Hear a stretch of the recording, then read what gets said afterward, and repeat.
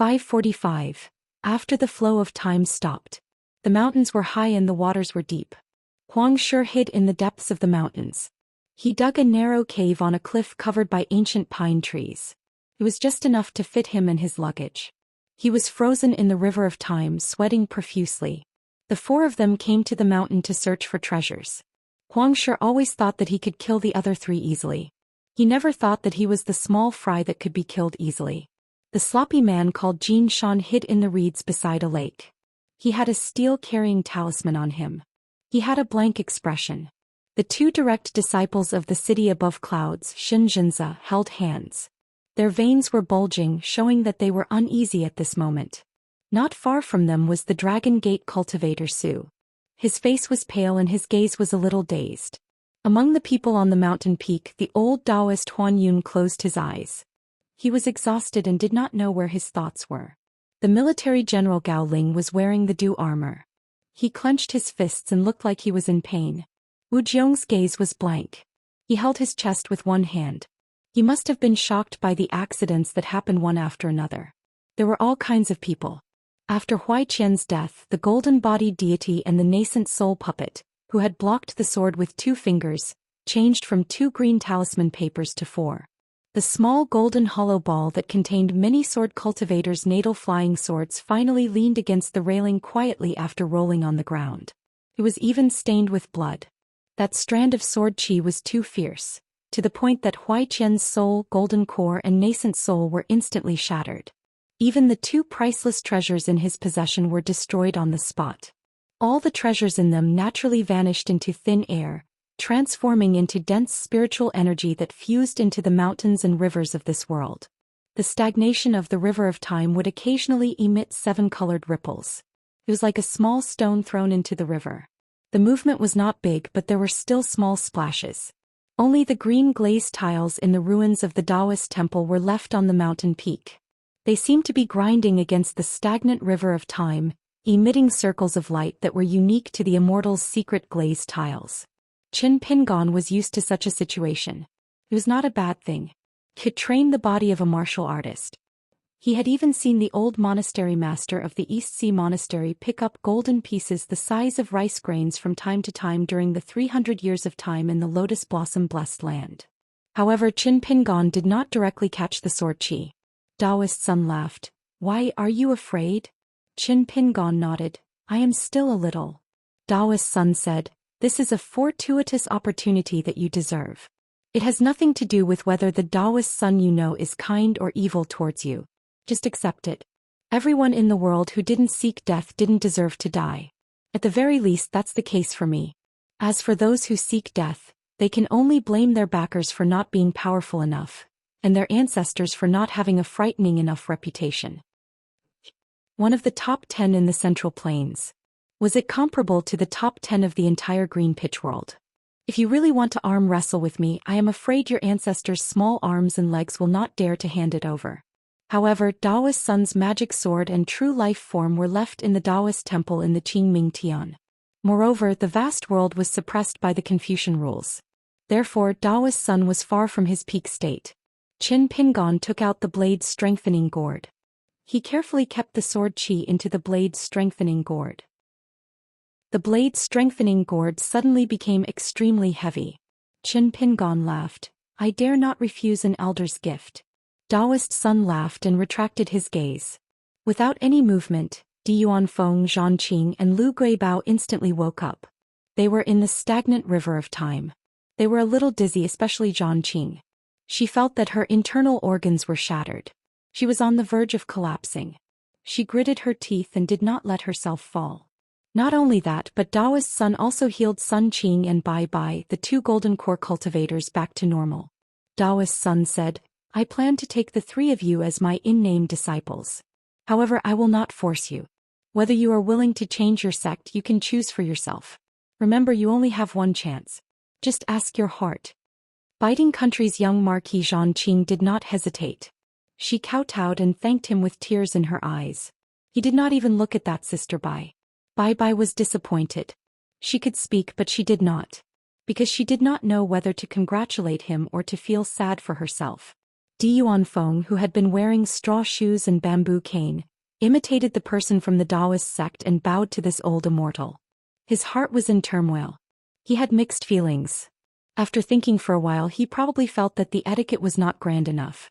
He kneeled on the ground and kowtowed 3 times. He did not dare to get up for a long time. Kneeling on the ground, Yuanfeng felt like he was in a dream. First, in the study room of the cave, the tall old man who seemed to be very skilled in spells took the initiative to appear and said that he would take him as his first disciple.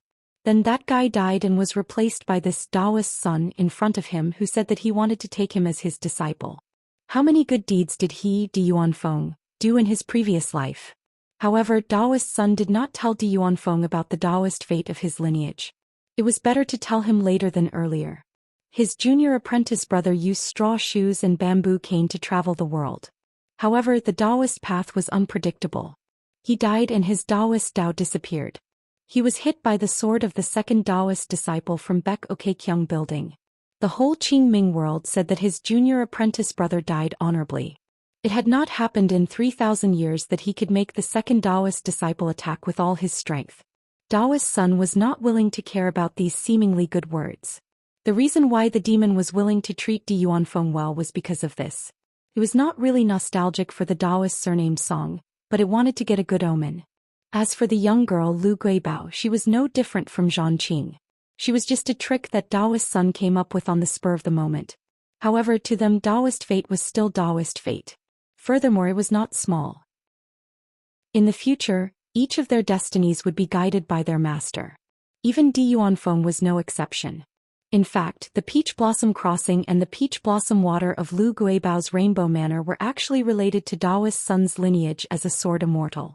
No matter how small the Daoist fate in the world was, it was still Daoist fate. These 3 people's Daoist hearts could be slowly sculpted.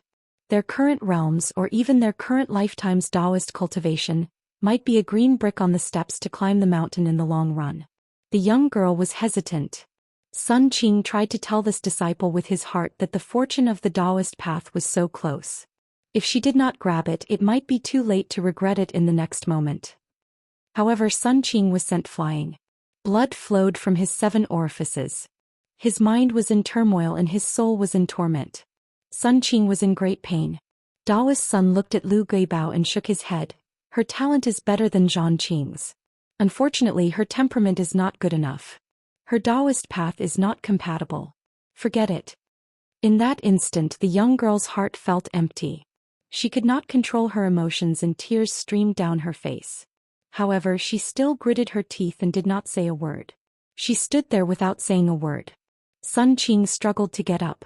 He wanted to persuade his disciple a little more. He wanted to tell that little fool that he was the one who expelled her from the ancestral master hall. She did not betray the ancestral master. So what if she betrayed the ancestral master? On the Daoist path, would you be able to encounter such fortune a second time even if you reincarnated 1,000 times? On the path of cultivation, there were many mysterious and profound opportunities. In this lifetime there was only one. If you missed it once, it would be impossible for you to encounter it again in your lifetime. Daoist son glanced at the young golden core and was slightly surprised. He said with a smile, "Your temperament is not bad. Unfortunately, your aptitude is too poor. Even if your luck is good, you will only stop at the nascent soul realm." Perhaps his words were unpleasant, but they were the truth. Daoist son said, "Then I'll only take the 2 of you away." Yuanfeng, Zhang Qing, stand up. In the future, there is no need to pay attention to the etiquette between master and disciple. Daoist son thought for a moment and carried the unpolished jade realm demon that was slashed into 2 to the mountaintop. "You like to play dead? Shall I send you on your way?" The 2 corpses merged into one and knelt on the ground. They did not say anything and only remained silent. Daoist son sneered and said, "My junior brother led you on the path of cultivation in the early years. Although my lineage has always been indifferent to matters of gratitude and grudges, a beast like you doesn't even know how to be grateful. That's a completely different matter." The great demon trembled. Daoist son nodded and said, "I couldn't save my junior brother back then, but I can help him get rid of this entanglement of his Dao fate." Playing with people's hearts? Was it fun? He did not even know his own heart and was playing with mud in a pile of mud. Wasn't he afraid of making people laugh their heads off? He had followed his junior brother for so many years, but in the end he had read so many books of the 3 sects and 100 schools of thought for nothing. He only knew the surface of the word truth-seeking, but did not know the essence of the word careful. Daoist's son reached out and touched the great demon's head, patting it lightly. The latter did not even have time to struggle before his essence spirit was destroyed instantly. He did not even have the chance to cry out. Instead, 2 items jumped out and fell to the ground. One was a tattered book and the other was a token. Daoist's son took a glance and did not look anymore. He smiled and waved his hand in a direction. At the same time, the 5 people including Di Yuanfeng had already returned to the River of Time, unaware of it. Qin Pingan instantly used the mountain river shrinking divine art and arrived at this mountain peak. He floated and stood still, no longer hiding anything. There was no need to. Daoist's son was slightly surprised. You have walked through the River of Time many times? Qin Pingan answered honestly, not many times, but the time was not short. Daoist's son smiled and said, since you have seen the scenery at a higher place, you have to cherish it. Don't learn from that Qian who doesn't know the immensity of heaven and earth. Even an ordinary commoner would know to put up a door god to ward off evil. This kid, on the other hand, insisted on pasting the words seeking death on his forehead. The wisp of sword chi that someone left behind took a fancy to him, but I endured it. Only when I see people like him who are determined to seek death, I will always let their wishes come true. Qin Pingan hesitated for a moment.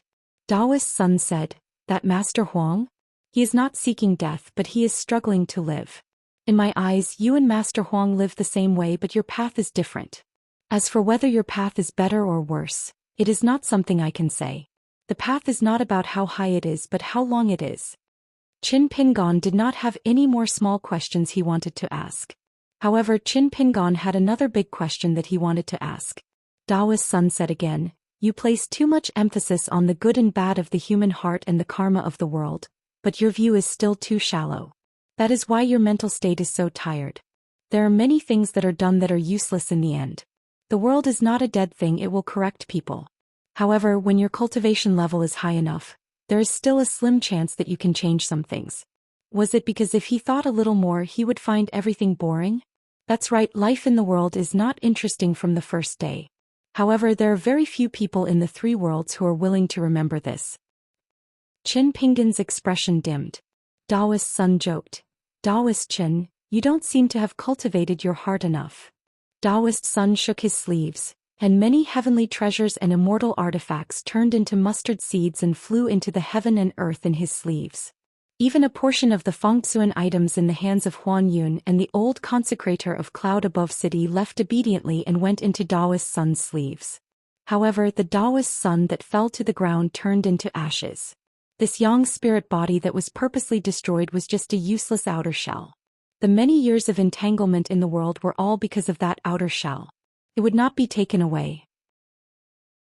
The treasure mountain, beside the ruins of the Daoist temple on the mountain peak, was only left with a few small bags. Then in the next moment, everyone left the mountain peak and came to the empty space outside the White Jade Bridge. The green mountains and clear waters, as well as the many mountains that were diligently refined by the great demon, were all kept in Daoist's son's sleeves. It was as if the world had suddenly become vast and foggy. Daoist's son smiled slowly and said, other than what you have already obtained, I will stay here for the 10% of the opportunities in the mountain. When they wake up they will be beaten or killed, sad or happy. Everything will be the same as before. Qian's corpse, the green talisman and the small golden ball were all gone. A Daoist book that was overflowing with treasure light flew out and hovered in front of the young girl, Lu Guibao. Even if we can't be master and disciple, I will still give you a Daoist book. Sun Qing, the golden core of the Sparrow Manor, also had a blessing. It was the token that was close by. Qin Pingan wanted to say something but stopped. Daoist's son looked at the young man and smiled. Then the 2 bags that Qin Pingan buried in the mountain fell by his feet. Even for someone as thick-skinned as Qin Pingan, he blushed a little.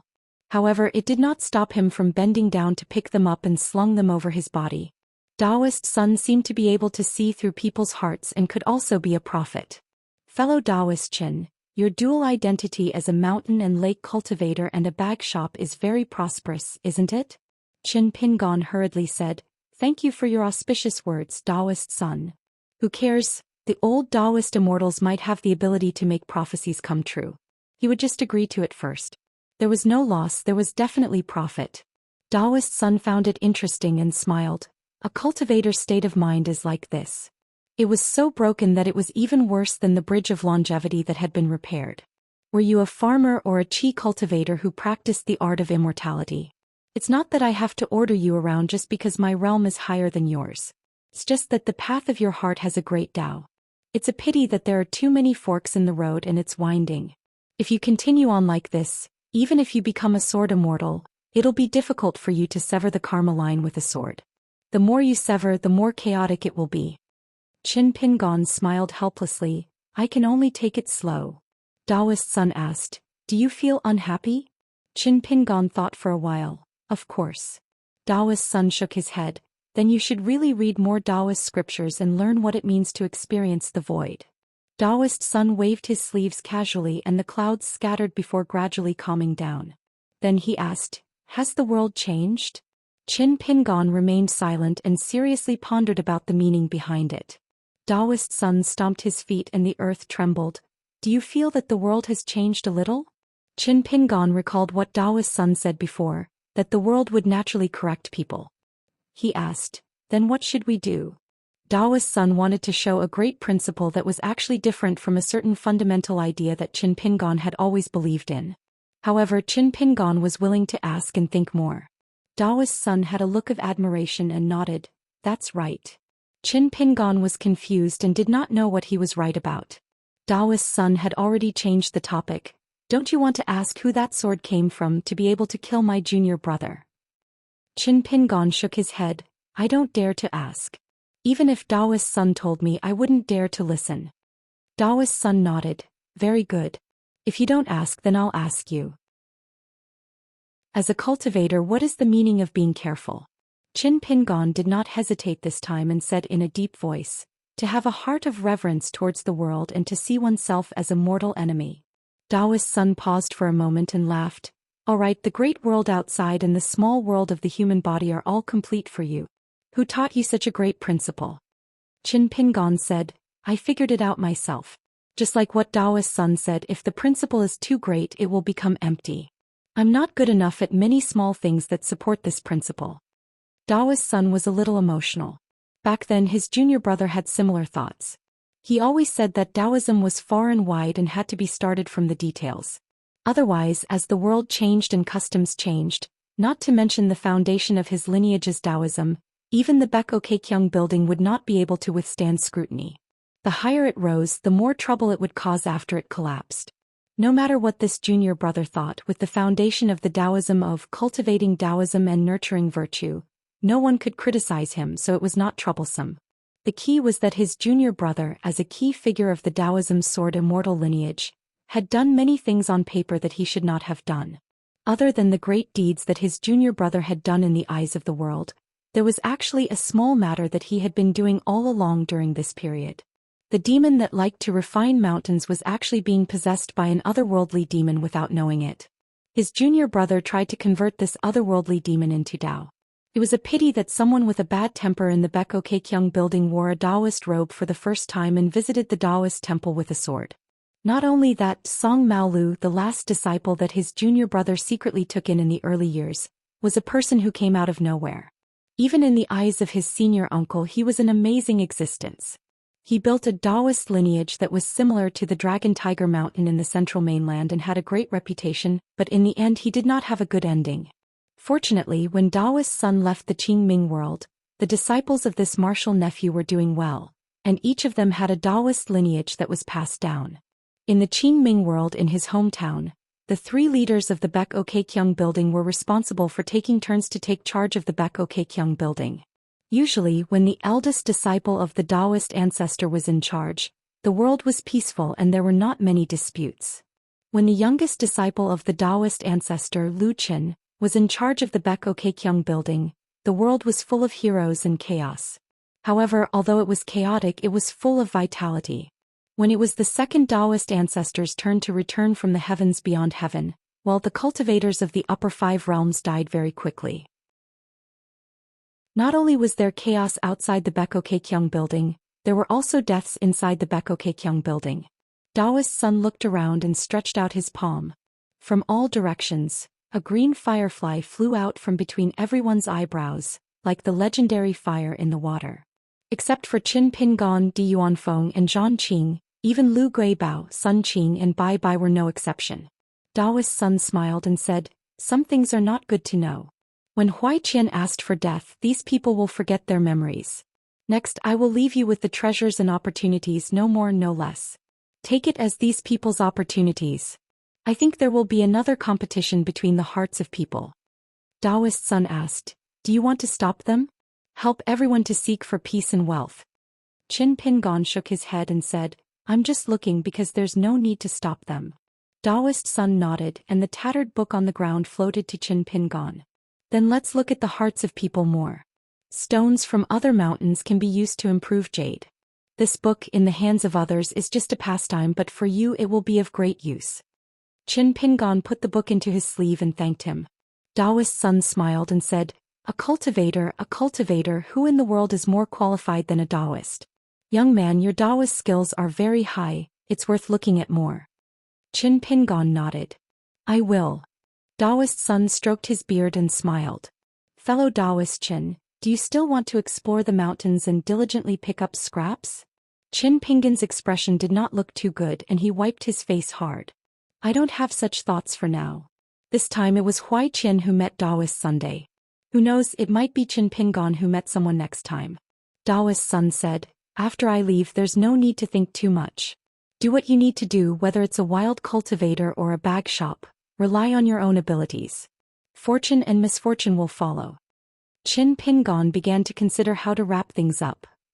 Daoist's son smiled and looked at Qin Pingon. Qin Pingon was a little confused. Daoist's son said with a slightly teasing tone, the words he said before. "Fellow Daoist Chen's Daoist heart is not firm enough."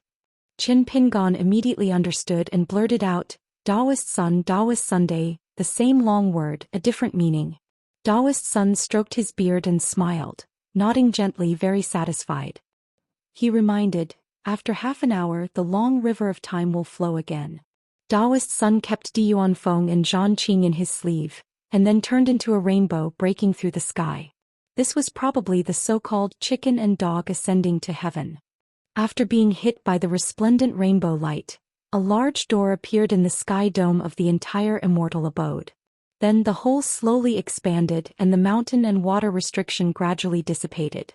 However, after the white rainbow left the small world, it instantly disappeared without a sound. Qin Pingon was stunned for a moment, retracted his gaze and began to run. He temporarily left the troublesome place. As for the packages on the ground that contained treasures, Qin Pingon did not even look at them. However, after the dust settled he could actually carefully plan again. After the time it took for half an incense stick to burn, Qin Pingon was long gone. The mountain range rose and fell, returning to normal.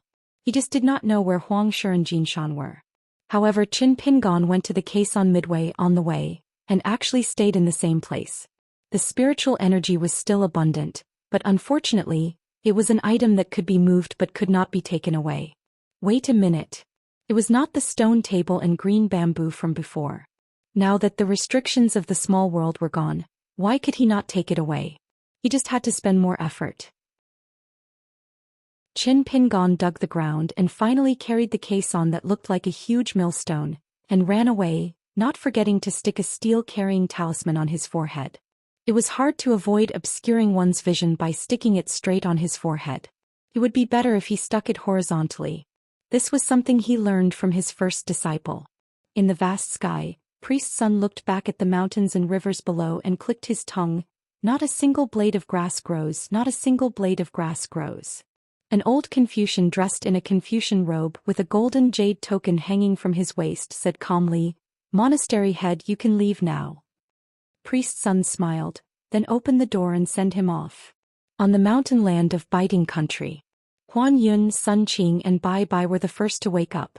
They were all dazed for a moment, and then tried their best to stabilize the spiritual energy in their qi abodes, and carefully checked the movements of their natal items.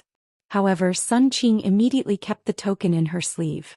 Seeing that her disciple Lu Guibao was still in a daze, she kept the book for safekeeping. Although she did not know what had happened, but if she did not dare to take something that was within her reach, how could she be a cultivator? Huan Yun frowned. We should have already left the ruins of the Immortal residence. The old perfected master was shocked. Why was there only a few treasures left in his Fengxuan item, which was originally full of treasures and immortal items? Lu Guibao realized that the bastard Huai Qian had disappeared. Good fellow, he even lied to her the whole way. The young girl gritted her teeth in hatred. Bai Bai also felt that something was wrong. What about Zhang Qing? However, Lu Guibao's temperament was good. She was the first to discover the few bags on the ground, and saw it as an opportunity to fight for it. However, Bai Bai also discovered this, and Gao Ling, the Golden Body Realm martial artist, had also woken up. Lu Guibao, her master Sun Qing, and Bai Bai immediately joined forces with Gao Ling, and each of them snatched a heavy bag full of treasures. Both sides were wary of each other, and thus they did not interfere with each other's business. As for the other bag, it was targeted by the Dragon Gate Realm martial artist and martial artist who were standing side by side.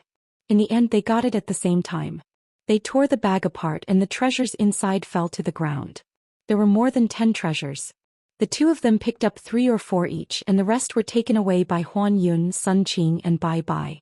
It was another very tacit split of the treasures. If it was a martial artist from the mountains, their first thought would probably be to hurt others and then snatch the treasures. Wealth came from danger, and they would try to take advantage of the situation. As for those who survived after half a day, they did not dare to stay any longer and all fled. Staying in this damned place for even a moment longer would make one's heart turn cold. Huan Yun's expression changed slightly, and he knew that something was wrong. He quickly flew up, and the double-sleeved talisman flew out quickly to track down his colleagues. He also had to confirm the safety of the 2 direct disciples of Xianxia in the city above clouds. Once the Dragon Gate Realm martial artist with the surname Su realized that the restriction had suddenly disappeared, he would definitely escape with the Fengxuan item, the white jade brush tube. He would probably not return to the Futsu country or the city above clouds in this lifetime before he reached the Golden Core realm. Fortunately, the young male and female cultivator who were more than 10 miles away were safe and sound. At the same time, one of the 1,000 miles flying sword talismans that was more than 100 miles away was shattered. The old perfected one laughed coldly. In the end, he stopped the martial artist from the city above clouds. The latter said angrily, Huan Yun, are you really going to kill all of us? Huan Yun said, return to the city above clouds with me and let your city lord, Xianxia, deal with you. The old martial artist raised his hand and gripped the Fengxuan item tightly. Do you believe that I won't shatter this item directly? Huan Yun said indifferently, the 2 opportunities inside are not small. Even if the Fengxuan item shatters, it still won't destroy the Immortal's shed skin and robe. But listen to my advice. If you really do that, I'll let you die on the spot. Then I'll go and apologize to Xianxia alone. The old martial artist's expression changed. Huan Yun, I'll definitely not go to the city above clouds with you. I know what kind of person Xianxia is. If I fall into his hands, I'll only suffer a fate worse than death.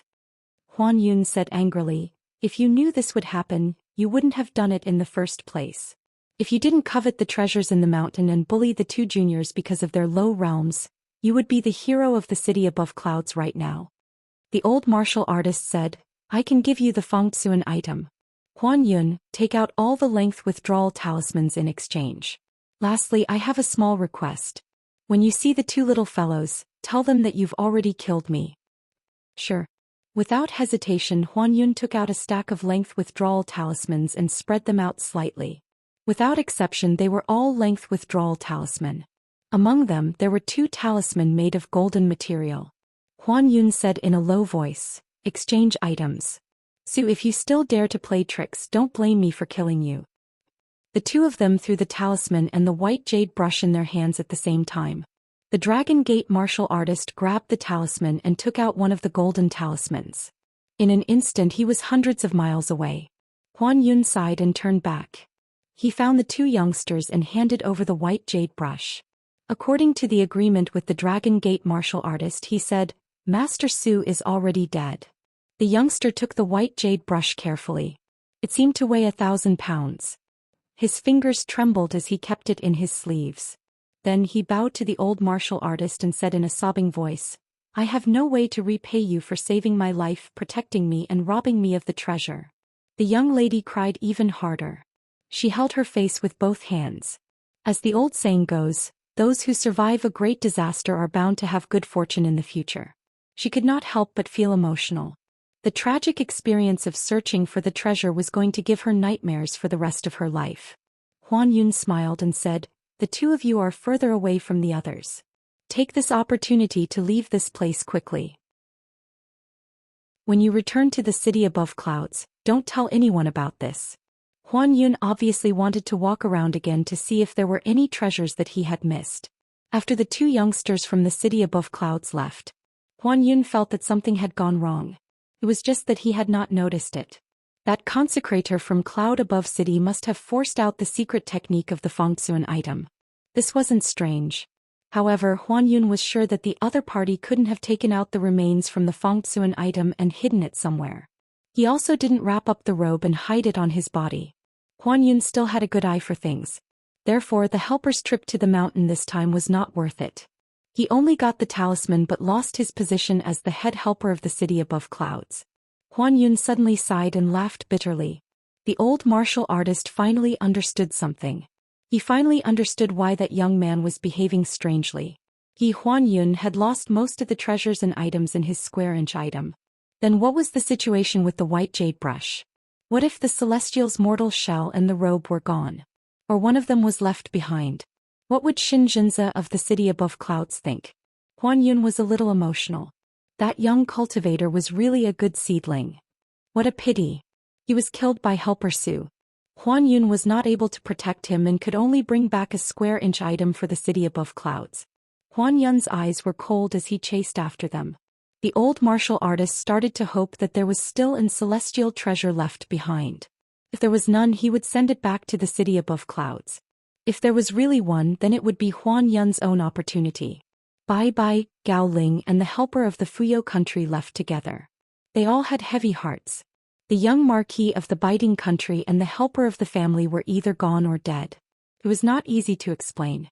It was not easy to explain to the biting country's marquis residents, Zhang Qing's nascent soul master, and the water dragon sect's ancestral hull. Bai could only hope that those treasures could make up for it. Gao Ling said, Those two can be killed. Bai smiled. Indeed. The two of you can split the opportunity on them equally. Gao Ling used his martial arts technique and asked the water dragon sect's golden core cultivator. Her Majesty will ask more about it. After that, Immortal Master Bai's sect might think more. Bai said, Then we'll kill another one. Gao Ling did not speak anymore. Bai said again, Gao Ling, I guarantee that you can become the most powerful general in the Fuyo country. Gao Ling hesitated for a moment and suddenly said, I want to change to a chair that Qi refinement warriors can't sit on but martial artists can. After I sit on it, it might not just be the Fuyo country.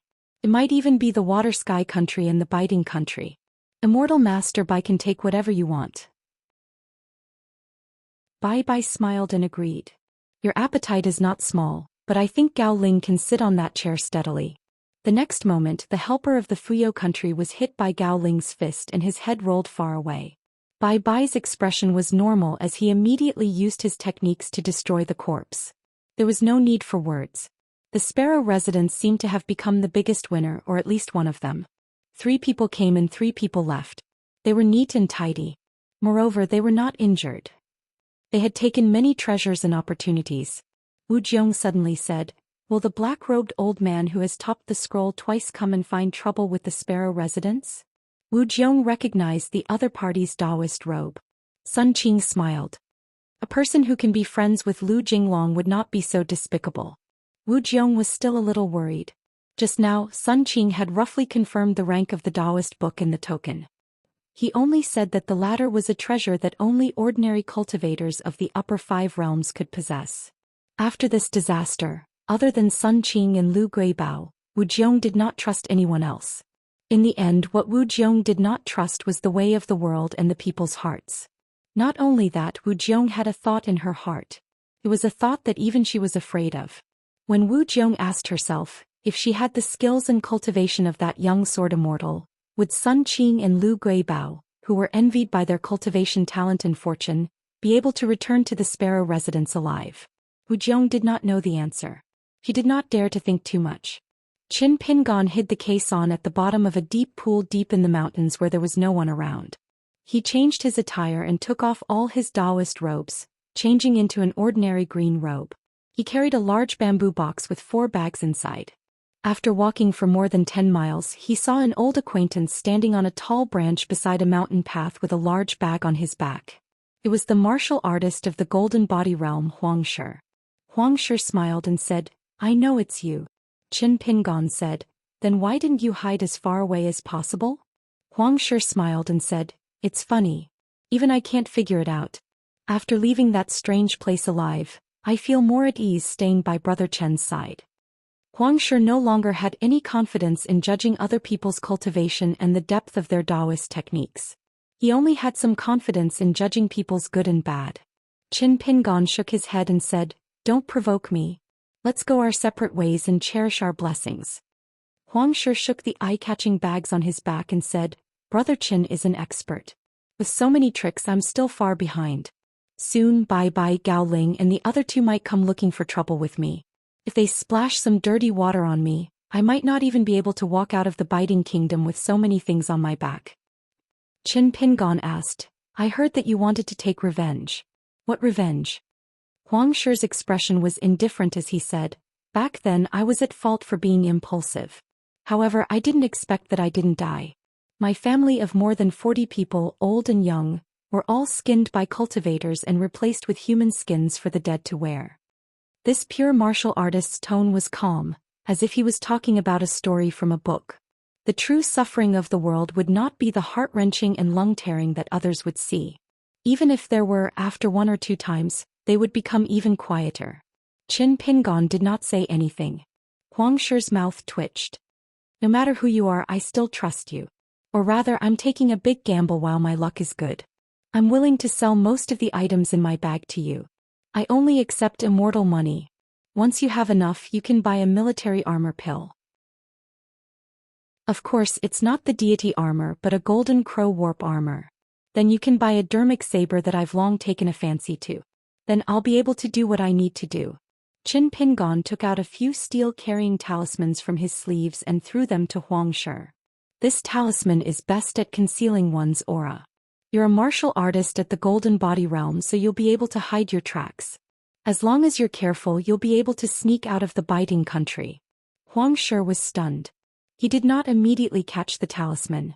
Back at the mountain behind the ruins of the Immortal residence, he used the same method to make the other party vomit blood with a single punch. However, back then he was more interested in probing the other party's strength. When the few talisman floated into the distance, Huang Shi controlled the talisman in his hands. After a moment of silence, he asked, "What are you after?" Qin Pingon had already continued on his way. He left behind a sentence, "When the world is suffering, we dare to speak up." He was just a stranger and an outsider. Her words were understated. However, Huang Shi was a cold-hearted and ruthless martial artist. His lips trembled and his fists clenched tightly. Huang Shi loosened his fists and took a deep breath before wiping his face. Suddenly, Huang Shi shouted, "Hey, old brother Qin, please stop." Qin Pingon turned around and scolded angrily, "I don't have many talisman left either. I'm just someone who gets up early and works late every day to earn some hard-earned money. I'm not a child of wealth. Damn you, how dare you ask for a yard after getting an inch? You're so unkind. You haven't even settled the old scores on the mountain.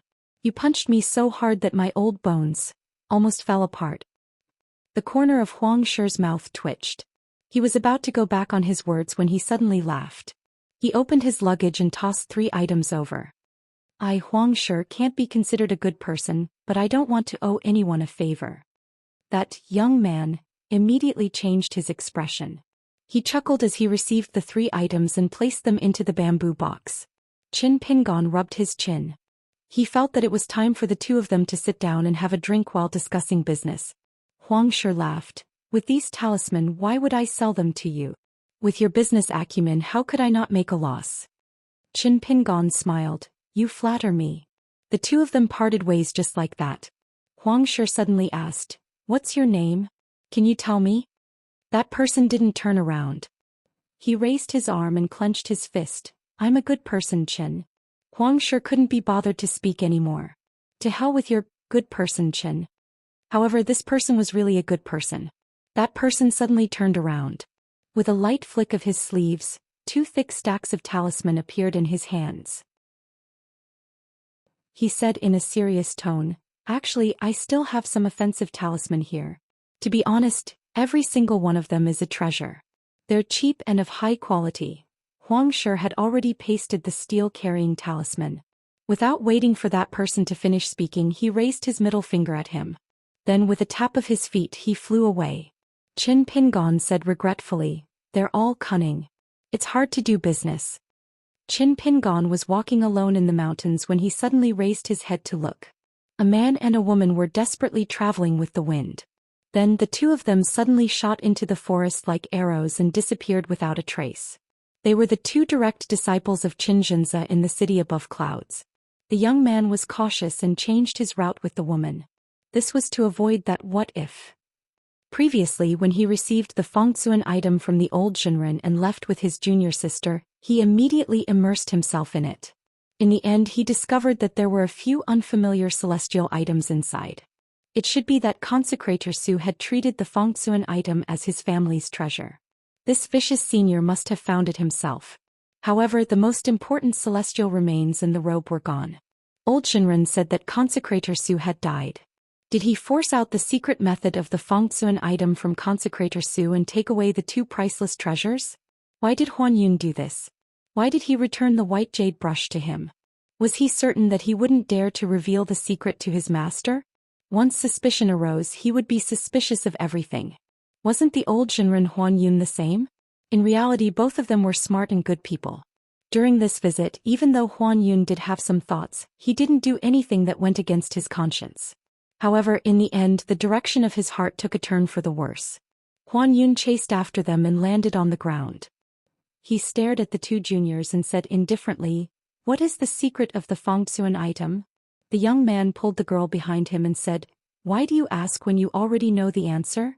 Huan Yun said angrily, If that's the case, why do I have to do something unnecessary? The young man smiled bitterly. How can I guess the thoughts of you celestial masters? Huan Yun told him what had happened.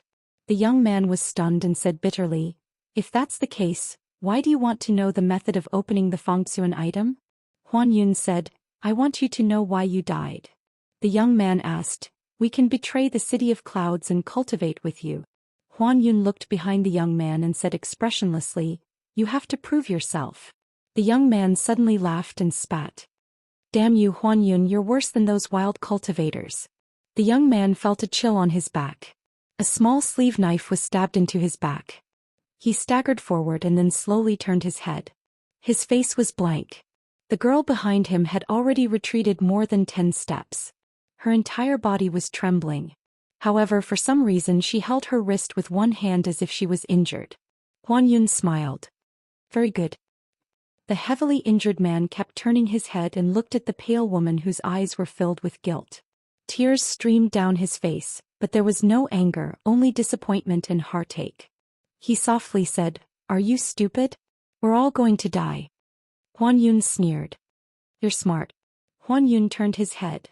Since you're willing to save them, why do you have to be so sneaky? Qin Pingon came out from behind a tree. He glanced at the girl who was filled with regret and hatred. At least she was still in time. The young man didn't die. Qin Pingon looked at the old man. Seeing a ghost in broad daylight is an eye-opener. BQ 546. An old Zhenren of the Talisman sect. Su Xingjiu of the city above clouds who was stabbed. Zhao Qingwan who had failed to deliver a strike with his knife. There was also a young man in green who carried a large bamboo box on his back. Huan Yun said, Why don't you be a good bag Zhai? Why do you have to get involved in this mess? Quit when you're ahead and leave when you get the benefits. Earning money steadily is the right way. Wu Jiong recognized the young man because of his black Daoist robe. Huan Yun recognized him even more. It was not that Qin Pingon was not cautious enough. It was that the smelted mountain demon's method was too unexpected. He allowed the white-clothed goddess and the green-clothed deity to open the painting so that everyone who came for the treasure could see it clearly. However, Huan Yun could only guess the identity of the young man in front of him. He was the Bag Jia Yi who sold talismans in the city above clouds. He dared to save Huan Yun because he knew his identity. Among the people who came for the mountain, only the mysterious old man in the black robe had the guts and ability to do so. Once the cultivators on the mountain had their own guesses, it did not matter whether they were telling the truth or not. Qin Pingon laughed. Mountain Jia Yi, Mountain Jia Yi, Mountain Jia Yi. Isn't he just busy walking through mountains and rivers every day? What's so strange about that? Su Xingjiu suddenly said, Zhenren Huan, there's still room for negotiation. Huan Yun shook his head. From the moment I chose to kill you, there was no turning back. Su Xingjiu, you're very smart. Smart people should not say stupid things. Su Xingjiu was well aware of this. If Huan Yun had been honest from the beginning and did not have any selfish desires, he would not have chased after her and Zhao Qingwan. A person with great desires would be narrow-minded. He was so narrow-minded that he could only walk on a narrow path. He could only walk on it alone. To be honest, Su Xingjiu knew that her previous choice was also a big mistake. When Huan Yun handed over the white jade brush, she shouldn't have guessed Huan Yun's intentions. When she found out that the immortal molting and the Daoist robe had disappeared, she shouldn't have hidden anything. She should have been honest with him. If Huan Yun had explained everything to her back then, they wouldn't be in this situation now. However, things in the world were not as simple as that. Su Xingjiu was not only in a state of panic due to Su Gongfeng's vicious schemes. In fact, Huan Yun as their path protector had chosen to watch from the sidelines. This was a hidden killing intent, a hidden killing intent. Perhaps it was a method to get someone else to do the dirty work. If Su Gongfeng killed them and stole their treasures, then Huan Yun would be able to act as the aureole behind and his hands would be clean. Huan Yun wasn't in a hurry to attack. Qin Pingon was not in a hurry. There were many things and many people who thought that there was no turning back. In fact, there was a way. Huan Yun was actually the most awkward one. Su Xingjiu and Zhao Qingwan of the city above clouds had to get rid of them. However, it was dangerous to deal with this person who liked to change his appearance. This was because Huan Yun was not sure of his cultivation level. He was not even sure if he was a chi cultivator of the talisman sect or the most difficult swordsman to deal with on the mountain. Once he was sure, it would be either Huan Yun's death and he would know that his opponent's cultivation level was high, or he would die in his hands and all the treasures would be in his pocket. Huan Yun would be lucky for once. Qin Pingon suddenly said, if I remember correctly, you Daoists always say that cultivating one's life and not one's nature is the #1 disease of cultivation. Huan Yun smiled. It's easy to say. Qin Pingon said, it's because it's easy to say that it's difficult to do it. Once it's done, it means that you have treasures and morals. Dual cultivation of life and death was the decree of the gods. Dual cultivation of life and death. The person who succeeded was the so-called seamless tower of Taoism and the leakless fruit of Buddhism. Huan Yun shook his head. I know that you're not old and you're not a Daoist. Don't play games with me and use those catchphrases. Why don't the two of us talk about something more practical? Let's do a deal like in the city above clouds market? Qin Pingon shook his head as well.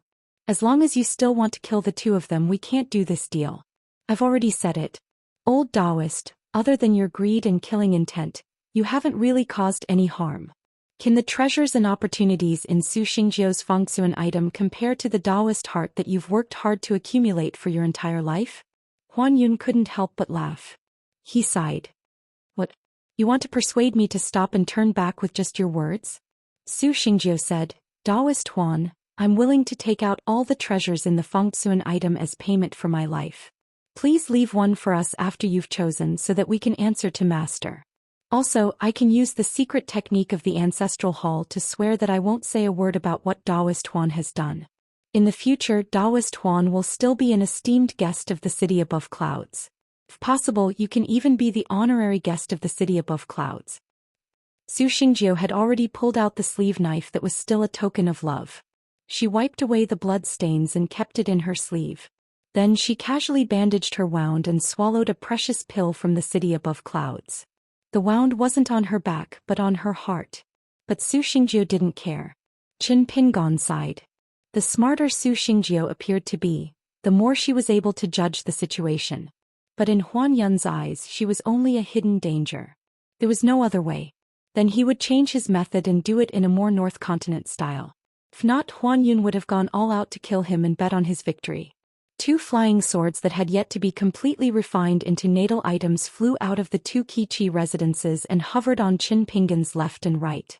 One was a thin white rainbow while the other was a dark green. Qin Pingon said, "Huan Yun, are you going to continue making mistakes?" Huan Yun's sleeves fluttered and countless talismans floated out. They formed a formation to protect him.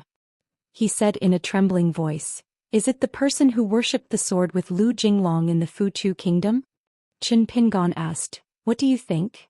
Huan Yun sighed deeply. No wonder, no wonder." Qin Pingon turned to Su Xingjiu and said, "What do you say?" Su Xingjiu said, "Senior, I will bring my junior sister back to the city above clouds." Zhao Qingwan cried, "I won't go. Su Xingjiu, just kill me." Su Xingjiu smiled bitterly. "Let's not do anything stupid. There's nothing we can't overcome. Qingwan, if you trust me, then leave with me. We'll still be how we were before. I don't have a knot in my heart. As long as you untie it yourself, nothing will change. You can even change for the better. Qingwan, everyone makes mistakes.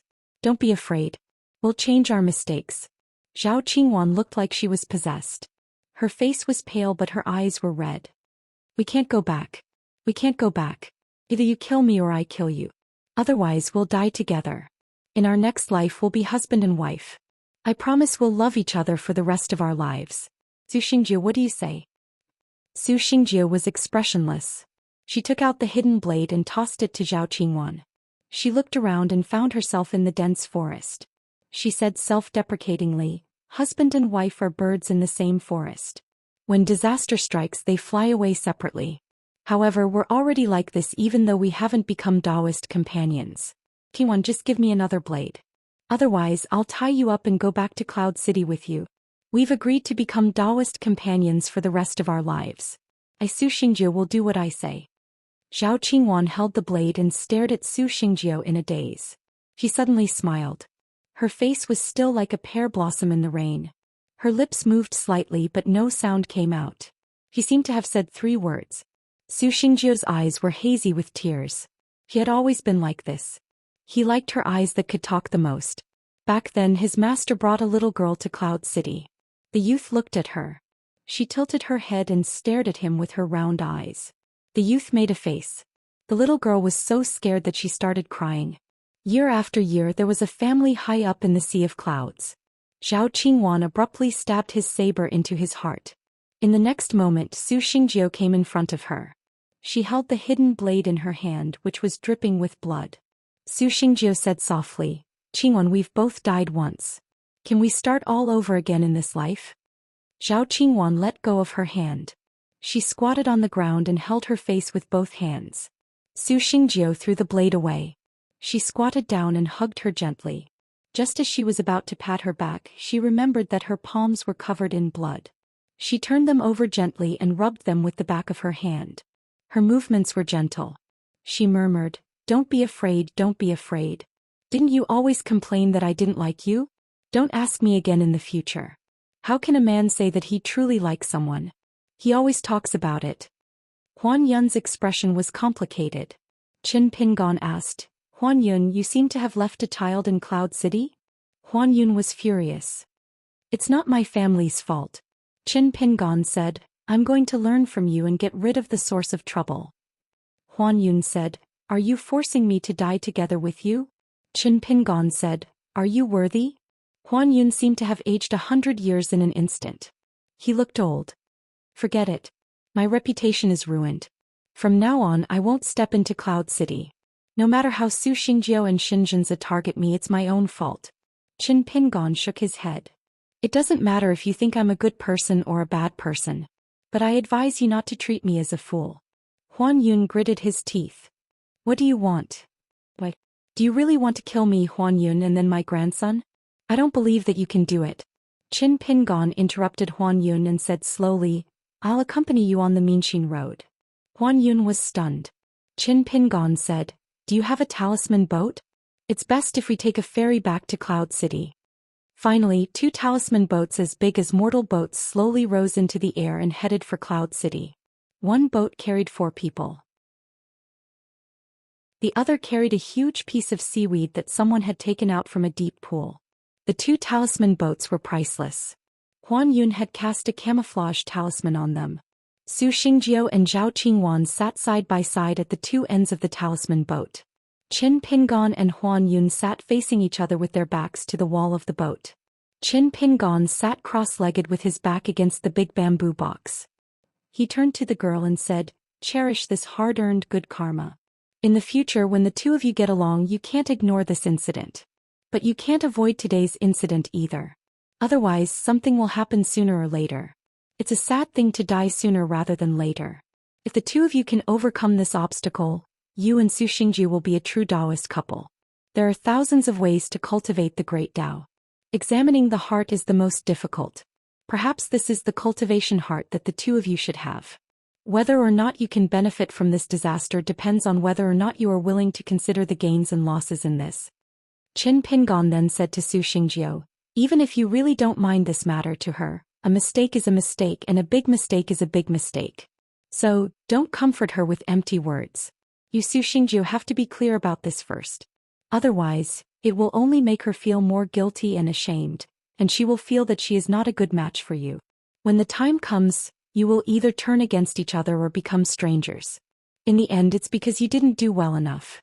There's no other way. Since you have become a good person, you have to pay the price." Su Xingjiu held Zhao Qingwan's hand and nodded with a smile. In her state of mind, she felt that there was light at the end of the tunnel. Her heart was clear after the rain.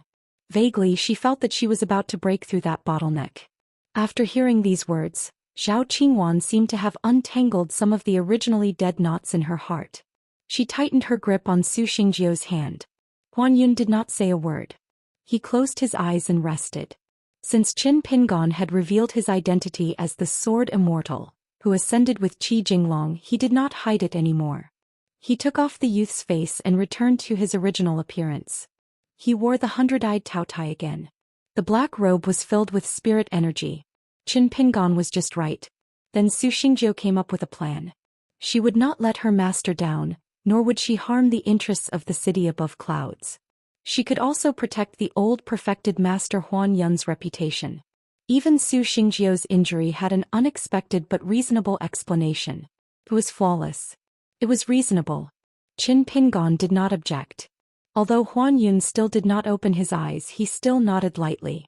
The 2 talisman boats entered the city above clouds. Xianxia welcomed them personally. Su Xingjiu told him what happened. She described how Su Xingjiu set her up with evil intentions. The old perfected master Huan Yun protected her time and time again. Then she met this fellow cultivator. He was the senior who sold the talisman in her family's market. They went through the difficulties together in the ruins of the immortal abode that was full of traps. Xianxia was startled when he heard this. What a dangerous situation. As for how they escaped, not to mention Su Xingjiu, even Huan Yun was kept in the dark. Therefore Xianxia felt that his 2 disciples were really lucky to be able to return safely. Not only did they not die, but they also brought back the treasures in the white jade brush tube. It was not easy. Xianxia did not say anything. He divided the 4 treasures in the Fengtsuan item into 4. He gave 1 each to Huan Yun, the senior cultivator, Su Xingjiu and Zhao Qingwan. Huan Yun could not refuse. He could only choose first. He chose the item with the worst quality and lowest rank. Qin Pingon did not stand on ceremony. He generously chose the item that caught his eye. It was a couplet with golden words on a blue background. Outside the mountain, wind and rain are 3 feet swords. Something happens, take the sword down the mountain. Flowers and birds in the clouds, a house of books. Worry-free the sage comes. Su Xingjiu let Zhao Qingwan choose first. Zhao Qingwan's eyes were full of resentment. Su Xingjiu remembered the teachings of the Sword Immortal Senior. She did not hesitate and chose first.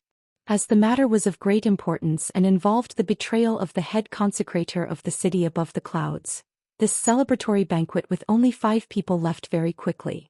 Of course, Xianxia still had to discuss this matter with Su Xingjiu. It was not that he did not trust this disciple of his, but he was worried that Su Xingjiu did not think of any crucial links. As her master, Xianxia naturally had to help her. To be honest, Xianxia often felt that as the city lord of the Golden Core City, he was not worthy of Su Xingjiu. However, he could not say this out loud. He could only keep it in his heart. In the secret chamber of Xianxia's cultivation grounds, Zhao Qingwan sat quietly to the side as usual, watching her senior brother Su Xingjiu talk to her master. However, when she thought of how Su Xingjiu, who respected her master the most, had used so much effort to deceive her master today, even though she didn't have any bad intentions, it was still something new that she didn't even dare to think about before. Zhao Qingwan couldn't help but smile.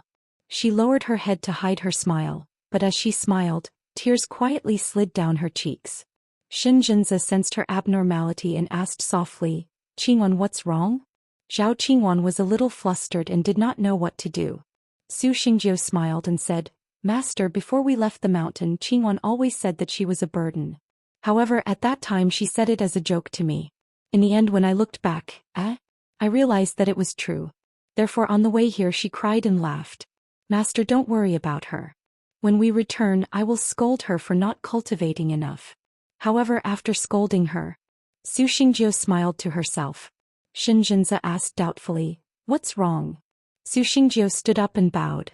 She said solemnly, "Master, please allow me to become Dao companions with Qingwan." Xianxia laughed and said, "Is it useful if Master doesn't agree? You guys won't agree either." Zhao Qingwan raised her head. She was both sad and happy. She prostrated herself on the ground and cried loudly. Xianxia looked at Su Xingjiu. This golden core cultivator's expression was somewhat solemn. Su Xingjiu shook her head at him. Her eyes were clear. Xianxia did not ask any more questions. Every golden core cultivator in the world might have different realms and cultivation levels, but their wisdom was definitely not something an ordinary person could compare to. Perhaps it was rare for a golden core cultivator to kill a nascent soul cultivator. However, golden core cultivators could use schemes to harm nascent soul cultivators. Not only golden core cultivators but all cultivators in different realms were like this. How could one not be careful on the path of cultivation? Qin Pingon temporarily stayed in a residence in Cloud Above City. It was the private residence of the old Dragon Gate cultivator, Honorary Elder Su. This important person in Cloud Above City was only below Xianxia. He did not have any relatives or disciples. Hence Qin Pingon stayed there quietly. At this moment he and Huan Yun were in a pavilion on the peak of a fake mountain. The two of them sat opposite each other once again. Huan Yun asked, "Ask yourself, when will we reach the end of this journey?" Qin Pingon bent down and took out an item from the bamboo box. It was given to him by Huang Shi because he did not want to owe him a favor. It was a temple token with dragon horns and cloud patterns. It was jade green, 1 inch wide and 2 inches long. It could be worn on one's chest. It seemed to be made of the same material as the glazed tiles of the Daoist temple on the peak of the mountain. It was just a slight difference. It was just a feeling. Qin Pingon could not describe it. There was an ancient seal on the front heart. On the back there was a poem. The ditch by the fields was dim and misty. The sun and moon at the door scattered the essence. It's a Daoist temple token. It's just that it's not commonly seen nowadays. Huan Yun glanced at it and said calmly, "Since ancient times, we Daoists have a saying that only Daoists can gather the void. In fact, Confucianism, Buddhism and Taoism all have similar knowledge." Qin Pingon held it in his hand and rubbed it slowly. He smiled, "Don't you know the principles too? You'll only know more than me." Huan Yun smiled, "It's a pity that my cultivation is not as high as that of a sword immortal." Qin Pingon asked, "It's only right that my cultivation is high. Or is it because my cultivation is high because my principles are right?" Huan Yun said, "The realm of a cultivator usually has nothing to do with principles." Qin Pingon nodded, "That makes sense." Huan Yun said, "I still have to thank you for not going to my residence directly." Qin Pingon placed the temple token on the table gently. He took out the other 2 items that Huang Shi gave him. One was a jade bangle with a palindromic poem engraved on it. Within the jade bangle there were specks of fireflies. An ancient-looking tree gall pot was slowly absorbing spiritual energy. They were all good items of good quality. It was just that Qin Pingon couldn't tell how good they were. The reason why Huang Shi's luggage looked so big was because he was carrying a huge item on his back. When Huang Shi was moving the luggage around to retrieve the item, Qin Pingon could tell that Huang Shi must have obtained a great fortune. Other than the biggest item, there were at least 7 other miscellaneous items. However, in the end he gave Qin Pingon 3 of them. Even so, Huang Shi still received many treasures. However, Qin Pingon felt that no matter how good Huang Shi's items were, they wouldn't be better than Lu Guibao's Daoist book and Mansion Master Sun Qing's token. The reason why Qin Pingon knew this was purely because of his nature. It didn't matter if he didn't know. Anyway, he wouldn't fight with Huang Shi. Was there a difference between knowing and not knowing? Of course there was. It was a world of difference. A person's heart and meridians were like flowing water and riverbed. Small things were the water and the world was ever-changing. One's nature was the riverbed. If one could control it and rein it in, it would be the image of a great river.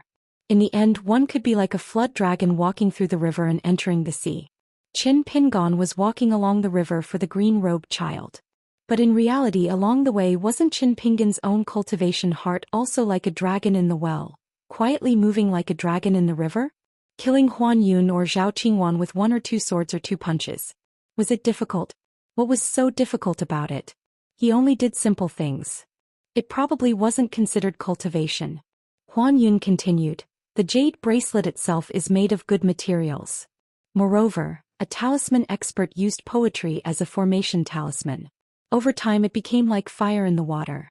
This kind of tree gall pot can help qi cultivators absorb the spiritual energy of heaven and earth.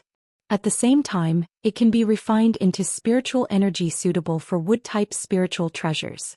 It's not a magic treasure, but in the hands of qi cultivators who focus on wood-type spells, it's something that even magic treasures wouldn't trade for.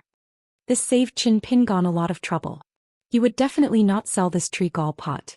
As for the jade bracelet, even if he wanted to sell it, he would have to offer a sky-high price.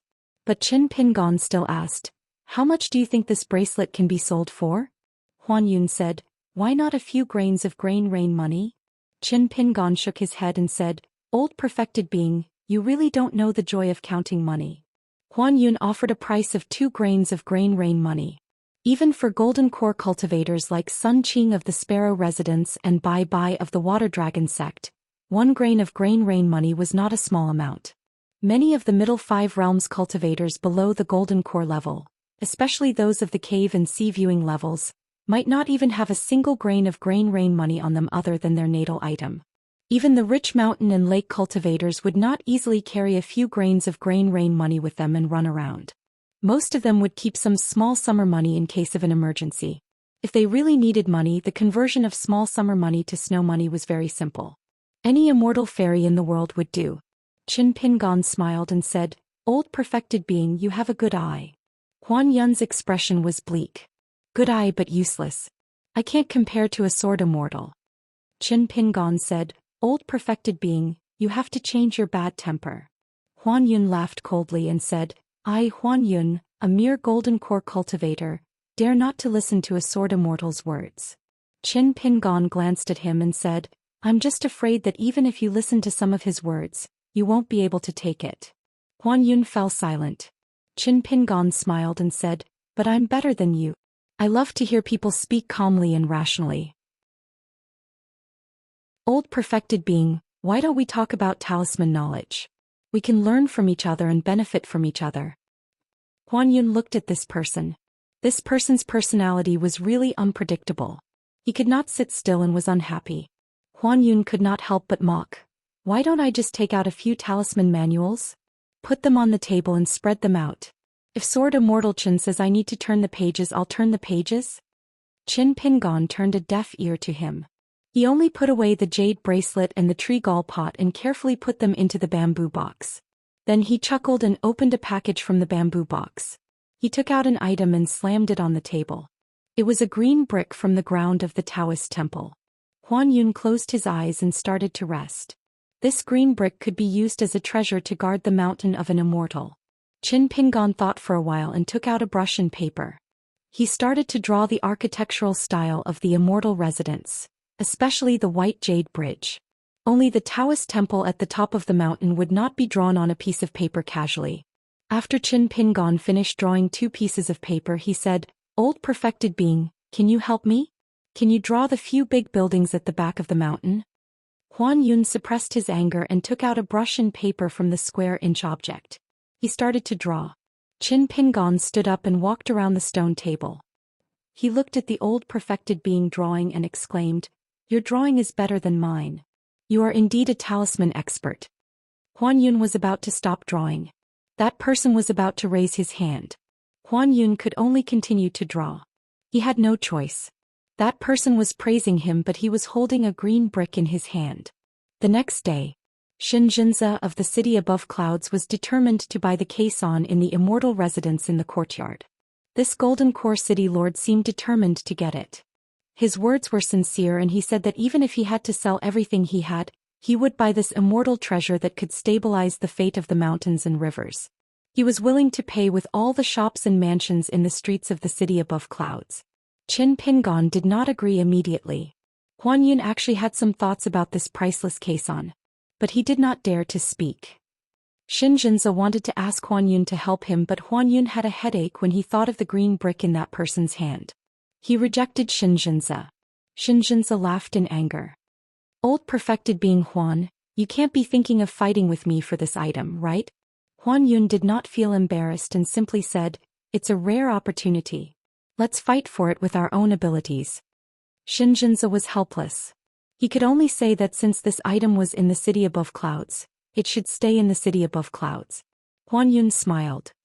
"Take care. I won't send you off." Xianxia left in a huff. Qin Pingon went to the market outside the city above clouds again and started selling goods. But this time he only sold talisman and nothing else. He squatted by the side of the road with his hands behind his sleeves. He did not sell anything and just answered people who asked. Previously, he had seen the news in the Mountain and River Palace Bulletin. The wild cultivator Huang Shi and the martial artist Xianxia were going to fight at Julie Mountain. Qin Pingon naturally would not miss this opportunity. After Huan Yun left yesterday, Qin Pingon started to calculate his gains from the treasure hunt. Apart from the broken pieces of wood from the Daoist statues, 36 green bricks from the Daoist temple, there were a total of 122 dark green glazed tiles. Water dripped from the tips of the green bamboo leaves in the blade strengthening gourd. Of course, there were also many bamboo leaves and branches. For the time being, there was still a ball of broken sword energy stored in the blade strengthening gourd. There was also the book that Qin Pingon had not read yet. The 4 items that Master Huang had given him twice were the bronze mirror, the vegetarian tablet, the jade bracelet, and the tree gall pot. Actually, he also had to consider the dense spiritual energy that was absorbed into the robe. He also made an extra trip to the River of Time. The old Daoist Huan Yun had actually entrusted the child to Xianxia early this morning and had a guest send him back to his mountain. Qin Pingon naturally would not stop him. If he did not have peace of mind, how could he calm down and cultivate? Calming down at night was the Daoist's peaceful state. Just like the Buddhist's first incense, it was everywhere. Qin Pingon suddenly smiled and raised his head to greet her. Su Xingjiu squatted opposite the stall. She had so many things to say but did not know where to start. Qin Pingon asked, "Are you all right?" Su Xingjiu smiled brightly. "I'm all right." Qin Pingon nodded. "That's good." Su Xingjiu asked, "Can I buy some talisman from Senior?" Qin Pingon said, "Of course, you're a guest. However, a talisman is worth as much as it should be. Don't take out the treasure that you obtained earlier. In any case, I don't accept it." Su Xingjiu's expression was awkward. He actually did have treasures on him, and 2 at that. As for the divine money, he did not have a single one. He had miscalculated. After a heart-to-heart talk with Zhao Qingwan last night, they all felt that they should hand over their treasures as a thank you gift. Qin Pingon smiled. "If you feel guilty about not being able to attend your wedding banquet, just treat that treasure as a red packet from me." Su Xingjiu said, "Then I won't disturb Senior's business." Qin Pingon waved his hand. "If you really want to thank me, help me pull over some rich spendthrifts." Su Xingjiu smiled bitterly. "I'll try." Qin Pingon smiled. "You believe a joke? If you can avoid doing things that go against your conscience, then don't do them. Su Xingjie was speechless. Qin Pingon rubbed his forehead. I was just saying it casually. Don't always take it to heart. Aren't you tired? However, Su Xingjie said, Senior's words and actions are in line with the great Tao. Qin Pingon was almost covered in sweat. My sect is temporarily not accepting disciples. Su Xingjie was baffled, but she still respectfully bade farewell and left. What a sword Immortal senior. His words were full of mysteries. Far away on the street there was a slender young woman. She did not dare to meet the bundle shop. Qin Pingon looked up and nodded with a smile. Zhao Qingwan curtsied. Su Xingjie held her hand while Zhao Qingwan lowered her head. Su Xingjie looked at her and spoke softly. Qin Pingon held his hands in his sleeves. Looking at this somewhat familiar scene, he felt that although people's hearts had changed, there was still a reunion of mountains and rivers. It could not be better. However, his bundle shop's business was not as good as before. It was a bit lacking. After a day, he only sold a few talismans and made a small profit of 30 snowflakes. They arrived at the residence left behind by Consecrator Su. Qin Pingon squatted in the courtyard and was carefully wiping the caisson that leaned against the wall. From time to time he would breathe a mouthful of mist into the caisson. His head was almost touching the surface of the caisson. Huan Yun had a strange expression. Was this really a sword immortal who could travel the world with Lu Jinglong? Huan Yun finally asked, Why did you want me to send a message to the ancestral hall of the Sparrow Manor with a talisman? Why did you want Sun Qing to come and see this item? Qin Pingon turned his back to the old perfected person and said, If in your heart Su Xingjie and Zhao Qingwan were accidents, then Sun Qing and the other two from the Sparrow Manor are also accidents. Moreover, they are accidents that can easily attract disaster. Since you think so, I want to try and see if I can turn accidents into good things while earning big money. Whether or not the caisson is sold to the Sparrow Manor in the end, Sun Qing and the others should remember your relationship with them. Also, you said that Sun Qing, especially her disciple Lu Guibao, are smart and straightforward people. This is all the more reason for you and me to try. Huan Yun asked, Why are you helping me like this? Qin Pingon used his sleeve to wipe the intricate patterns on the caisson gently. He did not turn his head and said slowly, I am helping the old man who opened the door for me. Huan Yun sighed, It's hard to break through the heart. Qin Pingon smiled, It's hard to break through the new year in the marketplace at the foot of the mountain. Huan Yun started to fall silent. Qin Pingon said, I can't help Bai from the Water Dragon sect. I'm just a small cultivator from the sect. I feel guilty when I see a disciple of a big sect. Huan Yun said, They are actually having a headache now. I can find a chance to meet Bai secretly and solve this problem. After all, Sun Qing of the Sparrow Manor and Bai of the Water Dragon sect did not seem to know anything about Su Xingjie and Lu Guibao's plot. What they did not know was what happened later. It was fortunate that the two Golden Core cultivators did not know. It was only this young sword immortal who knew. Qin Pingon said, I think we can let the great cultivators of the Water Dragon sect come to find you first. This kind of favor is what people like Bai mean. Otherwise, if you are wary of me talking too much and I am worried that you will leak the secret, I will kill the other party when I have the chance. I believe that as long as you stay in the city above clouds and show your face a few times or go sightseeing in the Biting Country or Water Sky Country, the Water Dragon sect will come to find you. It's better than you and Bai having a secret meeting behind closed doors. Huan Yun was stunned and smiled. That would be best. At dawn the next day, Sun Qing of the Sparrow Manor brought her disciple Lu Guibao to visit the city above clouds. Xianxia almost cursed, but he had no choice. When the two talisman boats entered the city, the huge caisson was forced to reveal its true appearance for a moment due to the mountain restriction and the protective formation. He believed that there were secret pawns of the Sparrow Manor at the market and immediately sent a message to the Peach Blossom Crossing. This was normal. The city above clouds also had secret pawns at the Peach Blossom Crossing. Xianxia was not so narrow-minded as to not let Sun Qing enter the city. However, he still went to the mansion shamelessly. If Sun Qing offered a higher price than him and Xianxia could not afford the caisson, he could just raise the price to death. He did not need to spend a single immortal's money. At that time, Sun Qing would not buy it in a fit of anger. At most, he would really have to sell everything he had. Even Xianxia could directly give him a large piece of land in Above Cloud City. If that was not enough, he could buy it on credit or shamelessly borrow a sum of money from Huan Yun. In the courtyard, Qin Pingon looked at the ashen-faced Sun Qing and Xianxia, who was leisurely raising the price. Huan Yun was not sure about the value of the caisson either. He only said that the price was 80 pieces of divine rain money. Qin Pingon kept a straight face with a hint of innocence and helplessness. In fact, he almost could not resist giving Xianxia a thumbs up. Xianxia had already raised the price to 86 pieces of divine rain money. Based on this, Xianxia could raise the price to 1,000 pieces from morning to night. Sun Qing said coldly, "Xianxia, that's enough." Xianxia smiled and said, "Manor Head Sun, are you willing to part with your treasure?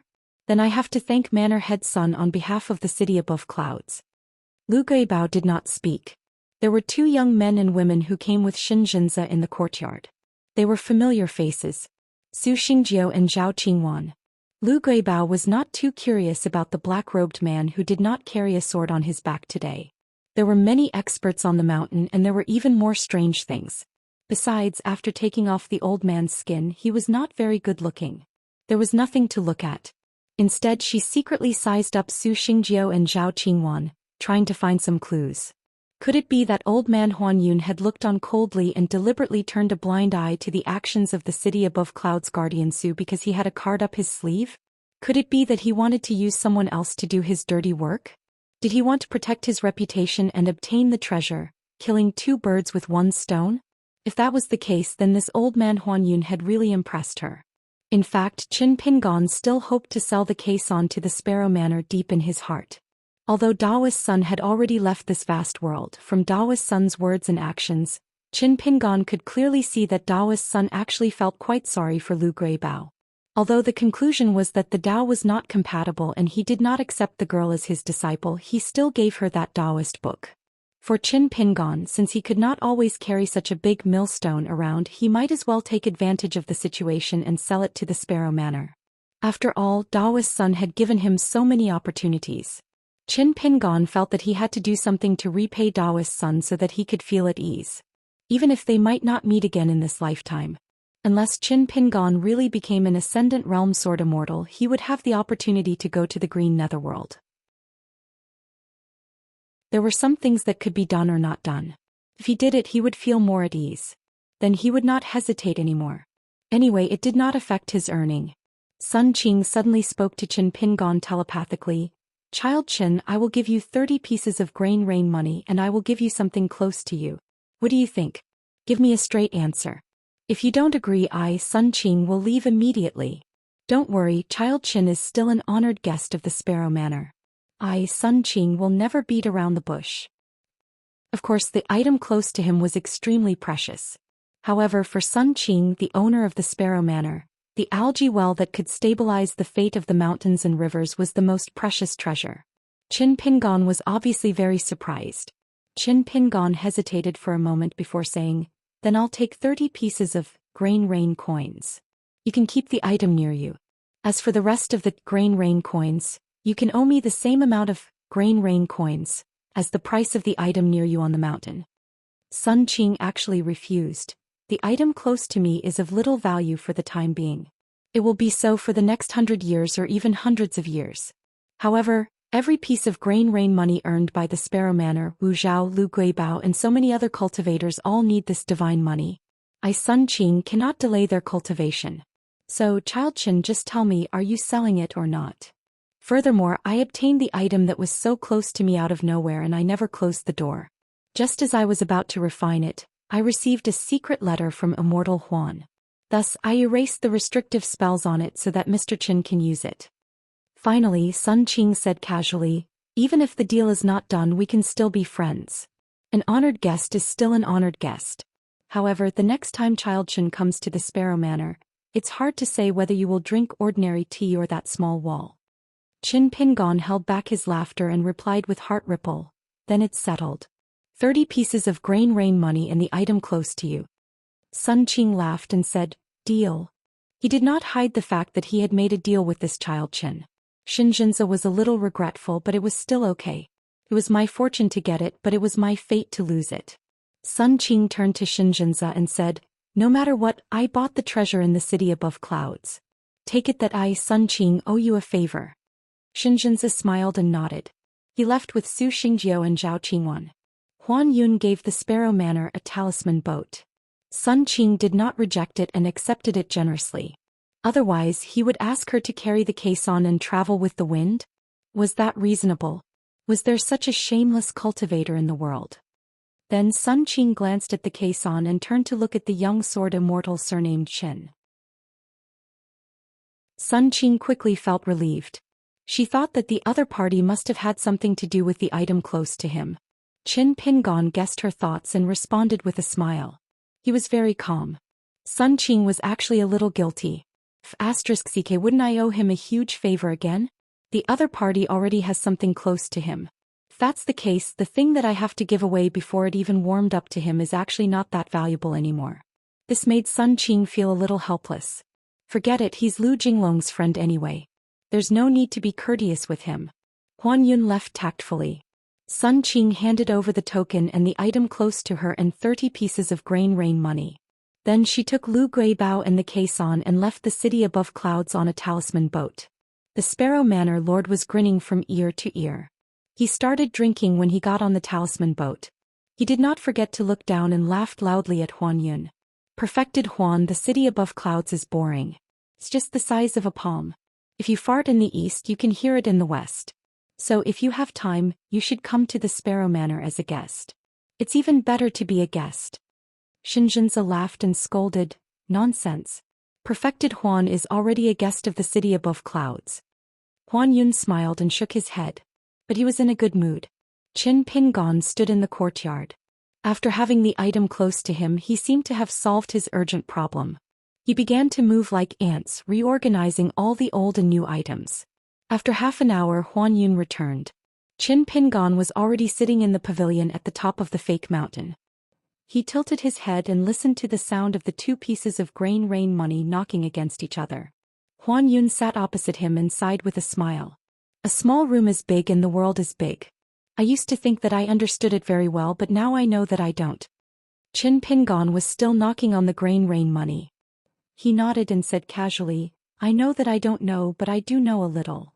As a matter of fact, Qin Pingon was still somewhat lacking in confidence when he tried to reason with a golden core earth immortal from the Daoist sect who was proficient in talismans. However, it did not matter. He could simply borrow many words from his student Cui Dongshan. Huan Yun smiled. "If you trust me, I'm going to tour the mountains and rivers of the Biting Kingdom." Qin Pingon kept the 2 pieces of grain rain money and sat up straight. He said, "I hope that you can get through this." Huan Yun said, "It's still early. When I can tell Xianxia about this matter and sincerely apologize to the 2 juniors, then I'll truly be free of the knot in my heart." Qin Pingon smiled and nodded. "You're still as good as before." Huan Yun stood up and bowed. "Take care, fellow Daoist." Qin Pingon stood up and cupped his fists. "Take care." Huan Yun left with the wind. But there was a talisman paper Fengsuan item left on the table. Qin Ping, and put it away as a temporary safekeeping. He didn't even know how to open it. Qin Pingon then started to think carefully about the other treasures he needed to refine the wood-type natal item. In fact, before he left Luapa Mountain and rushed to the North Continent, Cui Dongshan had helped to give him a list. Metal, wood, and fire were all different. He had also made it clear that these were only the basics of refining the different life source items. Once he had them, there would be no mistakes. However, it was far from enough. After all, almost every life source item of the 5 elements in the world had its own rules. Teacher needed to carefully explore after obtaining the opportunity before he could truly refine it successfully. Qin Pingon was not in a hurry to leave Cloud City. Anyway, the ferry to the Dragon Palace Grotto Heaven would stop at Cloud City. Besides cultivating every day, Qin Pingon would still go to the market and be a shopkeeper. One day Qin Pingon met a familiar person, Jin Shan. When this wild cultivator saw Qin Pingon, he almost knelt down and kowtowed. But he was stopped by Qin Pingon. In the end, the 2 of them squatted together at the stall.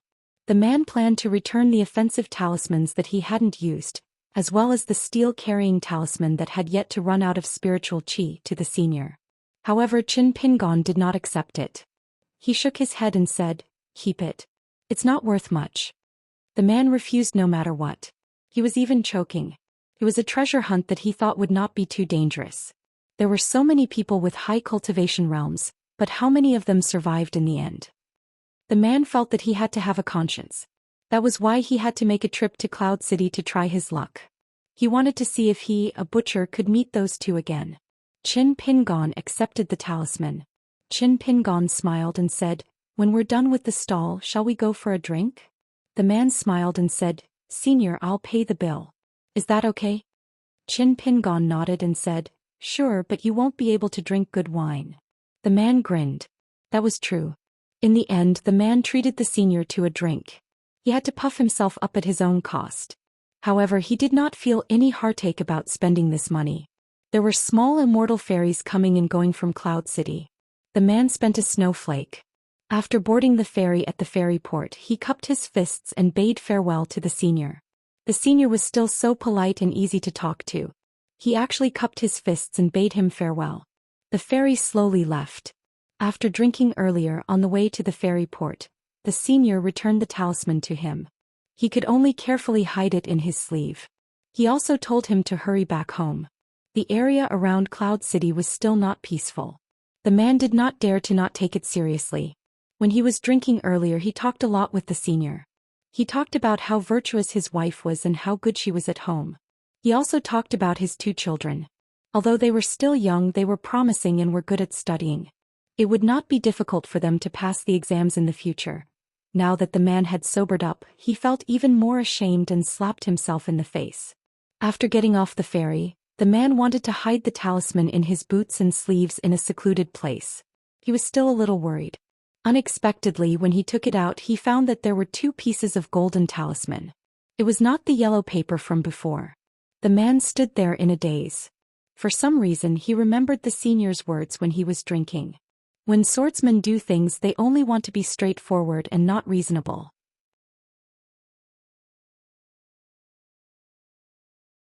547. Qin Pingon reeked of alcohol as he returned to his residence in the city above the clouds. There was a circle of snow-mud talisman on the wall of the residence. It could prevent thieves but not immortals. However, it was better than nothing.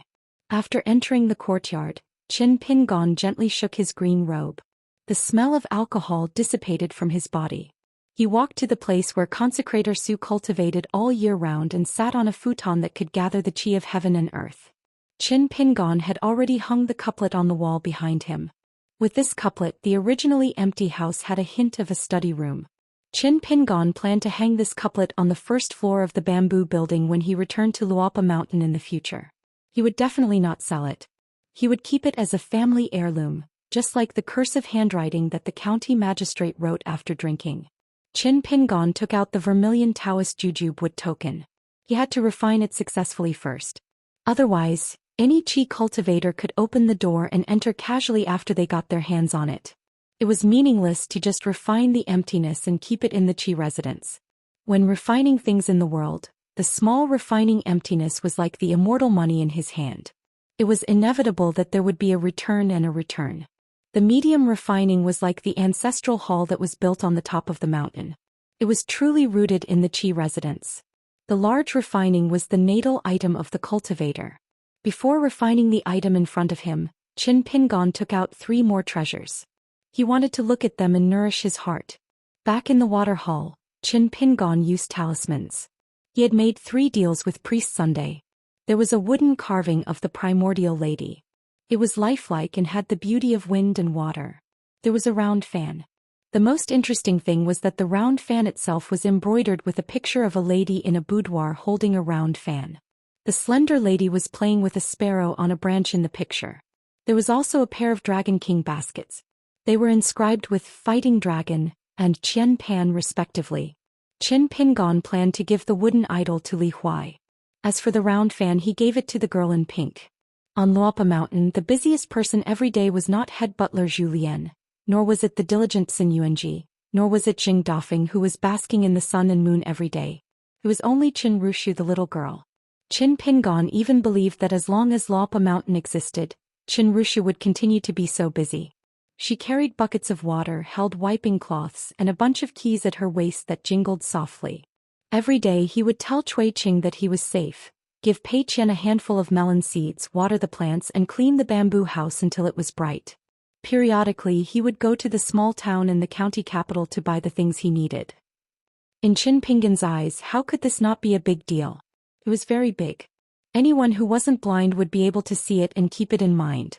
Let alone other cultivators outside Luopa Mountain in Longquan County, even on his own Luopa Mountain, who would dare to bully the girl in pink. This was not Qin Pingan being biased. Instead, in Qin Pingan's eyes, the girl in pink was the one who would not make the slightest mistake. No one could compare to her. Qin Pingan was no exception. That was why he chatted with Daoist Sunday. He heard that wild cultivator Jinshan talk about trifles. Qin Pingan felt very happy. It was two types of comfort. Qin Pingan picked up a small bamboo basket. The other basket that was connected to it began to shake gently. At that moment, 2 mountains of gold and silver were dangling in his hands. Qin Pingan was actually unsure of what to do with the Dragon King baskets. Firstly, the Dragon King baskets were severely damaged. Repairing them would definitely require a huge sum of money. Secondly, although the Dragon King baskets were extremely useful, being able to capture flood dragons in the world and possessing the innate ability to suppress opponents, there were many things that needed to be paid attention to. It was different from many offensive Dharma treasures that could be used immediately. If the Dragon King baskets did not have a unique immortal art to complement them, it was very likely that they would never return. Qin Pingan thought about it and decided to take it one step at a time. Now that he had an additional item close at hand, there was no need to pay extra. Then he would definitely have to get his hands on 2 of the Sword Immortal's natal artifact forged by Sword Hatred Mountain. If the price was cheaper than expected, 3 would do too. When he reached the Dragon Palace Grotto Heaven, he would first confirm the price of the Dragon King baskets before seeing if there were any spendthrifts. Why talk to me about repairing an item that only appears once in 100 years? However, he would not sell the Dragon King baskets if he could. After all, it was not a good idea to always use quantity to fool his first disciple when it came to gifts. Qin Pingan began to calm his mind and condense his qi to refine the item close at hand. This matter was not urgent and could not be done overnight. After 4 hours, Qin Pingan stopped refining at a checkpoint. He put on a Dharma robe and turned to refine the spiritual energy contained in the Dharma robe. His mind was silent. Unknowingly, it was midnight. Qin Pingan opened his eyes and exhaled a mouthful of turbid qi. He stretched out his hand and gently dispersed it. According to Cui Dongshan's mysterious theory, in a small world with a human body, many ordinary people in the world had exchanged their lives. The cultivation of qi refinement warriors was extremely particular about getting rid of the impurities and retaining the essence. They used the spiritual energy of heaven and earth to temper their muscles and bones, expand their qi residence and temper their soul. These were all meticulous skills. Therefore, people who cultivated Tao were no longer human. It was not all a scary saying.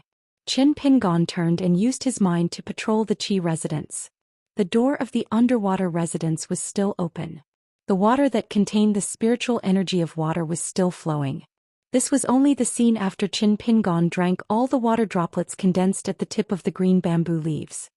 He had not yet absorbed the purer and richer water energy of the green bricks. The boys in green were even more busy. The murals of the rivers and rivers in the underwater residence were painted more and more brilliantly by the boys in green. The small pond that was suspended under the stopping water seal seemed to have expanded a little. The water was also deeper. Qin Pingan was hesitating whether to refine the green bricks of the Daoist temple and then lay them on the floor of the underwater residence. Even if the green bricks of the Daoist temple had lost the wisps of water energy, the material of the green bricks itself was very valuable. At first, Qin Pingan planned to bring it back to Luopa Mountain in the future. The 36 green bricks that had been drained of their water fate could be used to pave 6 paths for practicing the mountain quaking fist's 6-step pile walking. He himself, Pei Qian, Zhu Lian, Jing Dafeng and Sun Yuanji. Of course, there was also Lu Baixiang whom he hit it off with. Forget about Wei Xian. Forget about Sui Yu. He had already changed from a pure martial artist to a cultivator in the Jade Gui sect of the Tongyi continent. He wanted to become a female sword immortal that could ascend with a sword in the vast world. However, if the green bricks could add to the splendor of the underwater residence, then the 6 green bricks that belonged to Qin Pingon could all be refined. The stopping water, seal hung in the sky, the ground was paved with green bricks and there were murals on the walls. Qin Pingon felt that if this was the case, his underwater residence could be said to be quite impressive. As for the 122 green glazed tiles, he would keep them for now. Their origins were unknown. At the time, Huan Yun did not dare to make a conclusion. He was only sure that they were priceless. If they were of the same origin as the colored glass pavilion in the White Emperor city of the Central Plains, then it would be even more frightening. It was said that the most precious item in the colored glass pavilion, other than the 12 pillars, was the glazed tiles on the roof. Qin Pingon collected his thoughts and left the house to practice the 6 steps in the courtyard. He did not expect another guest to hurriedly arrive. Was it Sparrow Manor Patriarch Wu? She could not hide the joyous expression on her face. So Qin Pingon was carrying a martial artist? She went to the pavilion at the peak of the artificial mountain. For this trip, she brought Qin Pingon a first-class robe from the Sparrow Manor. It was said that after the Manor Patriarch moved the caisson well to the Sparrow Manor, it was extremely compatible with the mountains and rivers. Not only could it stabilize the mountains and rivers, but it could also gather the qi from all directions. This was even before it was refined. It was only temporarily placed in the Patriarch Hall, and it already showed such miraculous signs. If it was refined, it would be even more impressive. It would be a foundational item that only the Patriarch Hall of the Immortal sex could possess. Therefore Sun Qing had earned too much from this transaction in the city above clouds. She felt guilty and had to give him a robe as compensation. If Sword Immortal Qin did not accept it, that was fine too. After all, she had already been courteous. If Sword Immortal Qin was also courteous, then she would not be courteous. Qin Pingon repeatedly said, "You're welcome. I won't be courteous." He took the luxurious robe from the Manor Patriarch and kept it in his token. The only flaw was that the style of the Sparrow Manor's robe was too powdery. It was not as good as the snowflake robe of the Greasy City's female ghost. Even Qin Pingon could wear it. The Manor Patriarch did not stay for long. However, he left behind a few cans of tea leaves, saying that these were the only Sparrow Manor's small dark wall left this year. The Manor Patriarch smiled and said, "Sword Immortal Qin, if you want to sell it, please sell it at a high price. Otherwise, you will not live up to the name of Sparrow Manor's small dark wall." Qin Pingon was a little embarrassed. He said, "Please tell Manor Patriarch's son that I will leave a can of small dark wall as a gift." The Manor Patriarch smiled, nodded and left. As soon as the Manor Patriarch left, Xianxia arrived. Qin Pingon had just sat down and had to stand up to welcome him. The Manor Patriarch of the city above clouds smiled and said, "Wu, don't tell me you're inviting Mr. Qin to be a guest on the mountain? You can't go. You'll only delay your cultivation." Qin Pingon shook his head and said, "The Sparrow Manor has no such intention." Xianxia sat down and said, "Mr. Qin, since the Sparrow Manor doesn't have such foresight, why don't you join us? Aside from the divine coin that is given to us every year, this mansion and the entire Shiyu Street in Above Cloud City, all 32 mansions and shops of various sizes belong to Mr. Qin." Qin Pingon said, "It's not that I don't want to accept your offer, but I can't." The journey to the North Continent was full of worries. Skeleton Beach, Jingguan City's Gao Qing, the person who hired the assassins from Deer Mountain, and Huai Qian's death. Qin Pingon did not want to drag more people into this. He traveled alone. Only his fists, swords and wine accompanied him. It was more refreshing. Xianxia did not say anything else. Qin Pingon smiled and said, "City Lord, although I can't promise you that I'll become a consecrator of Cloud Above City that collects rent and earns money while lying down, I appreciate City Lord's good intentions. When the time is right, I'll take the initiative to ask for a Shiyu Street from the city above clouds." Xianxia nodded and said, "Then it's settled." Even if he could not wait until that day, it was fine. The city above clouds still had Su Xingjiu. Xianxia was a very straightforward person. He did not linger and left as soon as he finished talking. Qin Pingon also asked for some mountain and river newspapers from the city above clouds. It did not matter if they were old or new. Xianxia agreed and said that he would ask Su Xingjiu to send it over later. Qin Pingon walked around the stone table in the pavilion and practiced his fists. He seemed to be asleep, but his fists flowed all over his body. After practicing for 4 hours, he returned to the house to rest for a while. Then he sat on the cattail hassock and began to refine spirit qi. When it was close to noon, Qin Pingon took out the spirit weapon he obtained from the linen sex fairy and placed it on the stone table in the pavilion. A green porcelain brush washer was connected to the mountains and rivers of Zhou Mountain. Therefore, once the restriction on Zhou Mountain was lifted, the scenery on the mountain would be reflected. As long as the cultivators did not leave the North Continent, they would be able to see the scenery on Zhou Mountain clearly. If they looked at it from afar, it would be very blurry. Although Qin Pingon had built the water residence, he did not have any water spells. He could only take out a yellow paper talisman and crush it gently. Instantly, water filled the brush washer and clouds surrounded it. In the blink of an eye, an extremely flat and huge green stone platform appeared above the brush washer. This was the most famous Zhou Mountain in the North Continent. It was more familiar to cultivators than any other mountain in the North Continent. On the green stone platform, both parties had yet to appear. The scenery beyond the platform could not be seen. Just like the white fog surrounding the ruins of the Immortal residence, there was a clear boundary. This caused Qin Pingon to feel rather regretful. He had originally wanted to see the spectator mountain that the Qianglin sect had bought. This Shang sect, known as the Jade Forest sect with 2 sleeves, clear wind and unparalleled killing power, was one of the people that Qin Pingon wanted to make contact with the most during his trip to the North Continent. Of course, it was not because he admired the Jade Forest sect master who had admitted defeat to the 5 realms. Instead, it was because the Qianglin sect, with its endless wealth, was the largest buyer of Pearl Grotto Heaven's natal porcelain from another continent. Qin Pingon naturally would not go looking for the Qianglin sect. Qin Pingon's bag shop was not for nothing. He needed the other party to come looking for him on their own accord.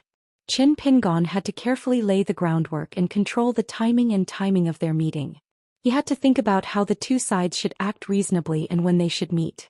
A sect that could be mocked and ridiculed by an entire continent's cultivators meant that the other party was extremely patient. While they were patient, they might not have any bottom line when they did things. This was a truly terrifying opponent.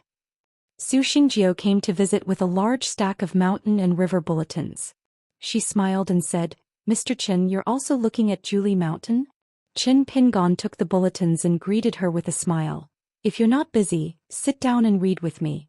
Qin Pingon took out 2 jugs of immortal wine and handed one to Su Xingjiu. The 2 sat across from each other and slowly drank. In the Battle of Zhou Mountain, the wild cultivator Huang Shi and the martial artist Xianxia were ranked close to each other. One was ranked 4th, the other 5th.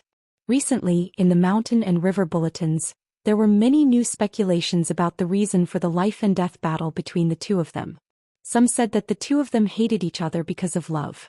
Some said that Huang Shi was young in this life, but he killed too many people and accidentally killed the martial artist Xianxia's close relative.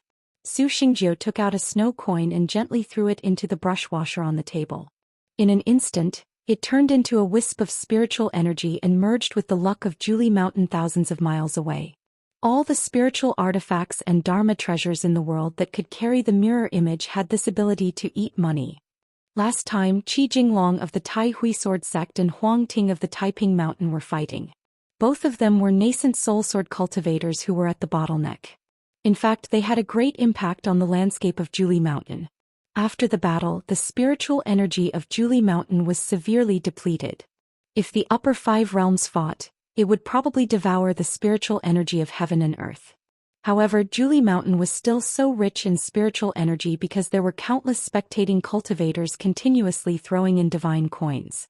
Su Xingjiu hesitated for a moment and asked tentatively, "Mr. Qin, if I have the chance to go down the mountain in the future, can I visit Mr. Liu at the Tai Hui Sword sect?" Su Xingjiu was a little embarrassed. "I've always admired Mr. Liu." Qin Pingon smiled and said, "I can help you inform him in advance, but I can't guarantee that Lu Jinglong will definitely meet you." Su Xingjiu's eyes lit up and she quickly stood up and bowed in gratitude. Qin Pingon said, "Remember one thing.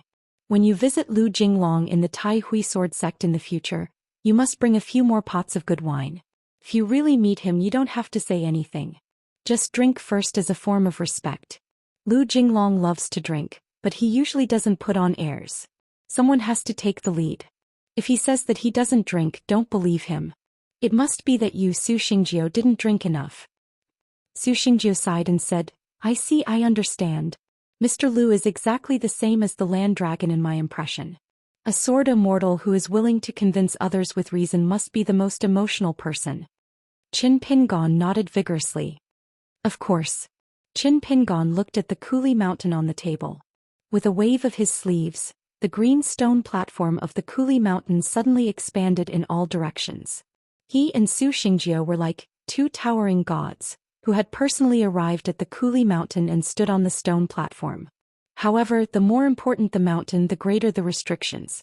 The grade of the spiritual artifact that carried the catoptric deflection would also affect the viewing effect. Qin Pingon realized that his green porcelain brush washer could only see the grain-sized figures of Huang Shi and Xiaonyang. Qin Pingon had once asked Qi Jinglong if the great sword immortal's sword Qi could use this opportunity to kill people at the Kuli mountain from thousands of miles away. At that time, Qi Jinglong shook his head and laughed. He might have a chance at the immortal realm, but he could forget about the unpolished jade realm. This was because the sword Qi of a sword cultivator emphasized sword intent the most. No matter what, it would not be as pure as the spiritual Qi of the immortal money. However, this bit of intent would cause the fragile spiritual artifact that carried the catoptric deflection to shatter on the spot. However, Qi Jinglong also said that there were indeed some ancient divine abilities and unorthodox techniques on the mountain. Historically, they had used the catoptric deflection as a bridge to harm some of the mountains that profited from it. However, cultivators who used such methods had to carefully conceal their identities. Otherwise, they would easily become the enemy of an entire continent. For example, it might arouse the curiosity of those immortal realm and even ascendant realm cultivators. There was still about the time it took for an incense stick to burn before noon. Qin Pingon suddenly discovered a fine ripple in the sky above the Kuli mountain. Then someone laughed loudly. Where is the invincible unpolished jade realm cultivator of the Jadewood sect? Very quickly, ripples appeared on the Kuli mountain's painting scroll again.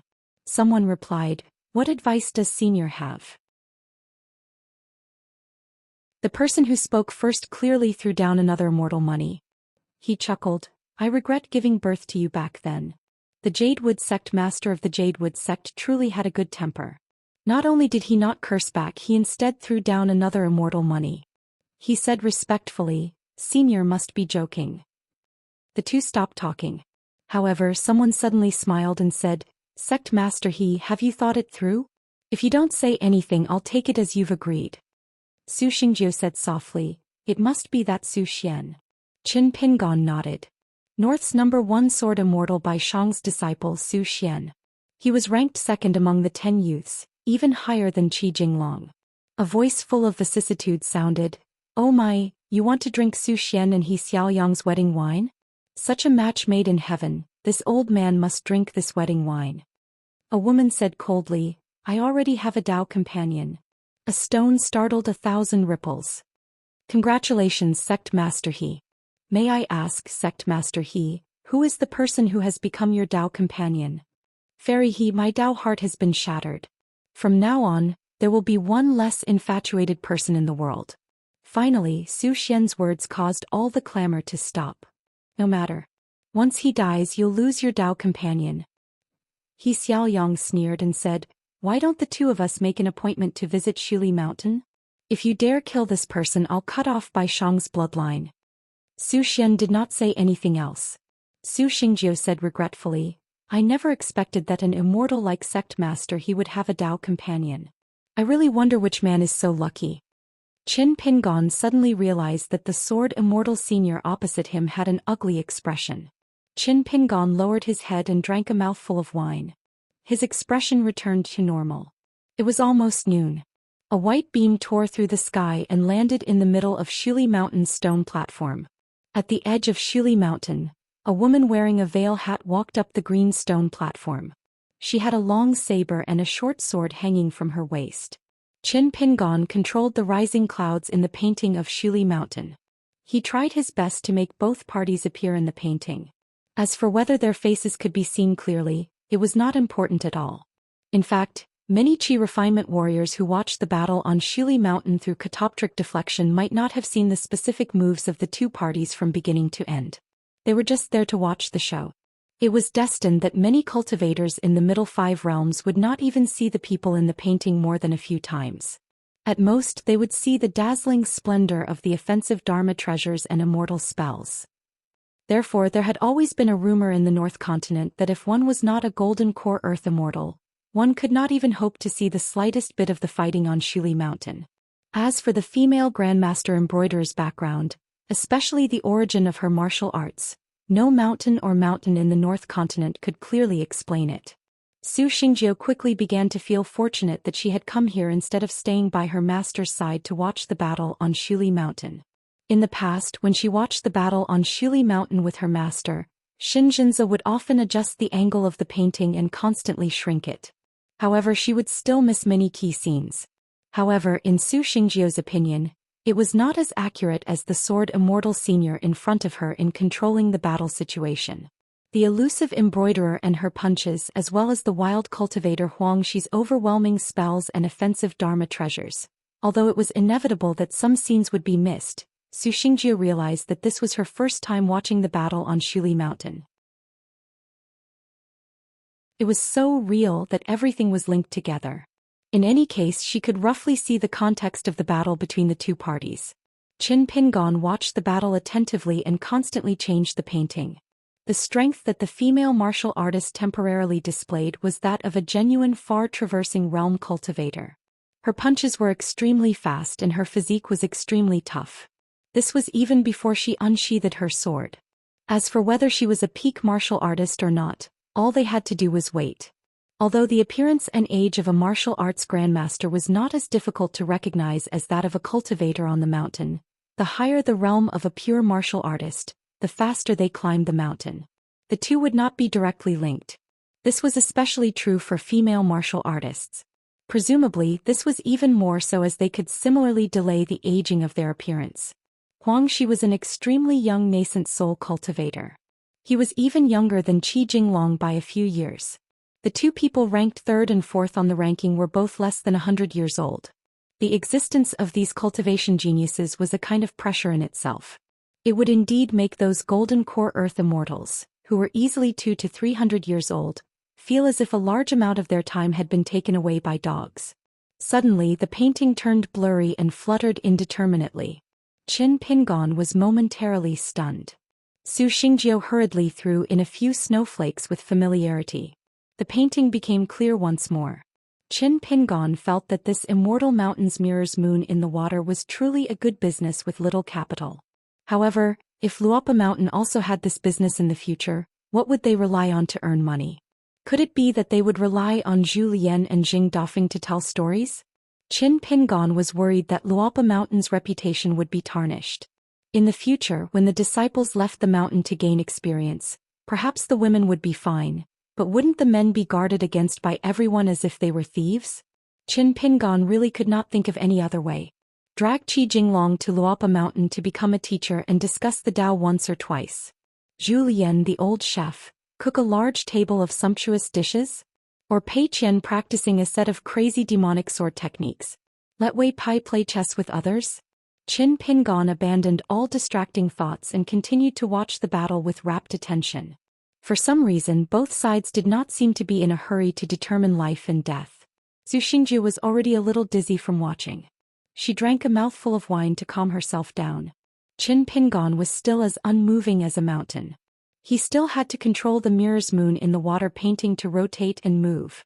Su Xingjiu felt even more admiration for him. Qin Pingon asked, "How long did the longest battle of Shili Mountain last?" Su Xingjiu said, "The longest battle in history. A pure jade stage sword immortal and an immortal stage cultivator. One attacked with all his strength while the other defended with all his might. They were evenly matched and seemed to have fought for about a month." Qin Pingon stretched out a finger and rubbed the space between his eyebrows. If he were to watch the battle until its end, how much snow and money would he have to spend? Su Xingjiu continued, In history there were also two sword immortals who fought each other. They only used an hour to directly exhaust the spiritual energy of Zhou Mountain. No matter how crazily the spectating cultivators threw in divine coins, it was all like throwing a cup of water on a burning cart of firewood. Therefore only the mountaintop mansion near Zhou Mountain had a rough idea of that world-shaking battle.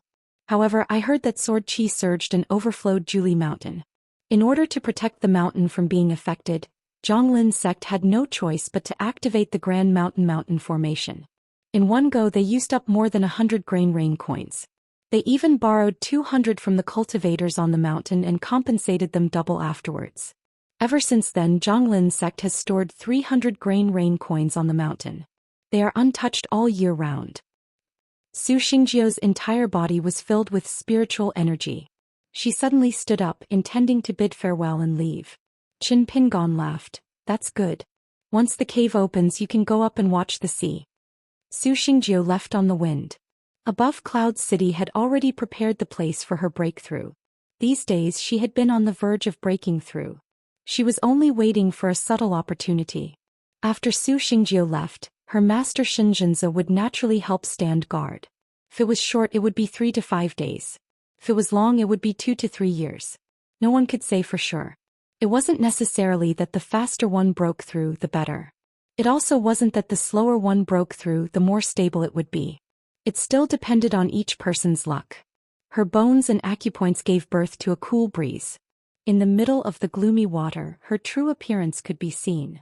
Unfortunately, Qin Pingon had yet to experience this scene for the time being. The path he walked on as a chi practitioner of the three realms had taken many detours and was somewhat bumpy. Qin Pingon continued to watch the battle. On Zhou Mountain both sides of the battle were filled with killing intent. However, they were still testing each other. Clearly they were both looking for an opportunity to kill each other in one blow. Qin Pingon had already thrown a few pieces of snow money down. He drank a few mouthfuls of wine. Usually he would pick up the food from the bowls and plates. Who would throw it into the dishes. These two people who were fighting were somewhat unkind. 2 hours later. Qin Pingon sat cross-legged on the stone bench, holding his chin with one hand. There was already a small mountain of snow money beside him. Looking at the two of them it seemed like they would be fighting for a long time.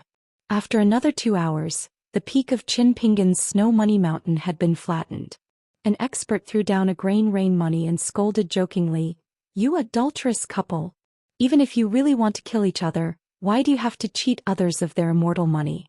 Huangxi, since you're a sword cultivator, if you don't die on Zhou Mountain, you'll have to suffer my sword sooner or later." It turned out that the rogue cultivator Huangxi was actually a sword cultivator who hid his strength. As for that martial artist Xianxia, she was also very surprising. She was actually proficient in many immortal techniques. Although it seemed like they were training each other's skills when both sides fought, they were filled with killing intent. Qin Pingon was somewhat curious about what kind of enmity had happened between the two of them that they had to put their life and death on Zhou Mountain in front of everyone's eyes. At a certain moment after the time it takes to burn a stick of incense, Qin Pingon stood up. Suddenly he crushed a large handful of snow money and turned it into spiritual energy. He did his best to maintain the landscape painting scroll created by the Celadone brush washer. That female martial artist seemed to have taken out an extremely high-grade mountain treasure. It was as bright as the sun, covering the entire Zhou Mountain. Even if he was only looking at the landscape painting scroll, Qin Pingon felt that it was somewhat dazzling. It caused the landscape of Zhou Mountain to be stirred up like turbid pond water, causing the spectators to be unable to see clearly. Qin Pingon could only vaguely see a thin black line cutting through the resplendent light that enveloped the world.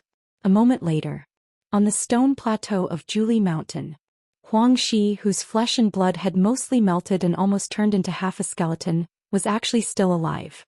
On the other hand, that female martial artist Xianxia with astonishing methods had already disappeared without a trace. It was unknown whether her body and spirit had been completely destroyed, or whether she had successfully escaped on the line between life and death. Huangxi staggered. After taking a few steps he rose up with the wind and left Zhou Mountain. Qin Pingon sighed endlessly. As long as the disparity between their realms was not too great, thousands of techniques would ultimately not be able to defeat a single sword. A single sword to break all techniques. Qin Pingon put away the Celadone brush washer and the pile of snow money. He had gained some benefits from this spectating battle. That female martial artist Xiaonyang's fist techniques and the foundation of her fist intent were very interesting. Gugu's mountain-quaking fist and Zhulu Chuicheng's fist techniques were at the other extreme. In the pavilion, Qin Pingon imitated a crudely shaped fist stance. He slowly punched out using the female martial artist's fist and palm techniques. After a moment, Qin Pingon stopped and retracted his fist. As he could not learn it at all, there was no fist intent in his body. However, the benefits did not lie in the fist stance. Qin Pingon had already expected this. The real benefit was that Qin Pingon's knowledge of the world's fist techniques had broadened. In the future, when he faced enemies, he would have a better idea of how to deal with them. Qin Pingon began to close his eyes and rest. He tried to memorize more of her fist intent. Even if he could only use some of it, it was still a smoke screen. After opening his eyes, Qin Pingon began to take a stroll. After practicing a lot and having a rough idea of what to do, he suddenly thought of a sad matter. There were not many talisman papers made of golden material left. There were only 10 left. He had to be meticulous in his calculations. The ancient talismans recorded in the true alchemy works? Now that Qin Pingon was only a Realm 3 Qi refinement warrior, other than entry talismans like the Yang Energy Light Lighting Talisman, he could not draw them at all. Or even the talismans drawn by Qin Pingon purely as a martial artist. It was easier and of higher quality than drawing talismans with the identity of a Qi refinement warrior. Unfortunately, the talismans drawn by martial artists, they could not seal the mountain and close the door. The speed at which the talisman glows disappeared was too fast. Qin Pingon took out the 10 golden talisman papers from the Fengtsuan item and counted them over and over again. Of course, there would not be an extra one out of thin air. He left the pavilion and sat on the futon in the house. He took the sword Immortal from the wall and placed it on his knees. Then he took out the blade-strengthening gourd and carefully drove the ball of broken sword aura out of the blade-strengthening gourd. 10 years had passed since then. He did not see that person selling talismans in the market outside the city on clouds. Young Bundle Shop. In the capital of Dali, the young emperor held a small court meeting in the imperial study as usual. Over 20 officials and ministers gathered together. The imperial study was not big, so it was a bit crowded when there were too many people. The oldest one was the Minister of Personnel, Master Guan. It seemed the court meeting had consumed too much of his energy. At the moment he was sitting on the chair and taking a nap. He was holding a small charcoal cage wrapped in cotton cloth. It was a gift from the late emperor, and the eunuchs in the palace would keep it. As long as it was a small court meeting in winter, someone would bring it to the old minister without Master Guan's reminder. He was already 100 years old. At this moment the old man was already snoring softly. However, from the emperor to the other important ministers of Great Li, no one had the intention to remind the old man. Anyway, when the conversation reached a point where the old minister felt that it was a serious matter, he would wake up and say a few words. An assistant minister of the Ministry of Justice, who was in the prime of his life, was reporting the aftermath of an important matter to the various officials. The female cultivator Xianxia had been rescued. Her whereabouts were unknown. The two groups of Zhuang dynasty's high officials and men of sacrifice had varying levels of cultivation, but without exception, they were all cautious and steady old spies. One after another, they crossed continents to North Continent and went to Mount Yao to investigate the records of everyone on the ferry back then. He hoped to find some clues to the Great Li dynasty colluding to attack Dan Mountain and frame the sword cultivators of Zhuang. In fact, some of them had succeeded. They did not take the ferry back to the Aquarius continent. Instead, they took a long way to the sea. However, they were intercepted and killed by the Dali cultivators. The most troublesome one was the woman who went to the North Continent. Her name was Qiushi. She had actually revealed the heavenly secret during a catoptric deflection. She had said that Mr. Jian Ern of the North Continent was the one who had framed the Zhuang dynasty. This woman hoped that someone could relay this information to the heavenly Lord Xianxia. Qiushi was willing to die to prove the truth. Now the mountain where Qiushi was taken in had been sealed off by the Dali Qi cultivators. The Yuan family's Shangzhuguo was a thin old man. He rubbed his palms and smiled. What a great saying. I wonder what our imperial tutor's green wave pavilion is busy with. The burly master of the Chao family leaned back in his chair and sneered. Even if something went wrong at the Green Wave Pavilion, they should be doing more than you, Yuan Yunshui, who only knows how to spit in the court. The great master of the Yuan family curses his colleagues every day. You Yuan Yunshui are the best at nitpicking. The master of the Yuan family smiled. Chao Chao, I'm still a Shangzhukua. As for whether you think you're a great master of the Yuan family, I'm not sure. The Minister of Rights was daydreaming. It had always been like this.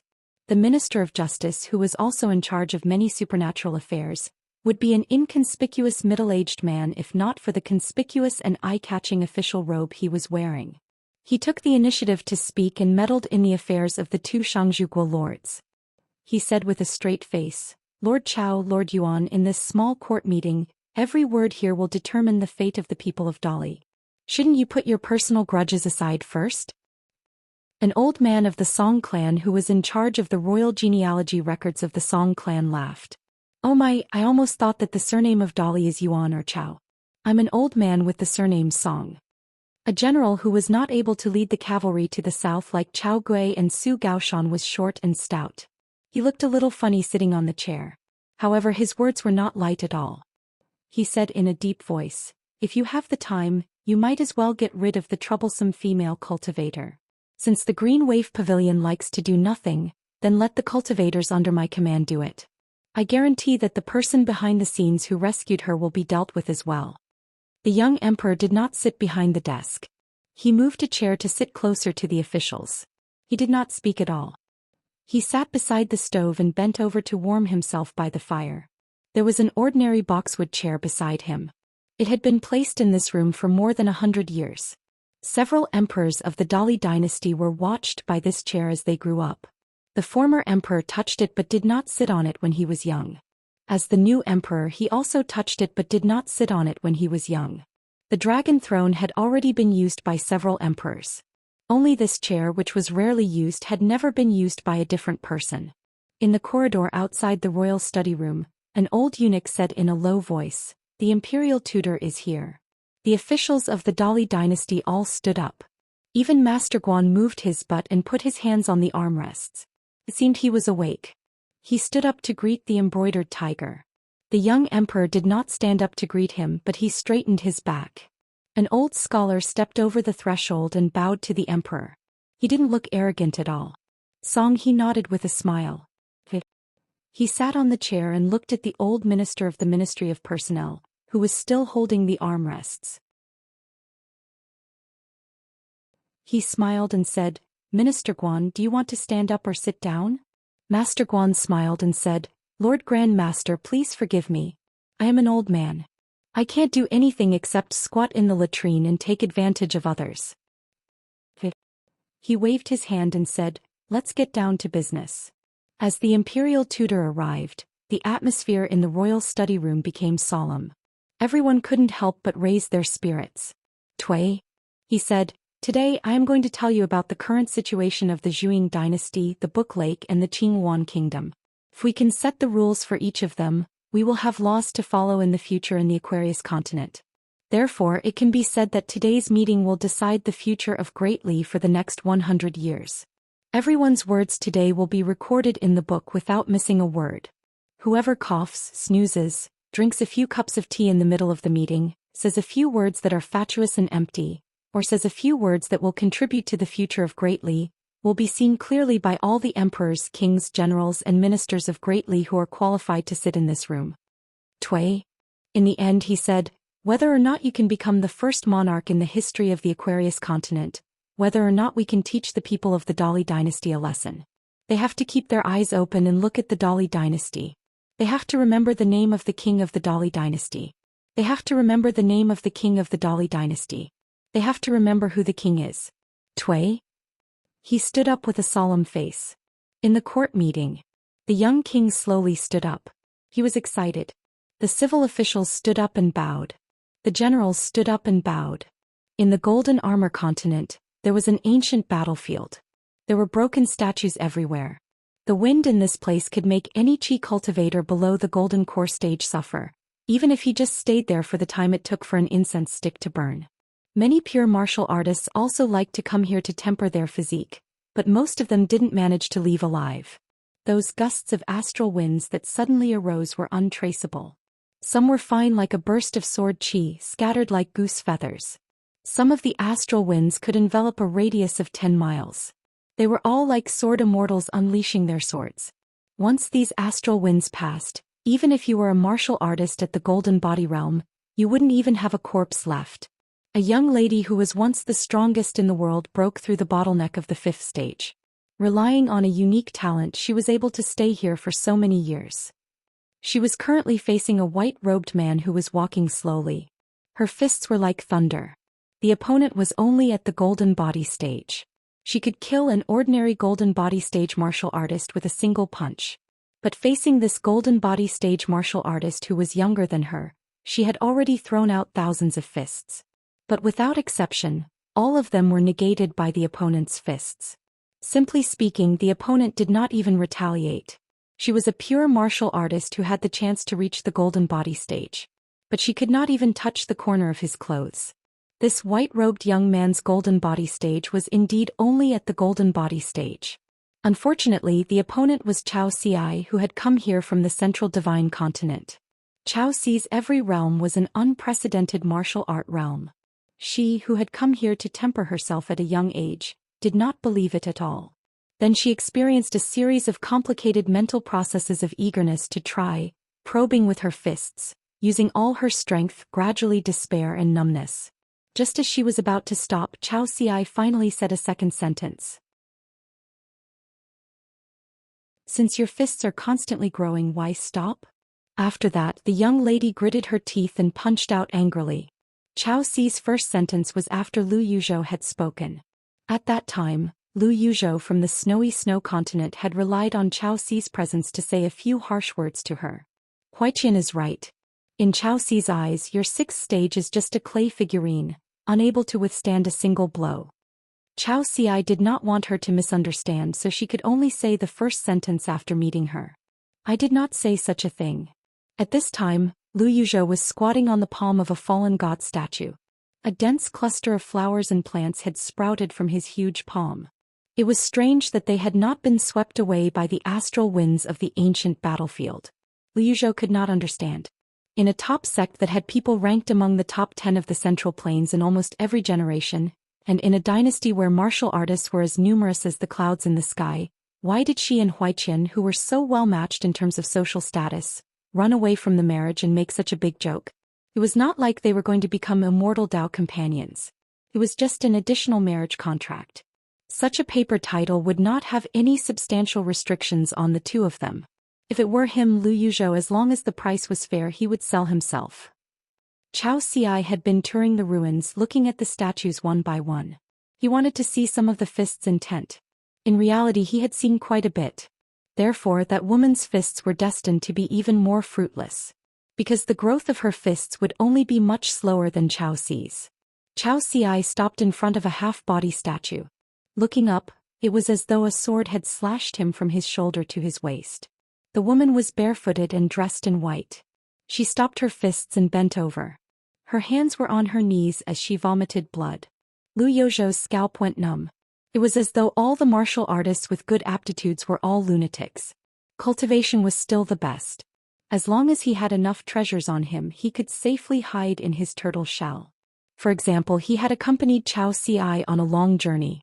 They had gone to the drifting Dawn continent, and now they had come to the Gold Armor continent. Lu Yuzhou had several supreme treasures on him, and he had 2 incense divine spirit armors. However, he had given one of them to his friend Huaiqian a few years ago. Although they were friends, they were just friends. They were not friends with his temperament, but family ties, surnames had become friends. However, compared to the ordinary brothers and drinking friends who always wanted to borrow some magical equipment from the only son of the god of wealth of the Snow White continent, Lu Yuzhou and Huaiqian, who did not like to take advantage of him, were actually quite congenial. In fact, Lu Yuzhou often wanted to tell those friends, who borrowed treasures but did not know how to return them. It was not because they were smart, but because he, Lu Yuzhou, had this bad habit of not giving away wealth or treasures. I would feel uncomfortable all over. Luckily, his parents never cared about it. There was one time when he sincerely gave a treasure to a close friend. After that, he realized that the person did not treat him as a friend. Lu Yuzhou, who was only 10 years old at that time, cried his heart out. After that, his father brought him to the Lu family's treasure mountain. It was truly a mountain. The richest man in the continent asked his only son, if he gave one treasure every day, how many years would he have to live to be able to give away the entire treasure mountain? Lu Yuzhou counted with his fingers and reported the exact number. In the end, his father waved his sleeves and opened a secret restriction. In the end, after the treasure mountain, there was an even more magnificent and majestic treasure mountain. The rainbow-colored treasure light almost blinded the child's eyes. Lu Yuzhou immediately burst into tears. How could his family be so rich? That day, the child's body was covered with treasures, and swaggered out of the family's forbidden grounds. The child was beaming with joy and did not forget to wipe his tears and snot on his father's sleeves. But that day, the god of wealth, who never liked to discipline his son, taught Lu Yuzhou a lesson from the family's ancestral hall. Earning money has always been easy. The difficult part is to keep the money and not attract disaster, how to spend it and not attract disaster. With a farting child, the man told him about the painful lessons of the family's history. Only then did Lu Yuzhou know that for a large family that already had a solid foundation, if they did not grow up and only focused on earning money, then there would be many times when they had money, and when they spent money, it would be inviting disaster. Lu Yuzhou grew up, and the only time he was slapped by his father was when a family that liked to go against their conscience and earn money had met with trouble. He helped the pitiful friend who was crying and begging him, and borrowed a sum of money to help him and his family get through the crisis. He even comforted him and scolded the main culprit for his friend. Of course, Lu Yuzhou, did not receive a single cent. In the end, just as his friend left, Lu Yuzhou's father appeared, and slapped Lu Yuzhou until his face was covered with blood, and asked Lu Yuzhou if he knew what he did wrong. Lu Yuzhou said that he should not have borrowed money, and in the end he was slapped again and fell to the ground. Lu Yuzhou struggled to get up and sat on the ground, not saying a word. The man sneered. There was nothing wrong with doing business. The cleanest thing in the world was money. Lu Yuzhou did not get the second half of the answer from his father's mouth. Perhaps it was a piece of paper that the Shang family's ancestor had left for the Lu family's ancestors. On the piece of paper that had been enshrined in the ancestral hall by generations of the Lu family's heads, there were 8 words written: "Wealth grows a conscience and nothing will disappear." At this moment, Lu Yuzhou was squatting among the flowers and plants in the palm of the dilapidated statue and sighed.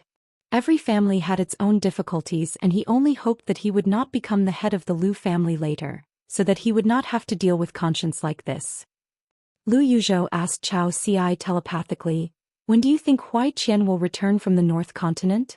Zhou Xian grunted in acknowledgement. Lu Yuzhou rolled his eyes.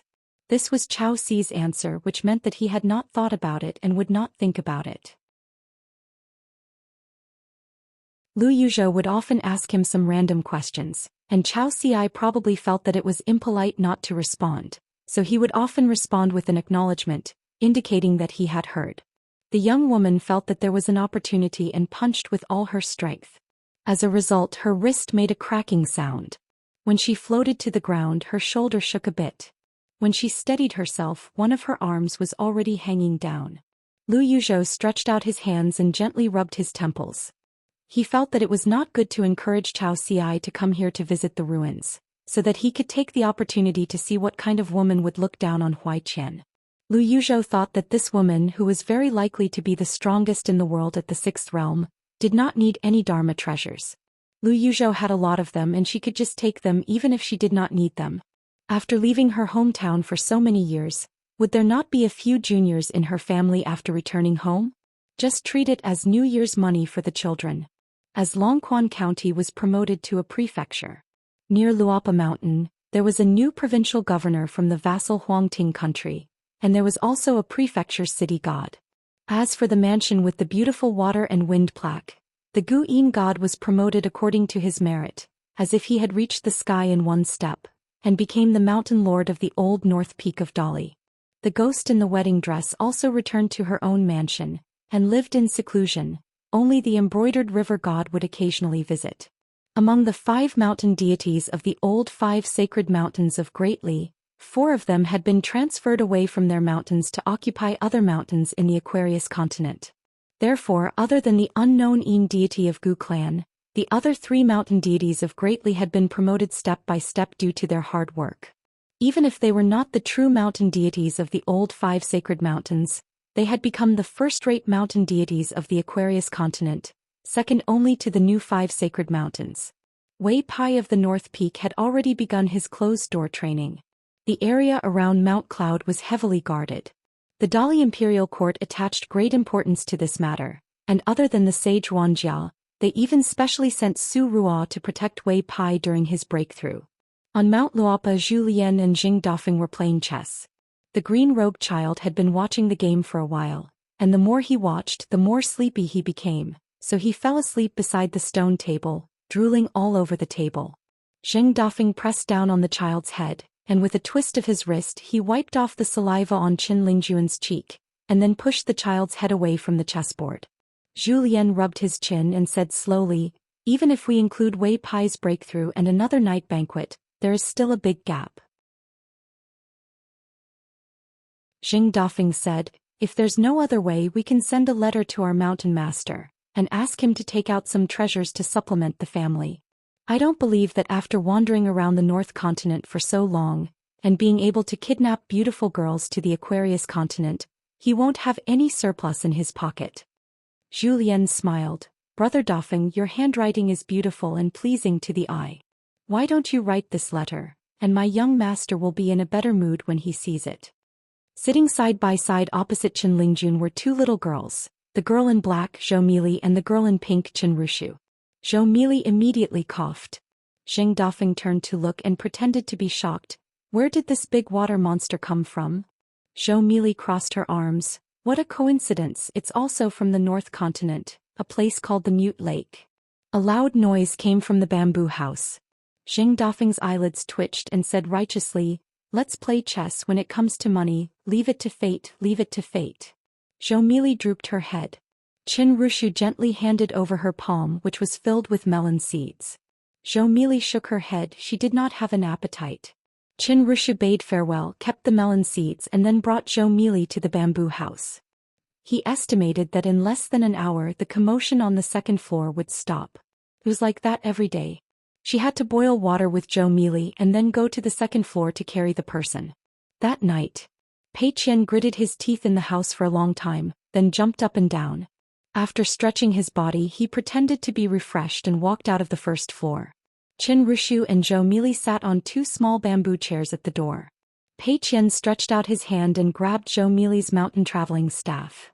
Zhou Mili exclaimed and began to clap, her eyes shining. "Great success." Pei Qian nodded. The old man on the 2nd floor thought so too. He said that if he didn't finish tomorrow, then the day after tomorrow at most, then he might not be able to teach me more fist techniques. When he said these words, tears flowed down his cheeks. Alas, in those turbid presbyopic eyes, they were filled with the gaze of the younger generation. On the 2nd floor, Cui Qing chuckled. "Isn't it good to practice fist techniques in the middle of the night?" Pei Qian said angrily, "Zhou Mili, what nonsense are you talking about? Do you think fist techniques can be done in a day or 2? Zhou Mili frowned, feeling wronged. "I was wrong." Pei Qian secretly gave her a thumbs up. She was responsible. She deserved to be the right Dharma protector of the shop in the dragon riding alley. She was loyal. The left Dharma protector who only knew how to jump up and down all day deserved a beating. Cui Qing said, "Why don't you go and help Sun Yuanji?" Pei Qian said, "Oh," and walked to the open space. He looked up and asked, "How much strength should I contribute?" Cui Qing said, "It depends on your mood." Pei Qian thought for a moment, frowned, and began to seriously consider this question. This old man was really evil. Wasn't he trying to get Sun Yuanji to beat him up by punching him with a hammer? Cui Qing said, "No matter what your mood is, if you don't go away, I won't be in a good mood anyway." Pei Qian sighed and made a grimace towards the 2nd floor of the bamboo building. After a series of silent gestures, he threw the mountain walking stick to Zhou Mili. She put one hand behind her back, gently clenched the other hand and twisted her ankle. With a bang, the dust on the ground flew up. Her figure disappeared like a puff of smoke. Sun Yuanji was practicing fist techniques on the steps of Luopa Mountain. Suddenly her heartstrings tightened. She turned her head to look. Someone's fist lightly touched her forehead, and then the figure brushed past her and disappeared in a flash.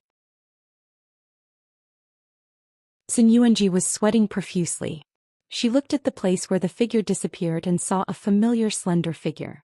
She stood with one foot on the slender branch of the tall pine and the other on the instep of her foot. Sun Yuanji knew that Pei Qian had been practicing on the second floor recently. But this little charcoal girl, how many days had she been practicing? Pei Qian said seriously, "Sister Tsun, I was greeting you just now. I'll help you defeat your fist. You can't hit me hard. You're old and have been practicing for a long time. You're tall, so let me win." Sun Yuanji took a deep breath, took a fist stance and said in a low voice, "Please." As if facing a formidable enemy. Pei Qian was a little flustered. "What are you doing? Let's go back and forth and learn from the big white goose. We just walk." Pei Qian hesitated and quickly took out a talisman. He put it on his forehead. First he gave himself courage. It seemed that he had to be serious. Otherwise, what if he was beaten half to death by Sun Yuanji? Pei Qian knew very well that Sister Tsun practiced diligently every day. She walked up and down the mountain day and night without stopping. Old chef always said that this was the tenacity that a person who practiced martial arts should have. Pei Qian tiptoed. The branch under his feet bent in a huge arc but did not break. Then when Pei Qian tiptoed, the branch instantly bounced and Pei Qian disappeared into thin air. Sun Yuanji was stunned. In the next moment she was punched in the back and fell down the mountain. In the air she was hit in the back by an elbow. Sun Yuanji suddenly fell on the stairs. Her body bounced heavily, then her eyes rolled back and she fainted. Pei Qian floated to the ground and squatted at the side. His forehead was full of sweat. He wiped his face fiercely. What was going on? Zhou Xian and Jing Dafeng stood on the stairs and looked at each other. Pei Qian quickly touched the talisman on his forehead. He secretly pushed Sun Yuanji with one hand and turned his head to shout, "I swear. It's really not my fault." Sun Yuanji fainted by herself. "I couldn't hold her." On a ferry that was passing by cloud above city and was about to reach the Dragon Palace Grotto Heaven. Qin Pingon was dressed in a green robe. He carried the sword Immortal on his back and slanted his bag over his shoulder as he leaned against the railing. Soon he would be able to punch 2,000,000 times. However, he did not know how Pei Qian was doing in the school at Dragon Rider Alley. He was helping out in the shop to earn money. Would it affect his copying of books? Also, was he getting along with the big water monster in the Mute Lake?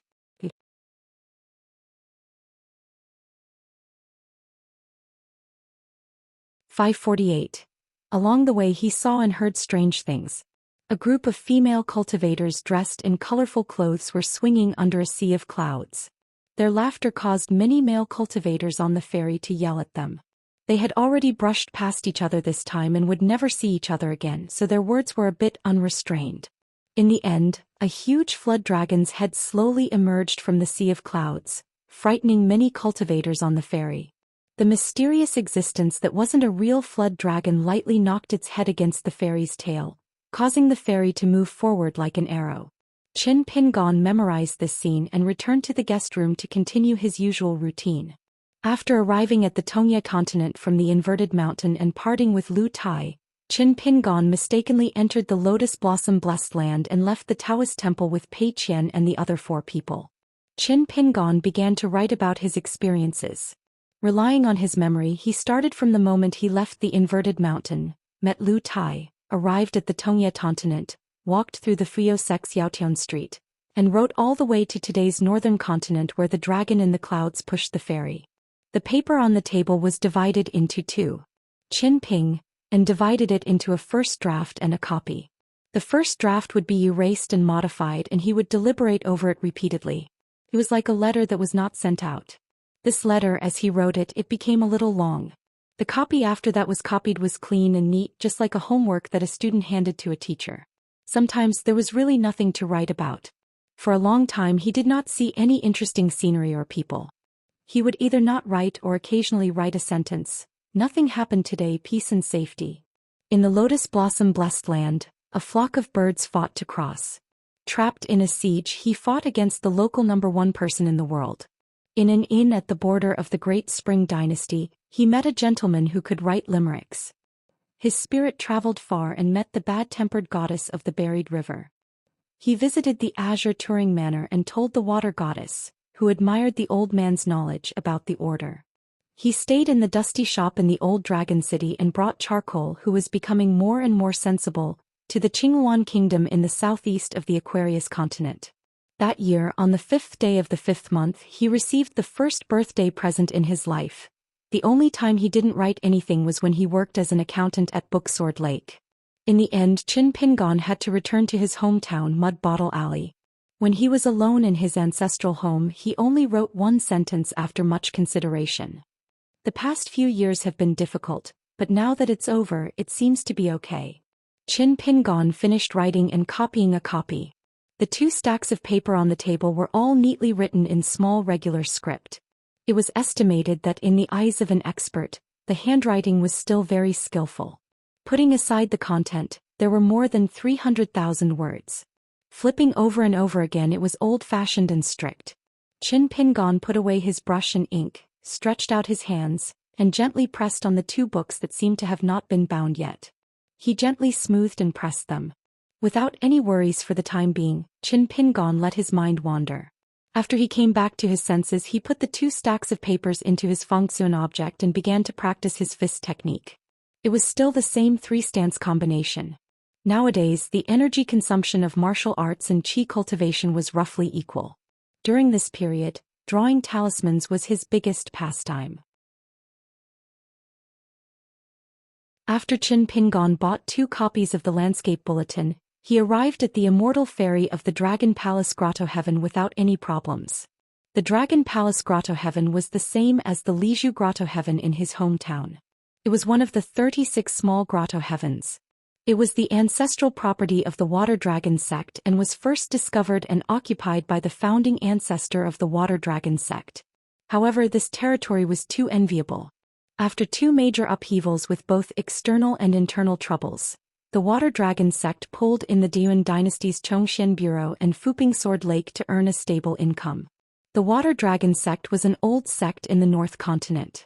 It had a long history and many stories. The Daoist dynasty's Zhou Xian bureau and Fuping Sword Lake could only be considered as rising stars compared to the Water Dragon sect.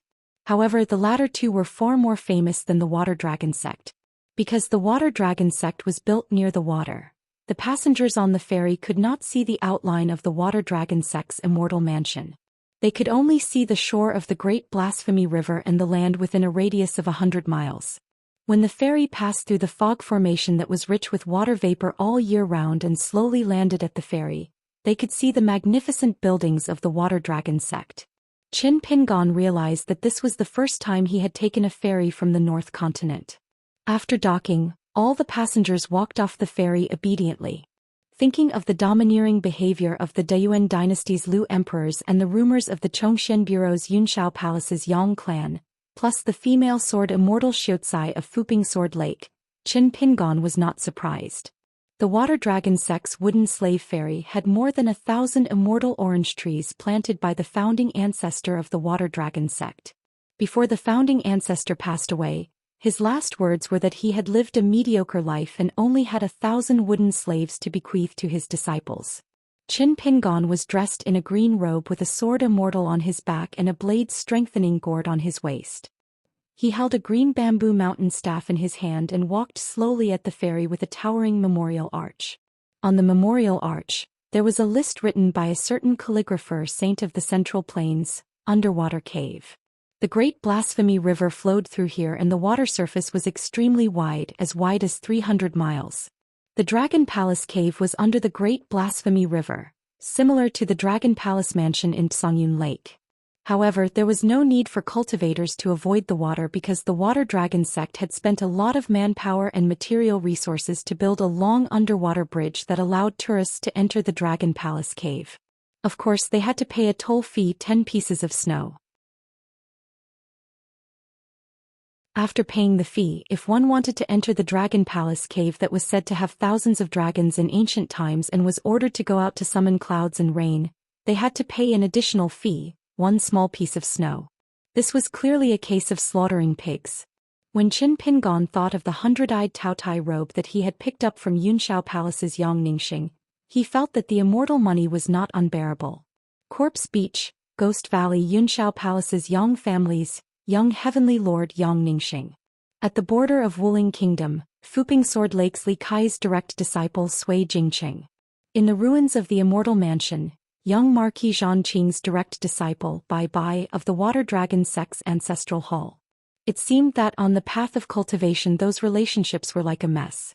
Every knot, big and small, was a meeting, giving people the illusion that the world was actually so big. The wooden slave ferry was bustling, so noisy that it did not seem like an immortal ferry, but more like a bustling street in a mortal city. This was because the following October 10th and October 15th were two important days. It was so at the foot of the mountain and even more so on the mountain. One was one of the three major ghost festivals, and the other was the Water Official Disaster Relief Day. The Water Dragon sect would hold two sacrificial rites in the Dragon Palace cave that was open to the public. The ceremony was ancient and highly respected. According to the different years, the Water Dragon sect's cultivators would build Gold Book, Jade Book and Yellow Book rites to help all living beings pray for blessings and disasters. This was especially so for the second birthday of the Water Official. Because this ancient god was in charge of many immortals in the water, it had always been the most important day for the Water Dragon sect.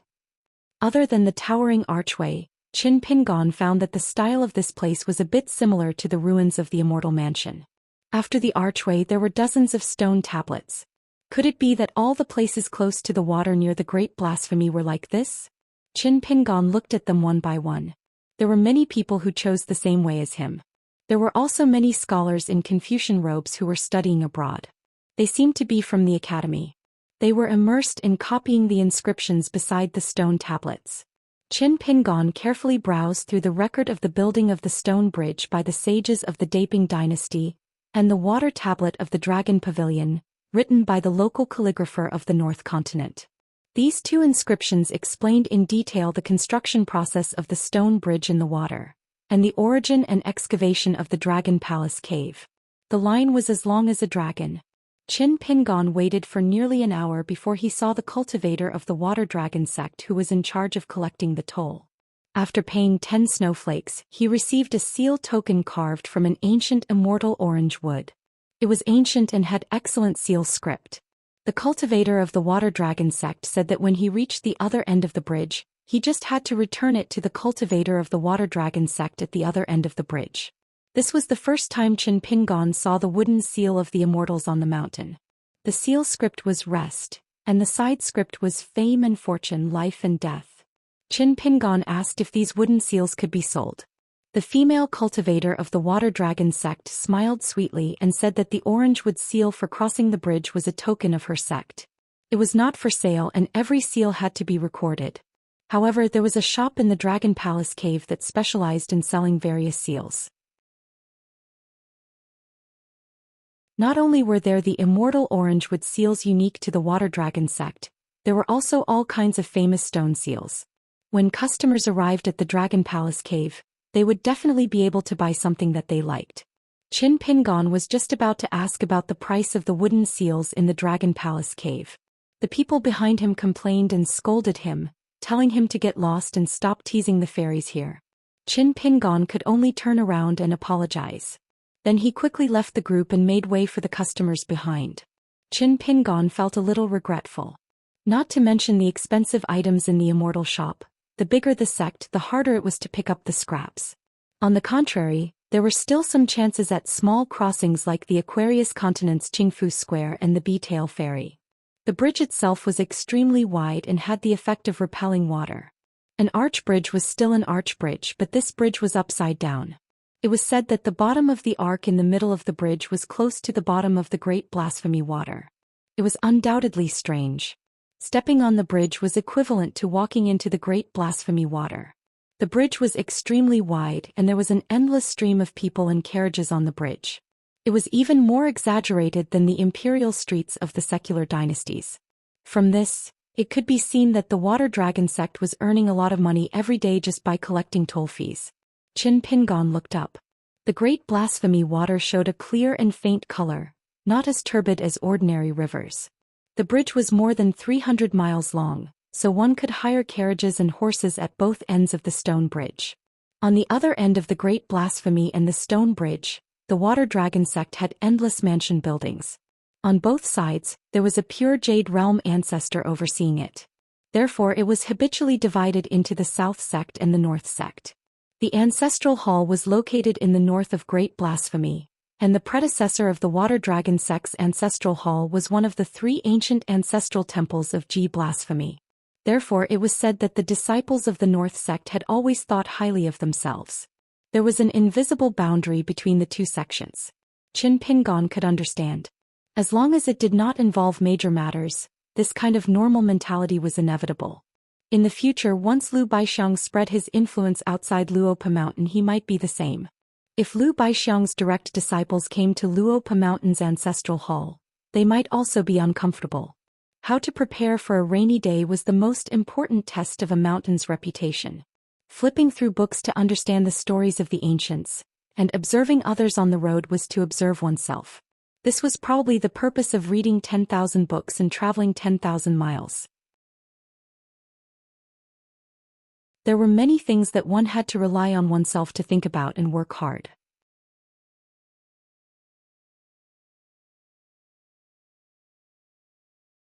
(549). There was a commotion at the gate of the Dragon Palace Grotto Heaven because the gate was closed after a young man and woman entered the city. Even the cultivators who were guarding the gate of Water Dragon School didn't notice the golden light that flew out from the plaques and landed on the ground. They gathered like fireflies and formed a young man with a tall hat and a wide belt. The young man strode into the city gate and the gate closed. The cultivators guarding the gate were at a loss. This was a phenomenon that had never happened in 1,000 years. They immediately sent a message to the Hall of Ancestral Masters of North Sect with their flying swords. Not long after Qin Pingon walked down the white jade steps, this youth appeared beside Li Lu. Following the ancient etiquette, he prostrated himself on the ground. The words that came out of his mouth were even more obscure and difficult to understand. Moreover, his voice was extremely hoarse and old, which did not match his appearance. Li Lu just sat there and looked at the figure going down the mountain. She probably thought that the young man was an eyesore. She waved her hand and moved the young man who had just stood up. The young man stood up straight. He was not angry at being looked down upon. He just looked back at the small figure approaching the gate and said softly, "It's not easy to be close to water." He did not dare to peek at the white jade steps, so he treated the young swordsman in green as one of her pawns. Li Lu looked indifferent and said slowly, "Li Yuan, the incense in your middle temple is not as good as the upper temple in the Zhou Xian Bureau of the Dain dynasty." The strange young man named Li Yuan said guiltily, "I've failed you. I deserve to die." There used to be 3 temples in the Zhou Xian dynasty. The lower temple was destroyed and disappeared. The middle temple was refined into the ancestral hall of the Water Dragon sect. The upper temple was controlled by the Yangs of the Yunshao Palace of the Zhou Xian Bureau. Li Lu had once met Yang Ningzhen in the Ghost Valley at the Bone Beach. She had said something that Yang Ningzhen could not believe, but she had no choice but to believe. Yang Ningzhen was the eldest son of the Yang family in the Cloud Palace and the elder brother of the little heavenly lord Yang Ningzhen. He had managed to become one of the top 10 youths in the North Continent with only his identity as a martial artist and an alias. However, during the battle at Treasure Mirror Mountain, Yang Ningzhen had faced Li Lu, who had only been on the path of cultivation for a few years. Although Yang Ningzhen was not completely powerless to fight back, he had no chance of winning against her. Li Lu asked, "Did I fail to live up to your trust? Is it a big deal for you to keep an eye on the incense in this small ancestral temple?" Li Yuan was speechless. His golden eyes were a little dim and he looked even older. This young man gave off a feeling of vicissitudes and decay. He was one of the only 2 Xuejiangs left. His age was so old that even the founding ancestor of the Water Dragon sect couldn't compare to him. In the vast world, Xuejing was an ancient official position that had not been completely lost, but its reputation was not obvious. Often, it was the person in charge of the incense in the ancestral temple. The Confucian temple in the Central Plains would not pay too much attention to it. They would let it run its own course.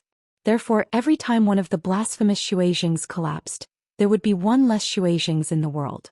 Such existences were not controlled by the mortal dynasties, nor did they have much interaction with the immortal sections. However, in the Qingming world where the Daoists were in charge, The Xuejings were extremely prominent and important gods with an orderly inheritance. There was only one Xuejings in each of the blasphemous temples.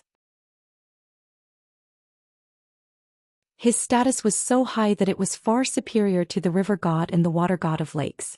Even the 5 mountain gods of the major dynasties could not compare to him.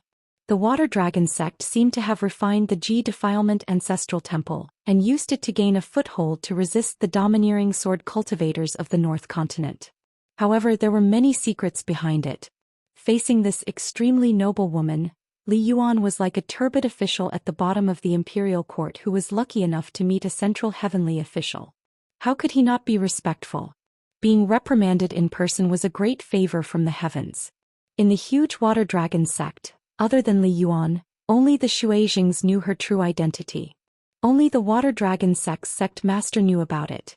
The hornless dragon jade token seemed to be a jade token issued by the water dragon sect to the ancestral hall's consecrators, direct disciples and guests. However, it was actually a jade token that the ancestors of all the later generations had carefully imitated the jade token in her hand. The water dragon sect cultivators at the city gate could not tell the difference between the two, but Li Yuan could see it clearly. Therefore, even if the woman's face and identity in this life had changed, Li Yuan still rushed over. Li Lu suddenly laughed. The fellow villager who had never met or spoken to him in the early years in Liju Grotto Heaven had already noticed the signs the moment the Xuejings and Li Yuan appeared. However, he did not turn his head to size them up and just silently went down the mountain. In the end, Li Yuan did not know what was good for him. He did not immediately open the restriction and could only wait at the city gate. Li Lu thought for a moment. All right, let Mr. Qin stay here for a few days to calm his mind. This was the first time Li Lu looked at Li Yuan seriously. Li Yuan, is there a quiet place with dense spirit qi inside? If there is, take it out to entertain the guest. If not, ask someone to vacate it. Li Yuan nodded and said, yes. Even if there was no one, there had to be one. A person who she called Mr. Li Yuan was the gatekeeper of the Dragon Palace Grotto Heaven, and also the incense envoy of the Temple of Salvation. If he was not worried about causing too much of a commotion, he would have asked people to clear the place. Who cares if the Water Dragon sect wants to hold a Jade Talisman Daoist temple and water official ceremony? Would the Earth Immortals who were cultivating in the Grotto Heaven be angry? Li Lu said, don't tell anyone about the Water Dragon sect. Just say that the son of an old friend is here to visit. If you have a better excuse, you can do as you see fit. In short, don't let anyone disturb Mr. Chen's cultivation here. Li Yuan cupped his fists and said, yes, sir. Li Lu stood up and stepped out to the city gate. She said, Mr. Chen, it's a pity to pass by one of the 36 grotto heavens without entering. In the Dragon Palace Cave Heaven, there are a lot of heavenly materials and earthly treasures, especially those that are close to water and wood. Although they are expensive, they are of good quality. If Mr. Chen takes a fancy to them with this jade token, you can buy them on credit with the Water Dragon sect for 60 years. Li Lu was not telling the truth. Credit?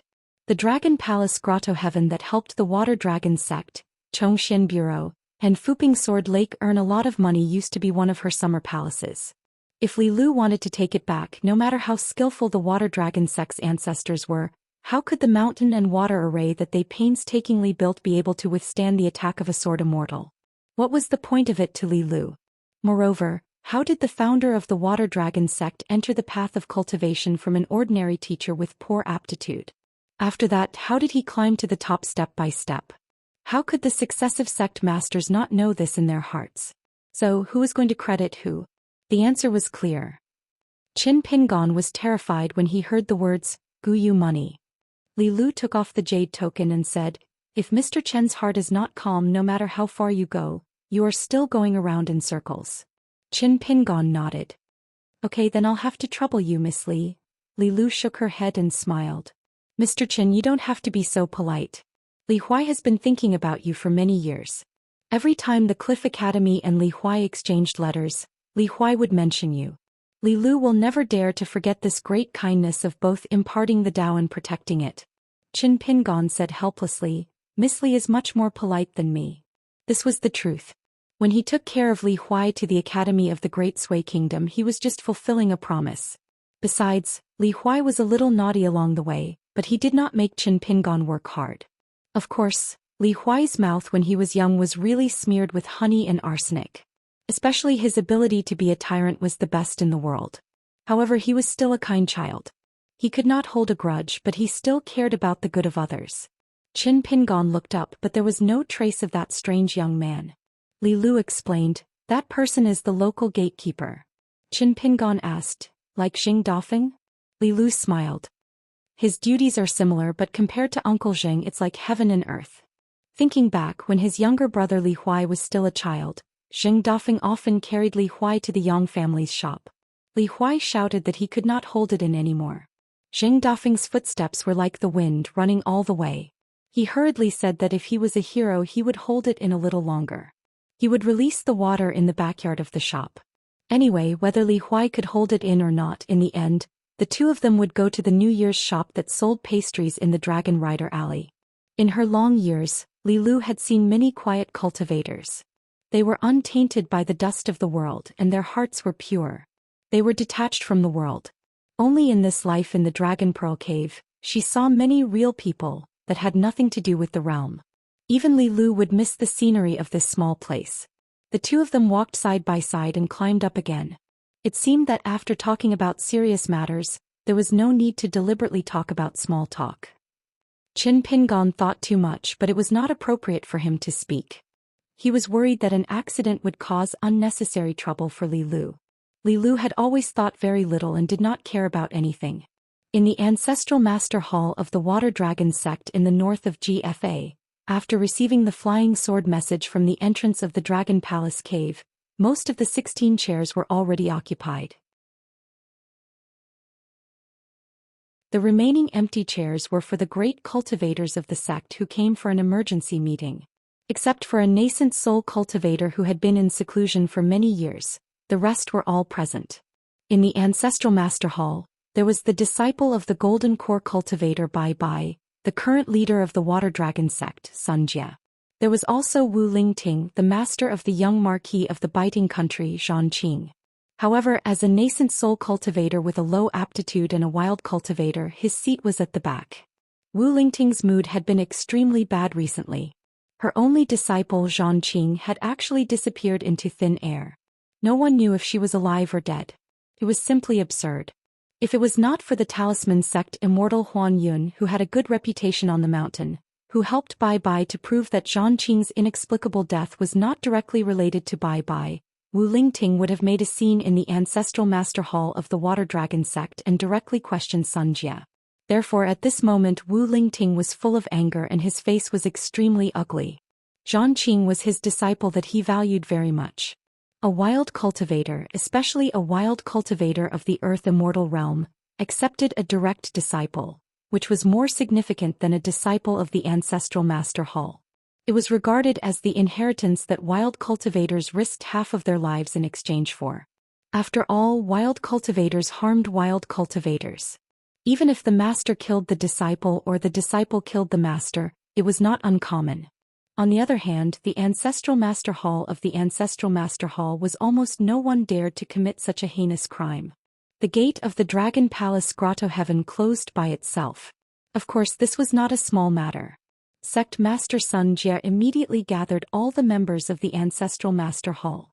Back then, the sword Immortal had been dormant for many years and stole the treasure of the Grotto Heaven and successfully escaped from the Dragon Palace Grotto Heaven.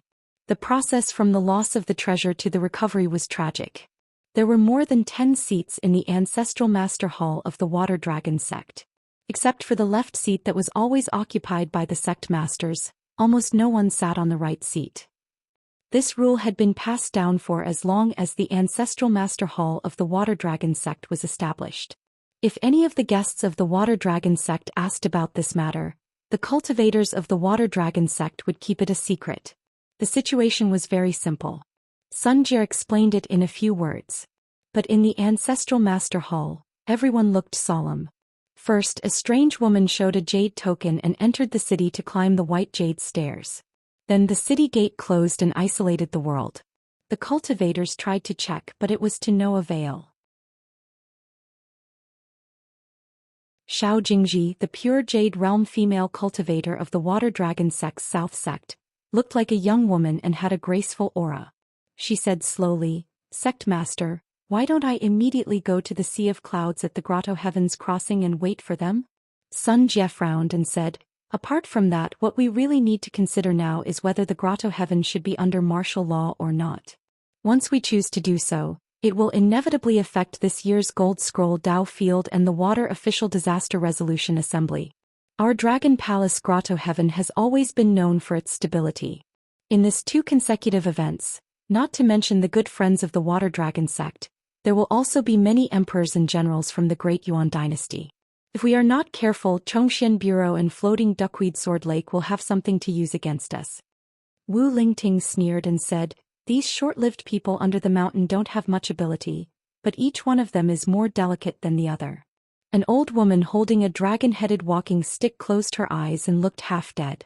She sat beside Xiao Jingji and was clearly a cultivator of the South Sect. At this moment the old woman opened her eyes and looked at Sect Master Sun Jie. She said with a hoarse voice, "Martial Nephew Sun, in my opinion we should let Jingji bring the sect treasure. If there are any unruly people, just kill them all. I don't believe anyone can cause much trouble in our Dragon Palace Grotto Heaven." Wu Lingting sat opposite her and admired this old woman.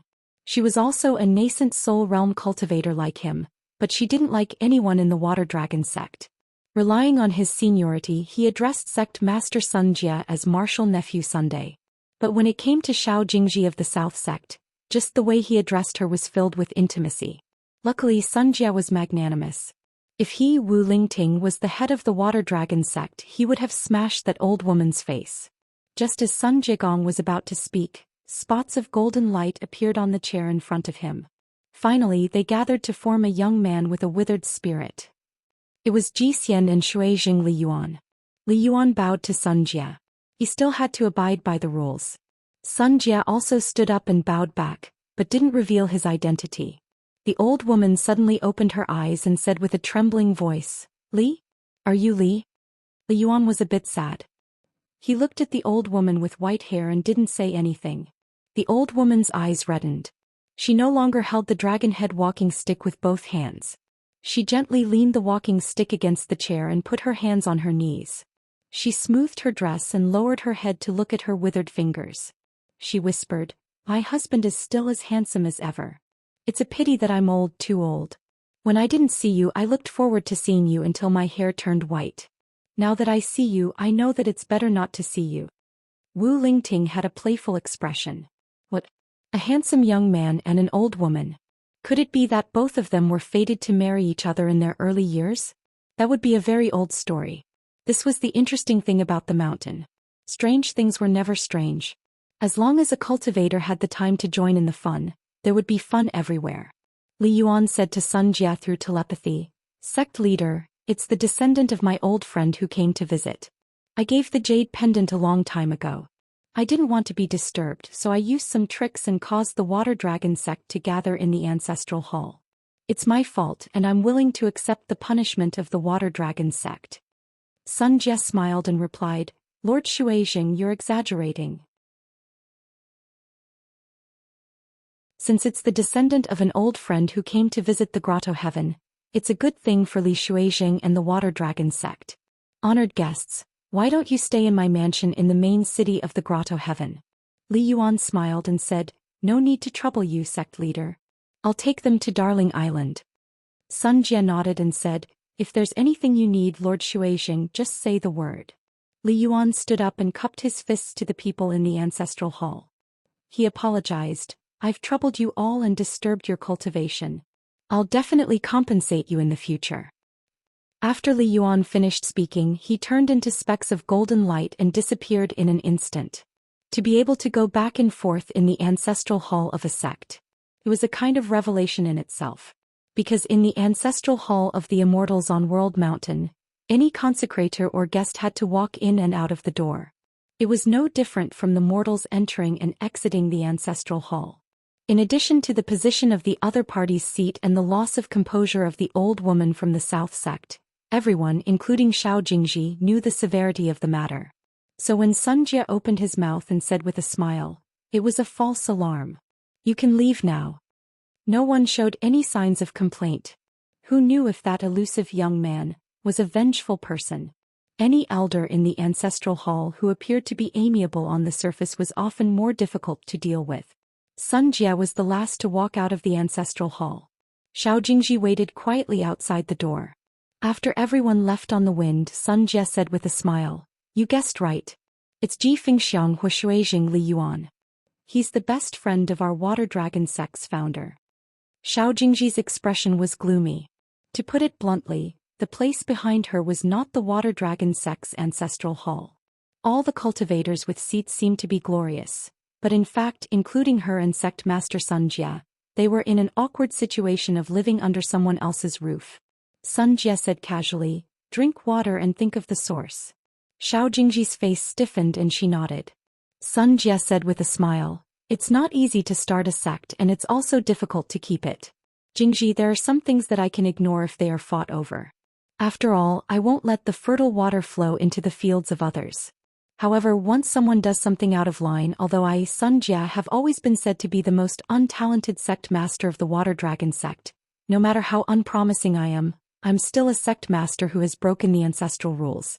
I still have to brace myself and take care of it." Xiao Jingji's expression became more and more unsightly. She flew away on the wind, crossed the water surface and returned to the south bank. Sun Jie was clearly using Zhou Xian's Shuijing to beat Xiao Jingji and the entire south sect. Sun Jie did not use any spells. Instead, he closed the door of the ancestral hall with his hand and slowly walked down the mountain. There were many things to do in a sect. It was rare for one to have a moment of leisure. For example, previously Wu Lingting was quite resentful. Sun Jie promised that in the future, Wu Lingting would be the first to accept an in-name disciple in the ancestral hall. Wu Lingting was also worrisome. She directly asked if he happened to take a fancy to a good seedling on Xiao Jingji's side. What should he say? Sun Jie replied to this wild cultivator with, "The South sect is also the water dragon sect." Only then was Wu Lingting slightly satisfied. But in fact, promises were easy to say but not easy to do. If he was not careful, he would have a conflict with Xiao Jingji's South sect, causing a grudge between the two sides. The formation of the North and the South in the Water Dragon sect was not something that happened overnight. Moreover, there were pros and cons. The previous sect masters had both suppressed and guided it. It was not all a hidden danger. However, many disciples of the North sect naturally thought that this was because sect master Sun Jie's prestige was not enough, so he allowed the South sect to grow stronger. Thus, there was Sun Jie's reminder to Xiao Jingji today. Li Yuan's figure was hidden in the sky above the grotto heaven. In the sea of clouds, he sat cross-legged and looked down at the green snails on the jade plates. The years of living in the mountains were close to the clouds and water.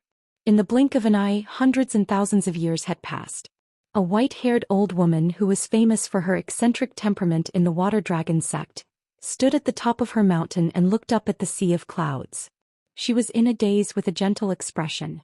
It was unknown what this old woman on the mountain was looking at. Li Yuan did not look at her.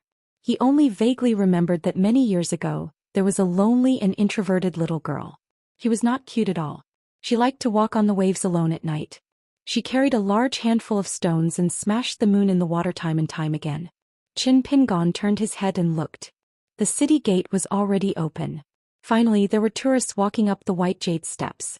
After climbing the 9,999 steps, Qin Pingon and Li Lu reached the top. It was a white jade platform that covered an area of more than 10 acres. The ground was engraved with patterns of dragons, 16 of them sitting in a circle. It looked like a white jade dragon wall that was placed horizontally. However, it was very different from the peaceful dragon wall of the world. The 12 dragons engraved on the ground were all bound by iron chains and had blades nailed into their bodies. The dragons seemed to be struggling in pain. Qin Pingon carefully walked through the gaps between the dragon patterns. Li Lu, on the other hand, was not afraid at all.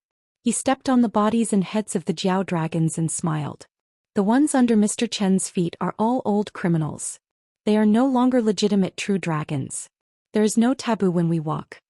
In ancient times, the true dragon was in charge of the clouds and rain everywhere in the world.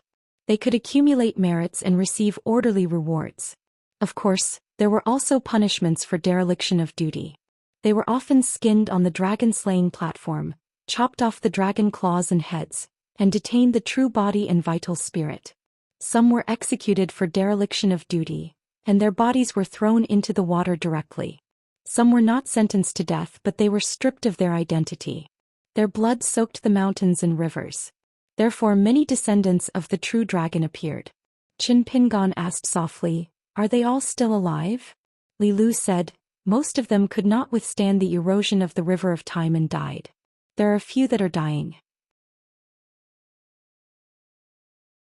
The dragon wall on the ground is not only their cage but also a kind of protection. Once the grotto heaven is broken, they cannot escape death. Therefore they are considered the protectors of the water dragon sect. In the face of a great enemy, after receiving the token of the ancestral hall, they can temporarily escape for a while and participate in the battle. They are more loyal. The water dragon sect has been worshipping them. Every year they will add some water essence to the dragon wall to help these old flood dragons who have been beaten back to their original forms to survive. Qin Pingan was more curious about Li Lu's encyclopedic knowledge. However, it was not good to ask about this kind of thing. Everyone has their own desires and secrets. If both parties were really friends and the other party was willing to tell them, it was a sign of trust. The listener would have to live up to the trust of the speaker and be able to keep the secret. They should not think that since they were friends, they could explore as much as they want. They should not use the secrets of an old friend to exchange for the friendship of a new friend. Therefore, some people seem to have friends everywhere and can drink with others everywhere as if there is no place in life without a banquet. However, when there are difficulties in life, they will be sad. Without the drinking table, they will have no friends. They can only resent the fickleness of the world. If one does not make friends with sincerity, how can one win sincerity? Smart people rarely have friends in adversity, even more so. Li Lu seemed to have seen through Qin Pingan's thoughts and said frankly, "There is a reason why my parents and I moved to the North Continent. Compared to other continents, the environment here is more suitable for my cultivation. If my father wants to continue breaking through, there is almost no hope if he stays in the Aquarius continent. It is also difficult here, but at least there is a chance." The size of a continent often determines the number of cultivators in the upper 5 states. The North Continent was vast and rich in spiritual qi. Therefore, there were more cultivators in the upper 5 states than in the Aquarius continent. However, there was not much difference in the number of martial artists in the Peak State, especially in the Peak State. There were only 3 Peak State martial artists in the North Continent, including Guyu, who had just perished together with Jiyu. The Aquarius continent, which was the smallest among the 9 continents, also had 3. Li Lu's father Li Heir. Song Zhengqiang the vassal king. Tui Qing of Luopa Mountain. Now that Guyu had died in battle, it was a chance for all the martial artists in the North Continent to share the martial arts fate of the continent. As for how much they could get, it would depend on their own abilities. This was the root of the saying, "A martial artist in the 3rd stage of God Ascension dies in his own country, while a martial artist in the Peak State dies in his own continent." Li Lu suddenly asked, "Mr. Qin, have you been to the secret realm of mountains and rivers?" Qin Pingan nodded and said, "Not long ago, I went to an unrecorded ancient ruin." Li Lu said, "No wonder. After Guyu died, the martial arts fate scattered, but there was a strong martial arts fate that was somewhat mysterious. It seemed to contain Guyu's obsession. It lingered around the North Pavilion and Water Sky Nation for a long time, lingering for about half a year before slowly dispersing. It should be because we couldn't find you, Mr. Qin. If you receive this gift, you'll have a much higher chance of successfully reaching the golden body state as the strongest 6th stage. Even if a martial artist in the Jinjia continent of the same level keeps on increasing his fist intent, it shouldn't have much of an impact on Mr. Qin. It's hard to predict now. If the other party keeps on improving his fist technique while Mr. Qin stays stagnant, Mr. Qin will break through his own bottleneck and reach the 7th stage before the other party breaks through. Then you'll lose that opportunity." Qin Pingan understood. It was because he had practiced the mountain quaking fist for many years and had been taught by Senior Guyu. Therefore, even if he was a foreigner, Senior Gu was still willing to give him a portion of the martial arts fate. Of course, he would regret missing out on Guyu's legacy, but there was nothing to regret. Qin Pingon held the green bamboo mountain staff in one hand and clenched his fist lightly with the other. He said, "It's all right. Senior Guyu is from the North Continent. It's only right that he leave his martial arts fate to the martial artists of this continent. I can only live up to Senior Gu's expectations by practicing my fist technique harder." To Qin Pingon, this gift could be divided into two types. He didn't receive the martial arts fate, but he had to grasp the heart firmly. When it would really harm his own interests, he could still distinguish between right and wrong, clearly distinguish between right and wrong, and not let gains and losses affect his state of mind. This was the true reason. Li Lu smiled and said, "Mr. Qin, if you can think this way, it means that Guyu has good taste. My brother Li Huai isn't bad either." Qin Pingon had a nagging feeling that there was something wrong with Li Lu's words, but it also seemed natural and natural. But when he thought about the local customs of his hometown, he didn't find it strange. Just the mud bottle alley where his ancestral home was, there were sword immortal Chao Shi and book Lake Gukin from the South Saw continent. Of course, Qin Pingon also counted. Qin Pingon and Li Lu didn't say anything else as the tourists climbed up the platform one after another. When there were 16 people, 16 snow-white flood dragons condensed from clouds appeared around the high platform at the same time. Their heads were close to the high platform and each cloud sea flood dragon was like a fairy. Li Lu said, 16 people can ride the flood dragons at once. They can ignore the restrictions of the small world and enter the dragon palace. It's a gimmick of the water dragon sect. Li Lu took the lead and walked on the head of a flood dragon. Qin Pingon followed suit and stepped on the head of the cloud-white dragon. He stood still. Just when someone wanted to be the first to reach the platform, the ethereal figure of a deity in green robes appeared on the platform. He said, "Below is the pond and the corpses are all competitors. Life and death are not important. You can decide for yourself." Qin Pingon was probably the only one who noticed that the deity in green robes was standing the furthest from Li Lu. The 16 snow-white flood dragons formed by water began to slowly rise into the sky. They were about to break through the thick sea of clouds and let the passengers vaguely see a golden light hanging high in the sky. Then they suddenly fell without warning. The surrounding clouds were vast. Li Lu rode the flood dragon under his feet and came to Qin Pingon. He smiled and said, "The golden light above is the embryonic form of the sun condensed by the essence of incense in the temple. It is also one of the foundations of the water dragon sect. But the progress is slow. Because there is no method, the embryonic form is very rough. It went astray from the beginning.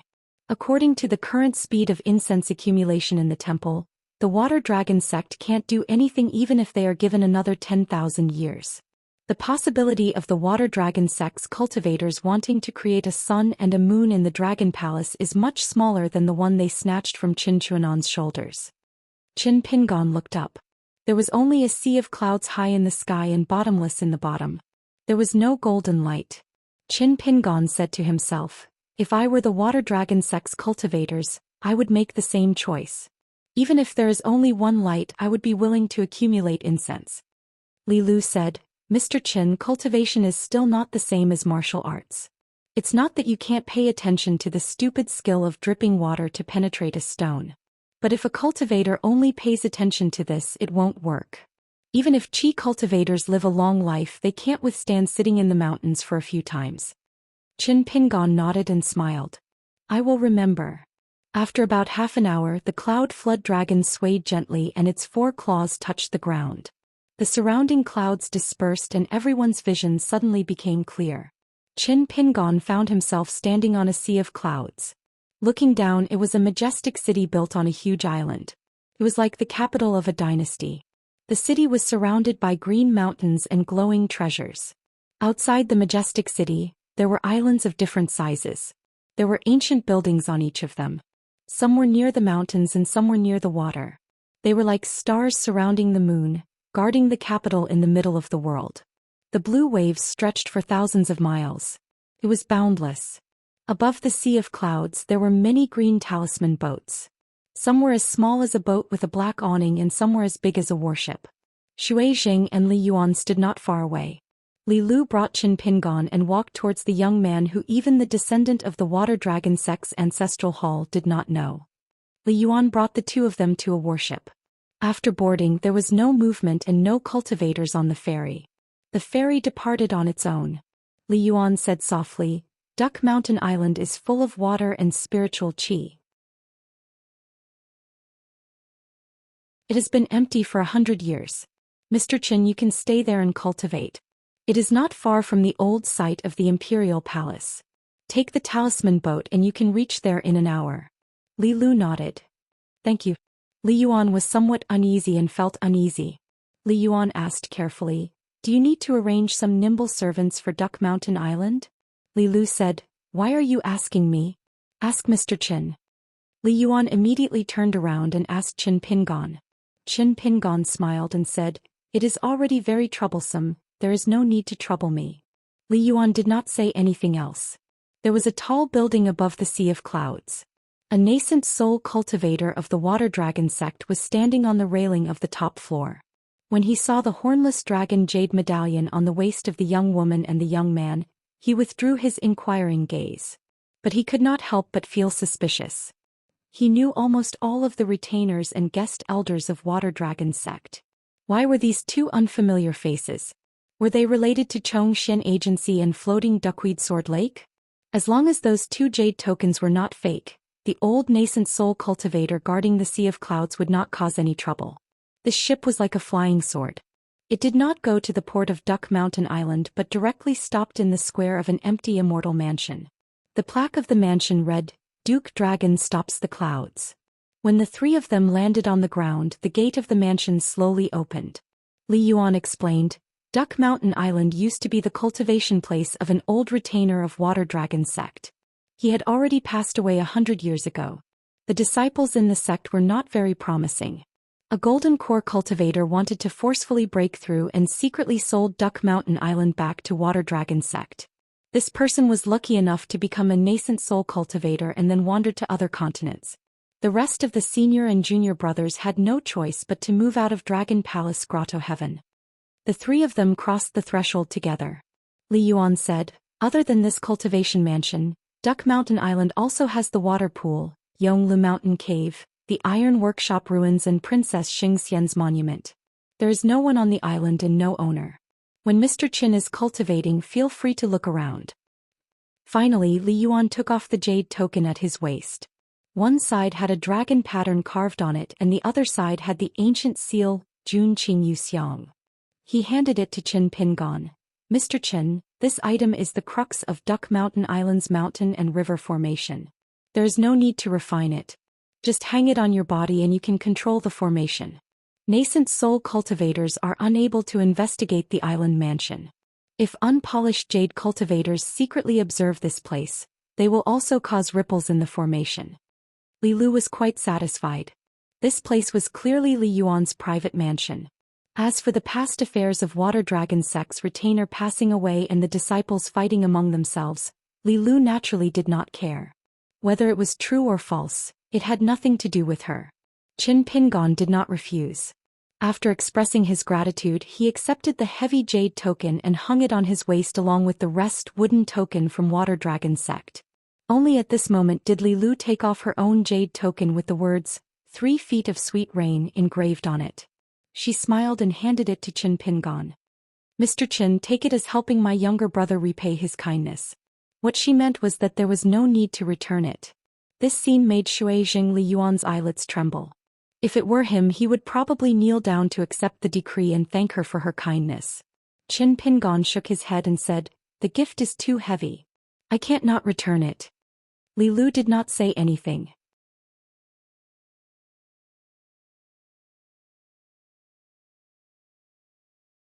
But how did this sword Immortal suddenly become a legendary immortal weapon from a half-immortal weapon? Li Lu revealed the secret. The sword has a bit of great spirit and a bit of pure Dao intent. Qin Pingon fell into deep thought. The latter was understandable because the sword Immortal had refined the broken sword energy that Daoist Sun had given him. But what was the reason for the former's great spirit? Li Lu did not say more. Also, Mr. Qin can stay at Duck Island and absorb the surrounding water spiritual energy without any worries. Dragon Palace Grotto Heaven will not mind such a small loss. Moreover, it is Duck Island's share. There is another piece of news that is not good news. Let Li Yuan help me send a letter to Luopa Mountain in Aquarius Continent. There will not be any clues. Li Lu stopped. I will go to Dragon Palace for a tour. Qin Pingon nodded. Before Miss Li leaves Water Dragon Sect, you must inform me so that I can return the jade token. Li Lu did not know whether to laugh or cry. Qin Pingon also did not know whether to laugh or cry. He had guessed Miss Li's plan. Li Lu nodded. Okay, before I leave I will come to Duck Island. Qin Pingon did not ask her to stay. Li Lu turned into a rainbow and left. There was not a single ripple of spiritual energy in the world. It was the same as Sword Immortal Tai Kai's Imperial Wind Chi technique. Qin Pingon walked around the mansion alone. He was prepared to find a secluded place suitable for cultivation. He planned to look around before going to the pond and the Immortal Ascension Steel. Li Lu silently rose into the sky and landed near the mansion. Only then did she go to the Sea of Clouds. She took it that she had kept her promise. In the Sea of Clouds, Li Yuan stood with his hands behind his back. Li Lu asked, "How is Water Dragon Sect's ancestral hall?" Li Yuan said concisely, "Everything is fine." Li Lu smiled. "Li Yuan, you only have this bit of hard work left." Li Yuan smiled. Li Lu asked, "What does that old woman have to do with you?" As long as Li Lu was in Dragon Palace Grotto Heaven, she was superior to the other saints. Li Yuan shook his head and sighed. "It's my fault for pretending to be a water ghost and scaring a little girl." Li Lu lost interest. After instructing Li Yuan to keep an eye on Mr. Chen's cultivation, she casually opened the sky screen. When she entered a certain part of the water of salvation that bordered the small grotto heaven, she was thousands of miles away in an instant. She was much more stealthy than any immortal's supernatural power that could shrink mountains and rivers. All rivers, lakes and seas in the world were under Li Lu's jurisdiction. Actually, regarding Qin Pingon's underwater mansion, Li Lu was probably the most qualified person in the world to criticize. She just did not deliberately say it. Qin Pingon first chose a place for cultivation. Then he strolled alone. After he finished looking at the 4 historical sites, he began to return to the mansion. He took out 6 green bricks from the Daoist temple and placed them on the ground. Then he began to practice his martial arts. He hung the sword Immortal on the wall and leaned the mountain walking staff against the wall.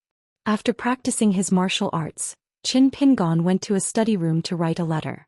He talked to Zhou Xian about the matters of the Lotus Root Blessed Land. Of course, there were also many trivial matters. At the end of the letter, he told Zhou Xian that he would wait in the Dragon Palace Grotto Heaven of the Water Dragon Sect until he received a reply from Luopa Mountain. In the letter, he confessed to Zhou Xian that he did indeed have some surplus after wandering around half of the North Continent. However, if he could borrow money from Luopa Mountain and make up for the shortfall in time without any hidden dangers, he would not sell his belongings cheaply.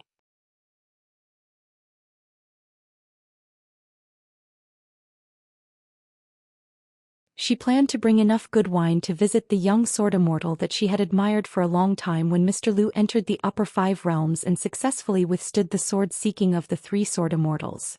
She heard that Mr. Lu actually loved to drink. It was just that, under normal circumstances, he was not willing to drink. For this reason, Su Xingjiu had even specially trained her alcohol tolerance. This caused Xianxia and Zhao Qingwan to be somewhat worried. Perhaps Su Xingjiu had become so complacent that she actually drank so much. Su Xingjiu could only explain that Mr. Qin had told her that if she could not hold her liquor, even if she met Mr. Lu, they would not be able to chat, let alone drink. Outside a thatched cottage on a mountain peak of the Tai Hui Sword sect, the youth who had already officially become a disciple of the sect, Whitehead, sat alone on a long bench. His entire body swayed back and forth, only feeling bored. While he had originally thought that the one surnamed Lu, after all, was a famous sword immortal. In the Tai Hui Sword sect, no matter what, he should have a lofty mansion with the grandeur of an immortal family. He had never thought that there would only be this small rundown cottage behind him. There were many books inside, but he did not like to read them. Thus Whitehead had nothing to do. He pondered if he was still an assassin of the Deer Mountain, whether or not he would be able to deal with those Tai Hui Sword sect geniuses. However, those people of the same age when they saw him were all courteous. One would not slap a smiling person. Whitehead felt that he really could not bring himself to use his fists and knives. Those fellows looked at him with eyes more envious than the other. Whitehead found it strange. Do you guys like being that Lu's disciple that much? Is it okay to exchange with you guys? It was a pity that when those people heard about it, they all looked at him strangely. After that, they did not come to the thatched cottage for a stroll. Well, it was better if he was alone. On the shore of the West Sea of the North Continent, near the Baby Mountain and the Thunder Deity's residence, an old and a young Daoist appeared. The young Daoist squatted on the ground and vomited non-stop. This was the benefit of having experience. First, he ate and drank to his heart's content.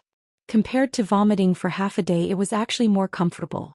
The old Daoist squatted down and patted his disciple's back lightly. It's my fault for not being skilled enough. Zhang Shanfeng turned his head and cried miserably. Master, if you say that, I won't feel any better. Venerable Fiery Dragon smiled and said, Master, in your heart you feel better. Zhang Shanfeng took a deep breath. Just as he was about to stand up, he continued to squat and vomit. Venerable Fiery Dragon was about to complain about himself when a group of cultivators who were riding the wind towards the Baby Mountain saw the young Daoist's embarrassed state and laughed out loud. Zhang Shanfeng did not care about this. He was very dizzy. The old Daoist priest, on the other hand, disappeared without a sound. He arrived behind the two earth immortals of the Imperial Wind Realm and pressed one of their heads with his palm. He said with a smile, What's so funny? Tell me so that I can have a laugh too. The two earth deities only felt their scalps go numb. They immediately shrunk their necks like two chicks. One of them braced himself and said loudly, Old Daoist, I'm happy to have met you. The other person was relatively slow to realize and quickly said, I'm happy to have met you, Old Daoist, I'm very happy today. Venerable Fiery Dragon pushed lightly, causing the two earth deities to stagger forward. He smiled and returned to Zhang Shanfeng's side. Zhang Shanfeng did not notice his master's departure and return. After Zhang Shanfeng stood up, he wiped the sweat on his forehead. Master, we can continue our journey. The old Daoist smiled and said, There's no hurry. Take it slow. As a cultivator, time is long. If you go too fast, you'll miss the scenery. Zhang Shanfeng complained, I still want to give the water pill to Chen Pingon earlier. The old Daoist nodded and calculated with his fingers. This matter could indeed be rushed. In the ruins of the Jinjia continent, Lu Yuzhou was yawning. The lady in white was still punching continuously. Looking at her posture, she was really addicted. Chao Xi still did not fight back. She did not speak. She only looked at the collapsed statues. Sometimes when Chao Xi saw them, she would bow, put her palms together and even bow. The lady, who was getting stronger and stronger, only punched. Lu Yuzhou was not a pure martial artist. He just felt that her punches were getting less and less methodical. She was doing whatever she wanted. Her punches were also not as forceful. However, to Chao Xi there was no difference. She was still punching and looking at the statues. Suddenly she stopped. Her fingers and the back of her hands were all exposed. She asked in a low voice, Is it still wrong? Chao Xi turned her head and smiled. Why? Is it wrong if you can't defeat me? Is there anyone in the same age as me who has the right fist technique? Chao Xi rarely spoke. For the first time she said two sentences. There is no wrong fist technique in the world. There are only martial artists who practice it wrongly and those who don't mean enough. The lady gritted her teeth. It's not that you can't defeat me, it's that you can't hit me. Chao Xi nodded. She did not speak again. Since it was the truth, as long as one was not blind, they would know. It was easy for Chao Xi to say a few polite words. But for her, what was the benefit? If a pure martial artist who wanted to reach the top could not even stand a few words of truth, how could he climb the mountain with his fist technique and stand firmly at the top? On this point, the person of the same age that she met at the Great Wall of Sword Qi did really well. He was willing to accept his fate. In fact, it had always been so that one day he could not accept his fate. Chao Xi continued to move forward. She remembered something and asked, Do you remember how many punches you threw? The young lady shook her head. I don't remember this. Chao Xi, who had her back to her, said slowly, Then just remember this. You don't have to think about how to punch or how to release your strength. Just remember the number of punches. The young lady frowned. Chao Xi, why are you willing to give me pointers on fist techniques? Chao Xi raised her head and looked at the sky. It's not pointers. It's just worthy of me saying a few words, so I'll say a few words. It's not that big of a deal. If you meet other martial artists in the future, you can do the same. I think you will do the same. The path of martial arts is not a narrow path where you die or I die. Martial arts' fate is even more so. It doesn't seem appropriate to tell you this. She smiled bitterly. That's because you are Xianxia. You are destined to not meet people of the same age who can make you feel despair. Xianxia nodded. I don't need to think about this. She was a little annoyed. Xianxia said, a true martial artist is pure. He won't let others feel that he is angry every day. Wuxia was amazed. It was rare that Xianxia was willing to nag so much. This was probably Xiaoxi's so-called purity. Once this lady reached the golden body realm as the strongest level 6 in the world, Xiaoxi would have an opponent of the same level. At least their realms would be the same. As for the level of their fist techniques at that time, he probably knew it best. She still felt despair. It was good that she was in such a sorry state when she fought against a level 7 as a level 6. But if she fought against a level 7 as a level 7 and still couldn't even touch the corner of her clothes, Wuxia would feel aggrieved for her. On a bustling street in a city in the blue universe, a handsome young Daoist priest set up a stall by the road. He said that it was about palm reading. It was a special skill passed down from his ancestors. There were many young ladies and women. As for his junior brother, he had read a tragic story about a cultivator seeking revenge. This was his junior brother's hometown, but he had chosen to travel through the night dressed in silk clothing. He had found a person of the same age as him and a young girl who was his childhood sweetheart. The young Daoist priest touched the fair and tender hand of a beautiful girl as he mumbled to himself. He wondered if his little brother would let go of his best friend who was like a brother to him and if he would beg him to bring the girl back to the Cultivation building. This was another unhappy story. The young Daoist priest was curious about what his little brother would do. There were many choices, but ultimately, it was his little brother's attitude towards the so-called heart towards Dao. Zhou Xian gently put down the pretty girl's hand and talked to her about marriage. He turned his head and looked in a certain direction. He wasn't disappointed, but there didn't seem to be any surprise.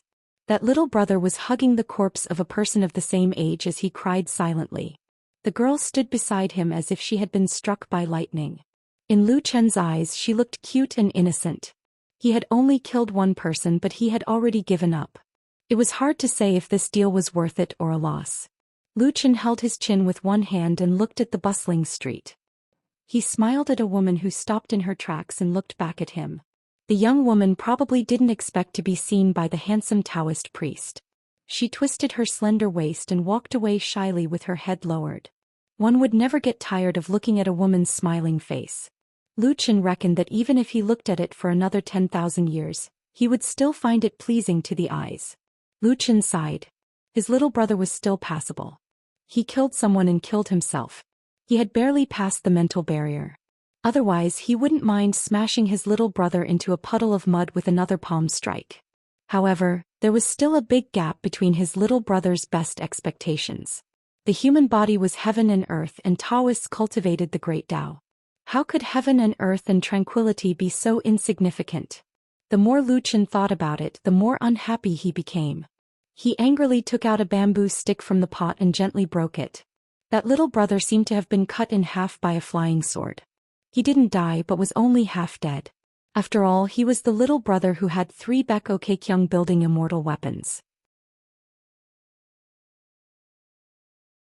How could he die so easily? Another Zhou Xian appeared beside the little brother who was still struggling after being cut in half. He squatted down and smiled.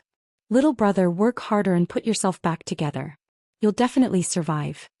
As for the Zhou Xian from the fortune-telling stall by the roadside, he smiled and extended his hand to a young girl who had already taken a seat. I'm proficient in palmistry and can tell the accuracy of marriage. I'm practically the sworn brother of that elder Yu. On the stone cliff by the river of the Melochin family in the South Hassa continent, Lu Xianyang realized for the first time that the old Taoist priest was standing there earlier than him. After walking up the stone cliff, Lu Xianyang bowed with his hands folded and greeted the old man. The two of them often met. The old man said that he was a teacher. As the Melochin family owned an academy, there were many people who studied here. There were even more people who traveled here. Therefore, Lu Xianyang didn't find it strange that he didn't recognize the old man. Lu Xianyang found that the old man seemed a little different today. He didn't ask about his progress in his studies and whether he had any doubts. The old man once said that it wasn't good for him to not stick to the rules when his studies were not deep enough. If his studies were deep enough, he would be obsessed with the rules. It wouldn't be appropriate for him to just stick to the rules. After all, learning in the world needed to be done step by step. The old Taoist priest stood on the edge of the cliff and looked at the river. After a long silence, he turned his head and asked, Xianxia, what do you think of the Mellow Qin family's culture and style of study? Xianxia was a little surprised. This was the same question he had asked the old man when he first met him. He didn't know why the old man asked again. Xianxia still gave the same answer. Good. The old man asked, what's good about it? Xianxia smiled and said, it's good that it's useful. The old man nodded. Then it's really not bad.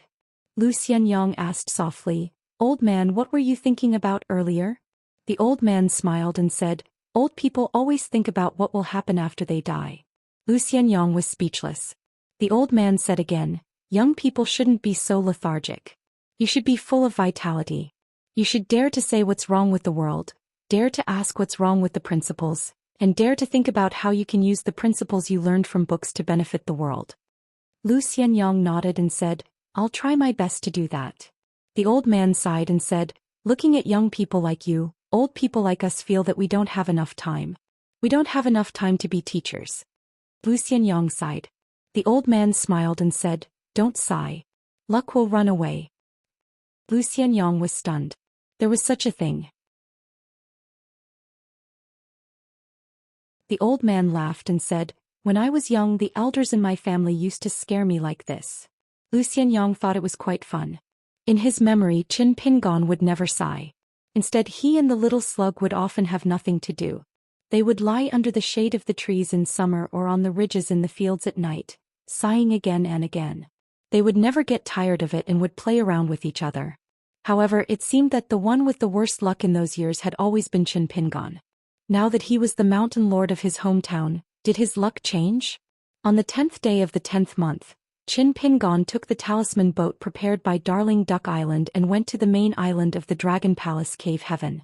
Incense was burning there, and even the cultivators were burning paper and cutting underworld clothes. They followed the ancient tradition of giving clothes to their ancestors.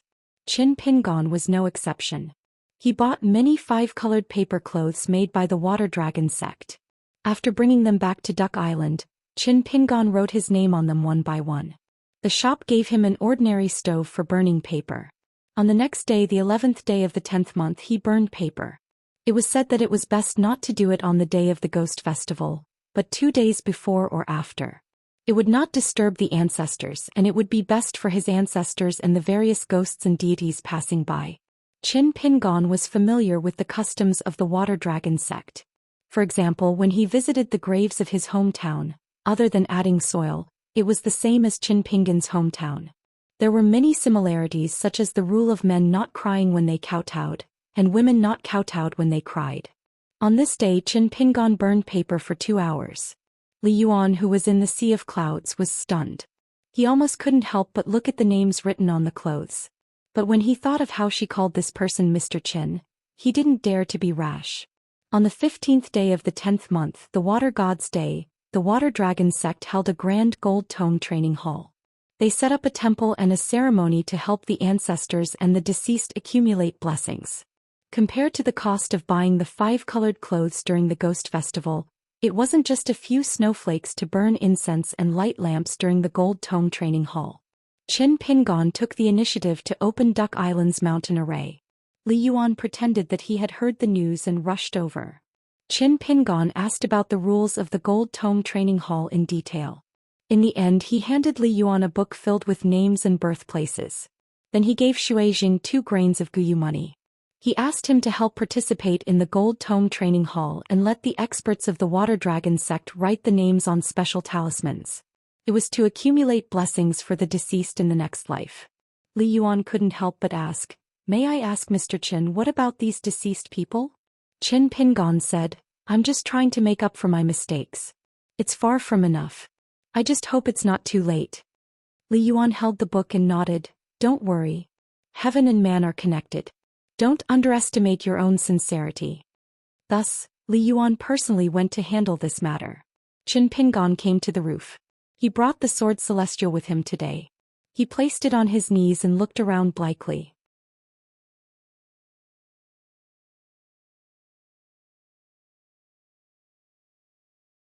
"550. Qin Pingon had stayed in Darling Island for almost 10 years. During this time he asked Li Yuan to help him with two things. First, he asked Li Yuan to help him with the Golden Book training ground, and second, he asked him to help him send a letter to Luapa Mountain. Qin Pingon wasn't able to guess this person's identity. He had a young face, but he looked exhausted and his spirit seemed to be lacking. It was as if he had encountered a bottleneck in his cultivation. Qin Pingon had seen this sort of phenomenon in some old cultivators who believed they had no hope of reaching the Great Tao. Li Yuan would not go ashore unless he was alarmed by the formation of Darling Island. Qin Pingon could not understand how Li Lu had been cultivating in the North Continent all these years. However, there was no record of it in so many mountain and river reports. During this period of time, Qin Pingon had not only been tirelessly refining the spiritual aura of the mountains and rivers, but also stabilizing and expanding the layout of the two key aperture acupoints in the mountain temple of the Shui Mansion. He would also focus his mind like a mustard seed and inspect the interior of his body. He would observe the fierce sword aura that was like an iron cavalry knocking on the pass, and also observe the sword tip on the 1st and 15th day of the lunar month as it ground the dragon-slaying platform. Sparks flew everywhere, just like how Master Wan in his hometown forged the sword, filling the room with brilliance. The Dragon Palace was like spring all year round. The winter was not cold and the summer was not hot. It often rained. There were drizzles and torrential rains. Every time it rained, Qin Pingon realized that there were cultivators on the neighboring islands. Most of them were earth immortals. They were either bathing in the rain, using their bodies as small worlds. They opened their doors and rapidly absorbed the spiritual energy of the mist. Some of them used magic treasures like jade pots, spring bottles, ink stones and so on to intercept the rainwater. In his free time he would start to read the book of stories where everyone died in the end. The process was different. Most of them had different personalities and died in all sorts of strange ways. In the end, the person who killed them was even more varied. Back then, at the peak of the Immortal Mansion when the River of Time stopped, this book fell to the ground after the big demon died. It was then given to Qin Pingon by Daoist Sunday. Qin Pingon found an oil paper umbrella with a bamboo handle on Darling Island. As long as he wasn't cultivating at the time, he would go out for a walk every time it rained, regardless of day or night. He would walk around Darling Island and walk alone with the umbrella for about 30 miles. Among the 3 tablets, Li Lu's hornless dragon jade tablet, which was engraved with the words, 3 feet of sweet rain, had already been taken by Qin Pingon and placed within a foot's reach.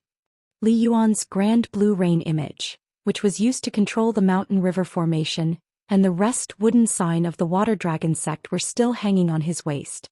When he walked in the rain, he would occasionally make a slight knocking sound when his steps were slightly larger. On this rainy night, Qin Pingon went out with an umbrella as usual. Zhou Xian's reply should be arriving soon. Qin Pingon stopped and looked at the distance between the 2 islands of White Armor and Grey Beard. Suddenly, a gorgeous carriage jumped out of the lake.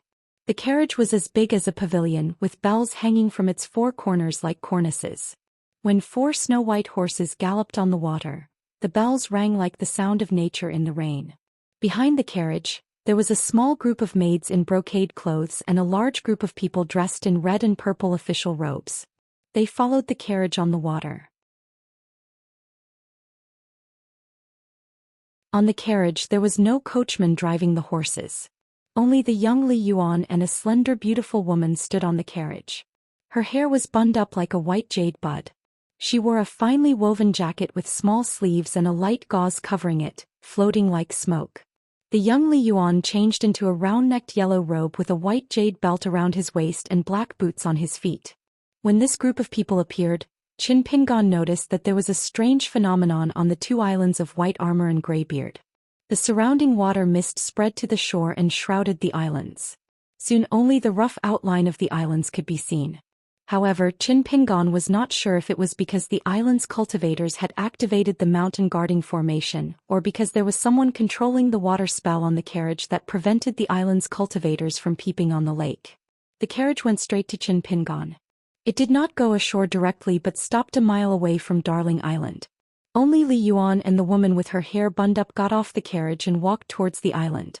The woman seemed to have removed the camouflage spell at the last minute, revealing her originally blurred face. She had a pair of golden eyes and was undoubtedly one of the local mountain deities. Li Yuan and the woman walked in front of Qin Pingon.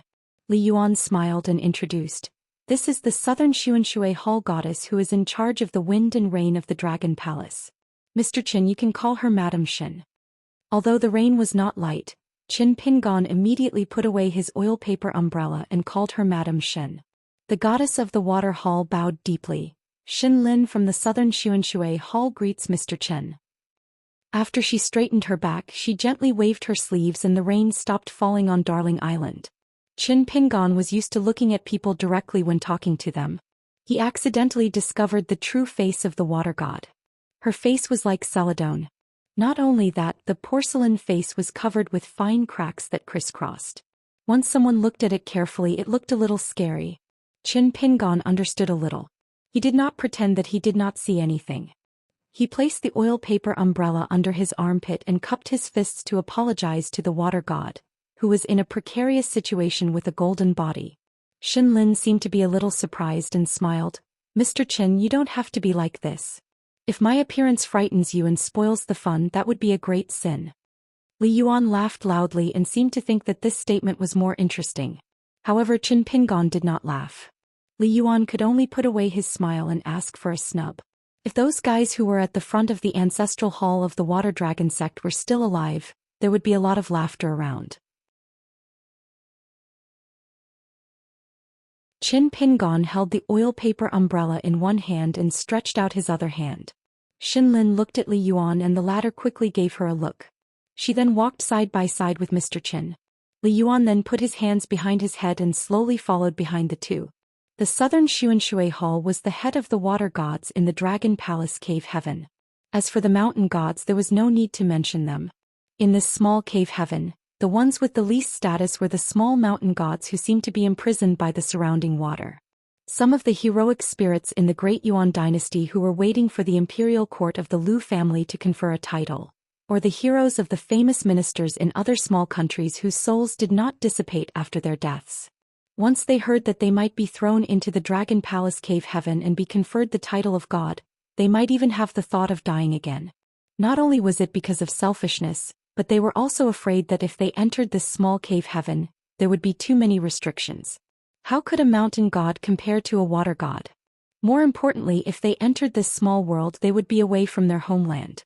As a god, how could they nourish the fate of their country's mountains and rivers?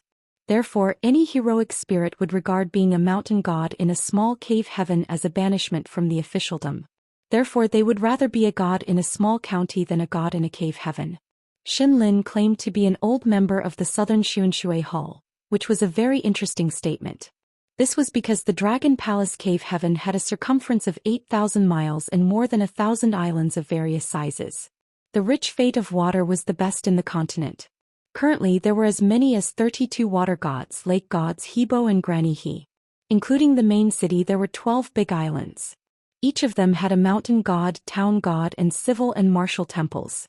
Compared to the water gods, there were more gods. Li Yuan looked at the woman, not far in front of him, and sighed in his heart. They were in the same boat. However, what the Water Dragon sect could do was to rely on the gold script dojo year after year to increase the number of incense. Although they could also repair the southern Xianxia Hall, which was similar to the repair of houses in the marketplace, it was not as direct and effective as him, a water god who could absorb incense and refine the essence. After all, this was the reason why a cave heaven was inferior to a blessed land. A cave heaven was only suitable for people who practiced Taoism. They could practice peacefully in groups of 2 or 3. It was a naturally peaceful place. It was difficult to not be aloof from worldly affairs. A blessed land was vast and there were many people. It was good for the gathering of incense. It was the natural dojo for a god. Qin Pingon and Mrs. Xin talked very happily. Unfortunately, the Dragon Palace Cave Heaven was not like the Spring Dew Garden and the Sparrow Mansion. There were bound books for people to understand the customs of a place. In fact, this was the first time Qin Pingon heard of the southern Xianxia Hall. However, the gods who had the title of Water Hall usually had a strong background. In the Book Lake, the Pearl Island near the Verdant Canyon Island, the owner of the island, Lu Zhongrun, was the eldest princess of a fallen country. Her country had a legendary water hall, which attracted the attention of the sword practitioners of the Zhou dynasty. Of course, the nascent soul sword practitioner from the royal family of Zhou dynasty was still thinking of gaining both wealth and beauty. Qin Pingon had seen the mystery of the elixirs collected by the water hall. Even the earth immortals coveted them. According to Lu Zhongrun, the most important kind of elixir, any one of them could make the Book Lake surge with hundreds of feet high waves. Before Qin Pingon left Luopa Mountain, Lu Zhongrun had yet to truly discuss the matter of migration with Zhou Lian. In truth, Qin Pingon did not quite understand why Lu Zhongrun insisted on splitting the female cultivators of Pearl Hairpin Island into two. Apart from the Hall of Ancestral Masters that remained at Calligraphy Lake, he would send the majority of the Hall of Ancestral Masters to Longquan County to cultivate. Since the current Calligraphy Lake had rules, and it was under the control of Jiang Shangzhen's True State sect, it was completely different from the previously lawless Calligraphy Lake. To put it bluntly, with Lu Zhongrun's meager wealth, the True State sect really would not covet it. Even if they moved to the Longquan County, they would still be living under someone else's roof. Qin Pingon should take the immortal money of the Pearl Island, not one less. The Pearl Island had mobilized a lot of people and Lu Zhongrun had spent a lot of money. Qin Pingon really could not figure out how Lu Zhongrun did business. Just like how Qin Pingon did not know the relationship between Li Lu and Li Yuan, he also did not know the relationship between Shenlin and Li Yuan. So along the way he just talked with the water god of the Nansen Hall. As Qin Pingon was used to this kind of thing in the Book Slip Lake in Xianxia Island, he was already very familiar with it. His responses were flawless and polite, but he did not give people the feeling of alienation and coldness. For example, he would humbly ask Shenlin about the origin of the fairy ascension stele on the Darling Island. Shenlin of course told him everything he knew. As the two most senior gods in the cave heaven of the Dragon Palace, they were very familiar with the people in their own territory. Li Yuan listened to the two guys who met for the first time chatting in front of him. He felt it was a little fun. But he also felt it was a little sad. The high and mighty master of Jianghu finally came to the Dragon Palace cave after countless years. What was the result? She did not even bother to look at the Nansen Water Hall. She did not even bother to say a word or two to Shenlin, who did not make any contributions but worked hard. Li Yuan could even be sure that if it was not for the arrival of this Mr. Qin, the master of Jianghu would not even look at him, the master of Jianghu who had taken care of the summer palace for countless years. He was really ruthless. Li Yuan always felt that whether it was him or Shenlin, both of them were gods with quite high ranks. They could be considered to be indifferent to the worldly affairs. But compared to the unattainable ancient great god, they were like the infatuated type in the human world. Shenlin seemed to be very interested in talking. He took the initiative to introduce the local customs of the Dragon Palace cave to Child Qin. This was what Qin Pingon wanted to hear the most. Since the first time Qin Pingon went out to travel with Little Treasure Bottle and the others, it had always been like this. He asked the woodcutter when he went up the mountain, asked the boat driver when he went down the river, and asked the local people when he entered the city or passed through the town. At that time Qin Pingon did it himself. Even if Li Baoping, who was the most serious and meticulous, wanted to share youngest uncle's burdens, Qin Pingon would still be worried. After that he traveled around alone and it was still the same. No matter which place he was unfamiliar with, as long as Qin Pingon felt that he could not fully understand it, he would feel uneasy. This probably had a lot to do with the wedding dress ghost blocking the way in the early years, the accident in the Eagle Fortress, accidentally entering the Lotus Flower Blessed Land, and experiencing the murder behind the scenes in the Ghost Valley. Qin Pingon knew that if he went to the extreme on this matter and did not change, it would be a bumpy pass on the road of cultivation. This idea suddenly came to Qin Pingon after he met Li Lu. Because after comparing Li Lu's words and actions here, Qin Pingon found that even if he returned to his hometown, except for sitting alone in the ancestral house in the Mud Bottle Alley, he could still think of nothing. Besides, even in the bamboo house in the Fallen Mountain and the shop in the Riding Dragon Alley, he was used to immersing himself in the paranoid state of, I know everything trivial and flawless. That was why Qin Pingon was so envious of the two divine magical skills of the Immortals. shrinking 1,000 miles into a square inch, and watching the mountains and rivers with the Immortal. In particular, when Li Lu casually said that, if the state of mind is not stable no matter how far you go, you are still going around in circles, it simply woke up Qin Pingon the dreamer. Qin Pingon dared to say that he never knew what he wanted, where he wanted to go, and what kind of person he wanted to be. But all along the way the path had been bumpy, and it wasn't all caused by the fate of the world. Qin Pingon himself had many blessings and misfortunes brought about by himself.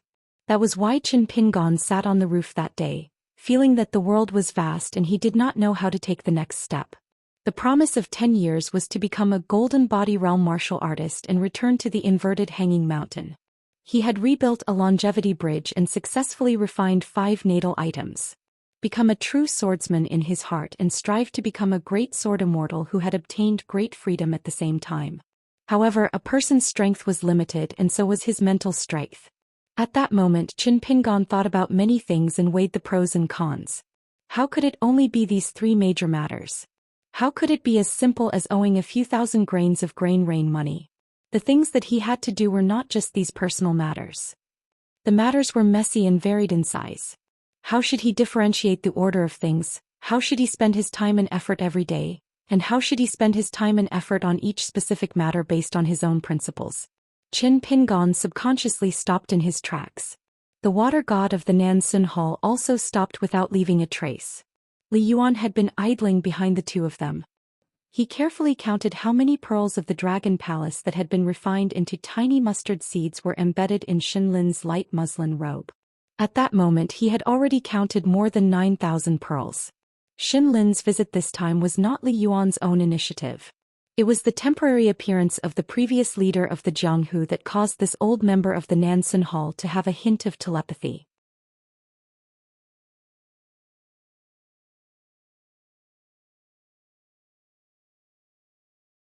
Xinlin noticed that the young man beside him was in a daze and absent-minded. She did not feel that it was rude or offensive. In fact, it could be regarded as an invisible trust for a cultivator to be so relaxed. Qin Pingon quickly put away his messy thoughts and apologized. "Madam Xin, I am sorry. I was a little absent-minded just now." Xinlin smiled and shook her head. However, she already had the intention to leave, so she invited the young man to visit the Nansun Water Hall when he was free. Qin Pingon nodded and agreed. Then he felt a little helpless. Li Lu said that she would go to the main city and then come to Darling Island. However, he guessed that she would directly leave the cave of the Dragon Palace and the Water Dragon sect. When he asked Li Yuan only said that he did not know. Xinlin left and walked to the shore. The mist under her feet rose and she returned to the horse carriage in a flash. She turned the horse head and galloped away. After running for a few miles on the waterway, it seemed to be running into the water under the lake. The carriage, the maidservants, civil and military deities who accompanied it, disappeared suddenly. Li Yuan slowly retracted his gaze. In fact, he felt a little regretful. If this young man was a little smarter, Xinlin wouldn't have just invited him to visit the southern Xunshui temple. Instead, he would have given him a valuable gift and he wouldn't refuse it. Moreover, he would have given him a gift that was perfectly justified and reasonable. At the very least, it would be an old treasure of the Nansun Water Hall. It was a first-class treasure of the water method and its grade was close to a semi-immortal weapon. Because this gift was actually not for this young man, but was like a tribute carefully prepared by a local official to the owner of the 3-foot Sweet Rain jade token. Once Child Qin was willing to accept it, Xinlin would not feel distressed at all. Instead, she would be more grateful to him for accepting the gift. As long as he revealed a little bit of his thoughts, even if the Nansun Water Hall was half demolished, Xinlin would definitely give him a valuable gift. Unfortunately, Mr. Qin had missed out on such a good opportunity. Was there a cultivator in the world who disliked the fact that there were not enough immortal treasures? Just like these gods of mountains and rivers, who would complain about having a little bit more incense essence? Probably not. What was even more unfortunate was that Li Yuan could not open his mouth to remind him. Otherwise, if he was not careful, it would only harm Xinlin, who was already rotten like a piece of mud and rotten wood. It would also make him, a little water master, unable to bear the consequences. Qin Pingon watched the carriage go away. The young man in yellow clothes and black boots stood beside him. His flash of complicated expression was quietly seen by Qin Pingon. Li Yuan took out a secret letter and said, "Mr. Qin, this is the reply letter from your hometown. From sending the letter to receiving the letter, the water dragon sect will not notice anything. In fact, this letter was a little heavy. This was the relationship between mountains and rivers. Because there was an ingenious mountains and rivers restriction set up on the letter. As a water master, it was inevitable that this letter would be a little hot." Qin Pingon took the secret letter and saw the 4 big words on the envelope. He smiled knowingly. The 4 words were "to master." At first glance, it was the handwriting of his first disciple. The handwriting was neat and tidy like his master. It was obvious that he had put in a lot of effort when writing. Qin Pingon first put the secret letter in his sleeve. Li Yuan was about to leave. After all, that person said that Mr. Qin wanted to cultivate in peace here and no one was to disturb him.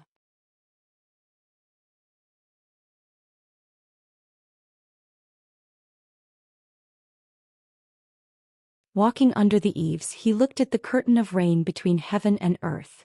When it rained in the human world, one could avoid the rain at home. If one wanted to avoid the rain in a foreign place, one could only walk with an umbrella. Qin Pingon turned his head to look at the oil paper umbrella leaning against the wall. Perhaps there was some truth to it. That oil paper umbrella did not need to be taken out when the weather was clear.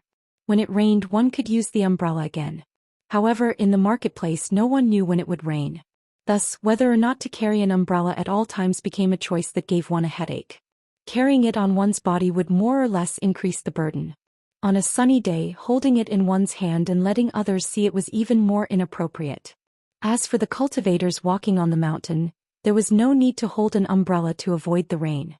Qin Pingon stretched out his hand to scratch his head, somewhat worried.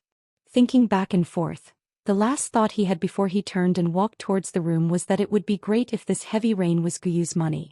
If that did not work, it would be fine if it was Snow's money. Not long after Li Yuan went to the Sea of Clouds, the water goddess Xianlin arrived. As long as the two intended to conceal their whereabouts in the Dragon Palace Grotto Heaven, even the 2 nascent soul cultivators of the Water Dragon sect who guarded this place would not have any clues. The 2 Jade Roar Realm cultivators of the Water Dragon sect did not choose to guard this place all year round. This was a kind of silent salute to the water god Li Yuan and the water god Xianlin. Sect Master Xianxia, except for the highest standard Gold Scroll Dojo, the other Jade Scroll and Yellow Scroll Dojo would not enter this place. Compared to the North sect, the South sect's Xiao Jingji had a better relationship with the South Sun Water Hall. She would come to find Xianlin once every few years. Xianlin's expression was complicated. "Li Yuan, can't you just say something casually?" Li Yuan just smiled and did not say a word. Even if the answer was no, it was enough for Xianlin to guess the correct answer. However, Li Yuan did not say anything. From the beginning to the end, even that Mr. Qin only said that he was one of the disciples of the 2 old friends. Xianlin only needed to call him young Master Qin. Then she could not be sure of the truth. As long as she was not sure, this old friend of the South Sun Water Hall, she would be gambling her life if she did anything unnecessary. Xianlin changed his method and asked tentatively, "Shall I ask Xiao Jingji?" Li Yuan smiled and said, "Up to you." Xianlin's pair of golden eyes, with traces of light flowing out of the eye sockets, stared at his colleague, the water god. Li Yuan's expression was calm. One was the water god of the great blasphemy, the other was the goddess of the summer palace. The ranks of the 2 were roughly the same. It was like a big family at the foot of the mountain, a manservant in charge of the ancestral hall, and a maid in charge of the courtyard chores. Neither of them could control the other, and neither of them was an indispensable big shot.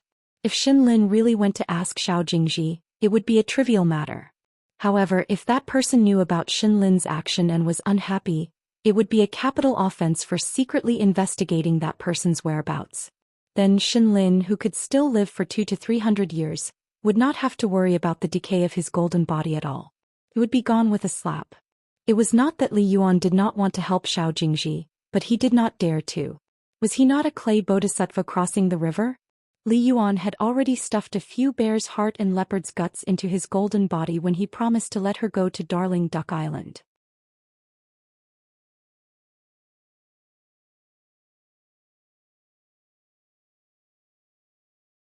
Xinlin's golden body was about to collapse. There was a hint of wanting to break the rules and desperately maintain the position of God. Li Yuan could not bear to see it. In fact, after Li Yuan saw that person again in this life, he had completely given up. There was no more fluke. Because he could finally confirm that whether it was Xue Jing, Li Yuan, or Xinlin of the southern Xunshui temple, their life and death, or the collapse of all the gods' golden bodies, that person did not care at all. This was also the reason why Li Yuan did not remind Xinlin more. Since that person did not care about the cave heaven of the Dragon Palace and the entire blasphemy realm, would he not care if Xinlin secretly crossed the Thunder Pool? What if Xinlin accidentally took the risk and succeeded? Did it mean that Li Yuan could also do the same to repair his golden body and prolong his life? Li Yuan actually did not like this terrible feeling. That was why he thought of coming to this restaurant that was full of smoke and fire in the mortal world to drink and drown his sorrows. Li Yuan did not know what Mr. Qin was worried about in Darling Island. Why did he need to take a walk with an umbrella every time it rained? Anyway, Li Yuan felt that even the rain in the cave heaven of the Dragon Palace was the wine. Even if he drank it all up, it would not be able to drown all his sorrows. Moreover, the gods in the mortal world could not get drunk, no matter if it was the wine in the market or the wine brewed by the immortals. Li Yuan wanted to squeeze out a drop of tear to pity himself, but he could not do it. He began to drink the wine in the third watch of the night. He began to bang his hands on the big table and howl. He was like a drunk young man in the mortal world who could not hold his liquor well. Not far away, a drinker roared angrily, "Little bastard, you are so noisy. Hurry up and shut up." Li Yuan wiped his face and turned his head to look pitifully. His palms gently moved back and forth on the table. "I am in a bad mood now. What's wrong with howling a few times?" The man sneered and said, "You disturbed my mood of drinking. Kid, tell me yourself. Do you want to be beaten?" Li Yuan raised his hands and rubbed his cheeks. He planned to bring this guy to the blasphemy center.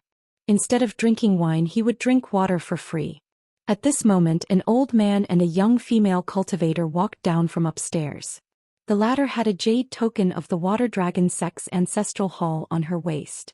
The old man looked at the man and laughed. "Don't be so noisy. You are ruining the harmony." The man said angrily, "Old man, who do you think you are?"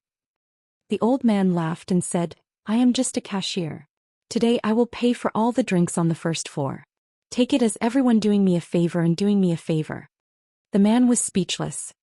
He stood up and clasped his fists. "So it is Elder Huan. Sorry for the disrespect." Huan Yun clasped his fists and returned the greeting. He walked down the stairs and continued to pay for all the drinks. Instantly the whole place was filled with cheers. Li Yuan glanced at the old man. He was an old Jindan Earth Immortal whose bottleneck had loosened. Beside him was a young girl who had just entered the Jindan realm. If he remembered correctly, her name was Bai Bai. She was highly regarded by the sect master Sun Jie. This girl was quite lucky. No wonder Sun Jie would put in so much effort to nurture her. Sun Jie insisted on giving the inch gold talisman that even Yuanying realm cultivators would covet to his disciple. Even if it was because Bai Bai had entered the Jindan realm, he was still suspected of embezzling. At the ancestral hall, the north and south sects were not happy. Especially Xiao Jingji, who usually did not argue with Sun Jie openly, even said a few harsh words to him. At that time, as the real master of the Water Dragon sect's ancestral hall, Li Yuan hid in a portrait of the ancestors and secretly watched the show. It was quite interesting. In fact, Sun Jianbao was a very good manager. He treated the north and south sects equally. But it was precisely because of this that it became another source of dissatisfaction. If Sun Jie was willing to be thick-skinned and side with the north sect disciples, there would not be so many dirty deals. If he decided on the next sect master of the Water Dragon sect and was determined to continue the rules of the north and south, would Xiao Jingji and the south sect have no choice but to lower their heads and accept their fate? He was too easy to talk to and too fair. This was the crux of Sun Jie's problem. Otherwise, at the ancestral hall, 2 or 3 of the guests sitting in the same row as Xiao Jingji from the south sect would have already sat with the north sect. Of course, if Sun Jie could enter the immortal realm, all the problems would disappear. Unfortunately, Sun Jie did not have the talent and luck. Li Yuan buried his head in drinking. Huan Yun and Bai Bai didn't bother him and were very good at it. After exiting the restaurant, Bai Bai and Huan Yun walked to the end of the long bridge. Bai Bai laughed softly. Old Shinran, although I have entered the Golden Core realm, I have not been here for long and my talent is still shallow. I have yet to open up my own residence. I hope that the next time you come to our sect, I can already occupy an island in the Dragon Palace. At that time I will definitely treat you well. Huan Yun laughed. Fellow Daoist Bai, as long as you are sure that you can open up a residence on the Grotto Heaven Island, you can send me a letter in advance. I will personally come over to congratulate you. Bai Bai smiled and nodded. He bowed towards the old Daoist Jinren. I cannot thank you enough. Huan Yun was a little emotional and returned the bow. Cultivation is not easy. You and I will work hard together. After becoming a golden core cultivator, you are of my generation. As long as Huan Yun was not a nascent soul cultivator, then no matter how big the age gap was, he was of the same generation as this young water dragon sect direct disciple. Bai Bai did not purposely try to be polite. He only watched as the old Daoist walked down the bridge and left. However, this young golden core earth immortal's gratitude came from the bottom of his heart. Actually, after returning to the water dragon sect, she was a little regretful that she did not discuss this matter with Huan Yun earlier. Even if she had to take out a huge gift, Bai Bai would not hesitate. Otherwise, the South sect would use this opportunity to suppress her future in the water dragon sect and implicate her master. For example, Wu Lingting, who was born as a wild cultivator, was a guest of the water dragon sect. Actually, he was a guest of the North sect. Because of this, he almost moved the chair in the ancestral hall to the opposite side. Her master was also very angry. Fortunately, there was a light at the end of the tunnel. Bai Bai did not expect that Huan Yun would be willing to speak up for her under the premise that there was no deal between them. Not only did he help her in her hour of need, but he also helped her to clear all suspicions in the sect. He also helped her become a cautious and experienced person during her training in the ruins. What should be said, regardless of whether it was true or not, Huan Yun said it to the ancestral master of the water dragon sect. The old Daoist did not say a word about what should not be said. When Bai Bai heard this from her master, who was relieved of a heavy burden, she was a little shocked. Her face was full of disbelief. Sun Jie did not say much at that time. He only told his disciple to cherish this hard-earned good karma on the mountain.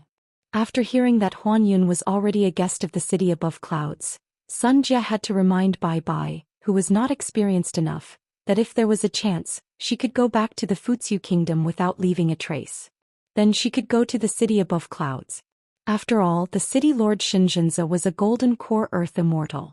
Bai Bai remembered it all. That was why she invited Huan Yun, who was traveling in the biting kingdom, to the water dragon sect. After Huan Yun knew that she had not established a residence on the island, he was even more particular. The old Daoist said that he had stayed outside for too long and needed to rush back to the mountain. That was why the conversation between the two golden core earth immortals at the bridgehead came about. These were the skills that the master and the preacher could not teach and would not purposely teach. Bai Bai stood alone at the bridgehead and felt a lot of emotions. In the past, she was always obsessed with the golden rule of the mountain. If you can't let go of the world, you can't be a person of the mountain. Looking at it now, weren't there still so many cultivators around him, high and low, all around him, all over the mountain? Perhaps the so-called let go of the world was not the shortcut of not caring and doing things her own way. Li Yuan leaned on the railing of the bridge. He was still hundreds of miles away from the bridgehead, but he could clearly see the back of the young golden core female cultivator. He felt that her potential was not bad. Li Yuan heard someone shouting behind him, "Little brat." Li Yuan turned around. That man tossed a wine pot to him with a smile. "This pot of wine was bought by this father out of my own pocket. Don't king wail like a ghost and howl like a wolf in a restaurant in the future. As a man, don't you find it shameful?" Li Yuan smiled and hugged the wine pot. He bowed and said loudly, "Thank you, sir. Take care." The man was stunned. He laughed and scolded him before leaving. Li Yuan walked and drank his wine. His mood improved. Huan Yun did not take the ferry or travel far away. Instead, he walked slowly along the Jimi River. In the city above clouds, he once walked the Minxing Road with a young man. The other party talked about some seemingly empty principles. He said that it was some knowledge. It was like the water veins. It flowed slowly and helped people walk steadily. He also said that some knowledge was the root of the mountain. The world was unpredictable. The heart was unmoved and could stand firm. Both were good knowledge. However, the difficult part of the world was that both parties had to fight often. They would fight until their faces were swollen and their heads were bleeding. They might even beat each other to death. Huan Yun listened to him. This was because this old perfected person had suffered greatly during the treasure hunt. Huan Yun was not a good person. Of course, it was not only acknowledged by others. He had always thought that he was a good person.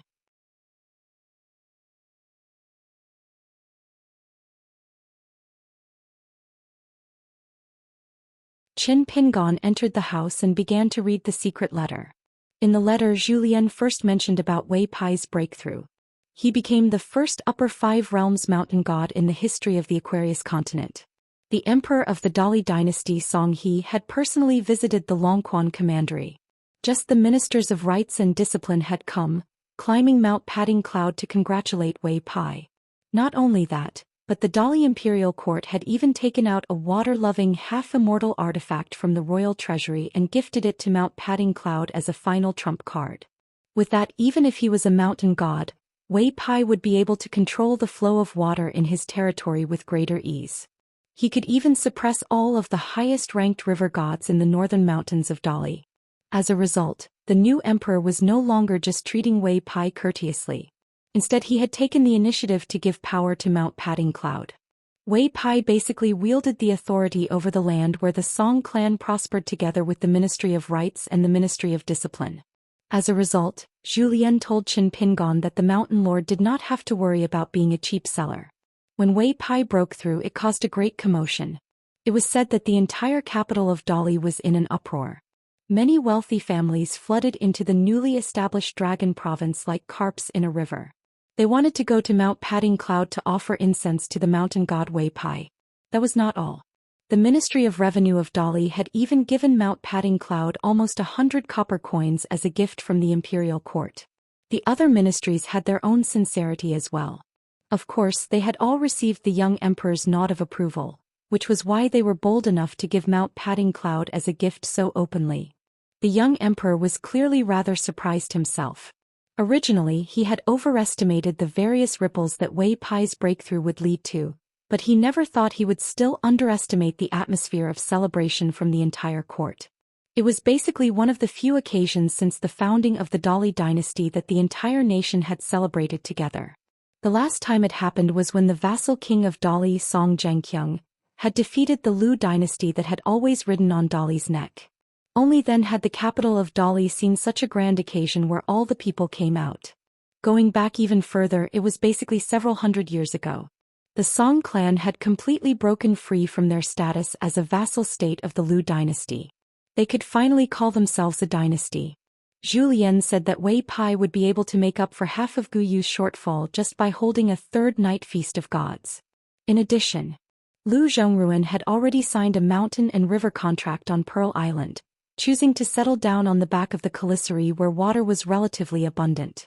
The ancestral hall remained at Book Slip Lake and had not moved, so as to avoid Jinjing sect making things difficult for them. However, more than 10 of the most talented direct disciples would cultivate on the Caliceri's back. Lu Zhongruan had already begun to hire the Mahist craftsmen and machinists to build a mansion on the Caliceri's back.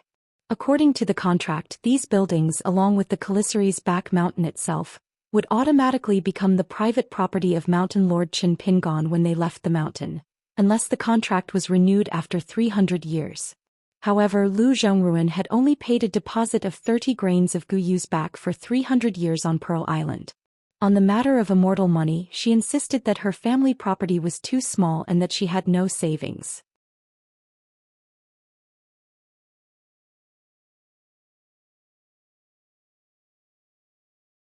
The Chao family was originally the surname of Xianxia, but Su Gaoshan now had enough power to be on equal footing with the Xianxia.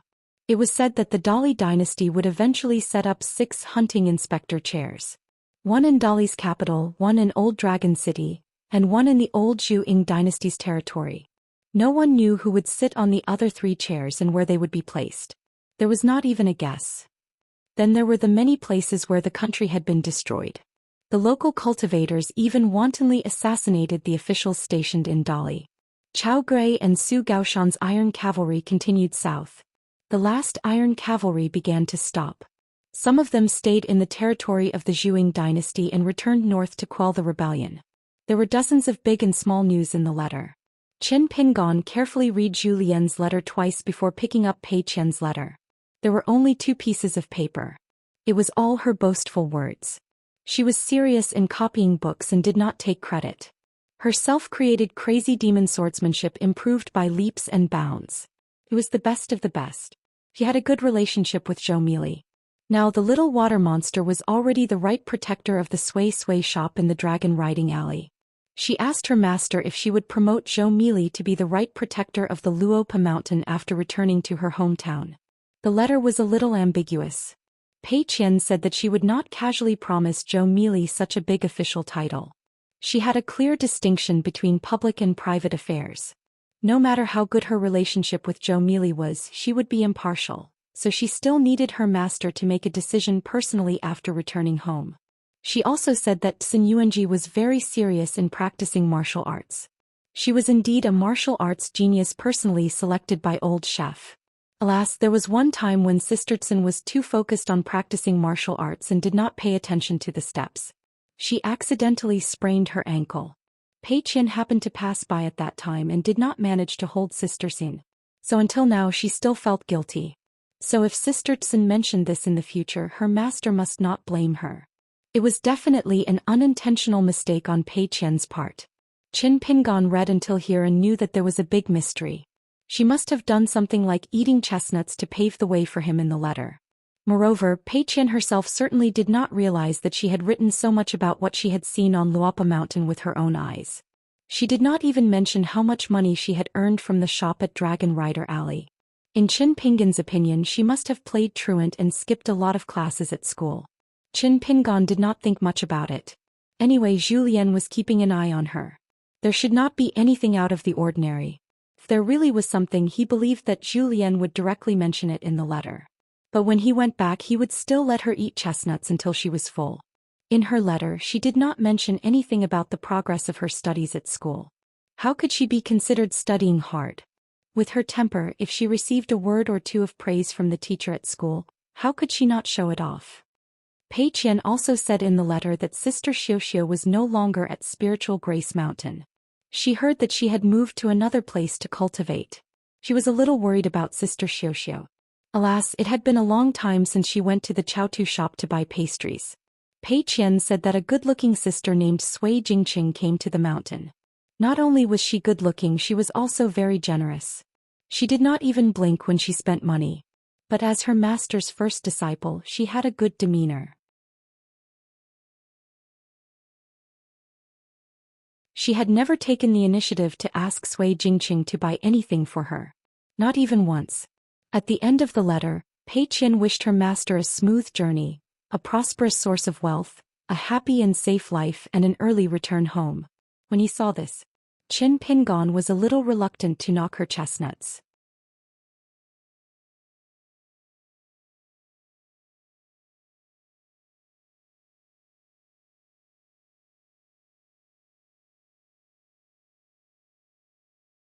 Probably because Zhang Shanfeng was still young, he was the only disciple who dared to ask about this matter.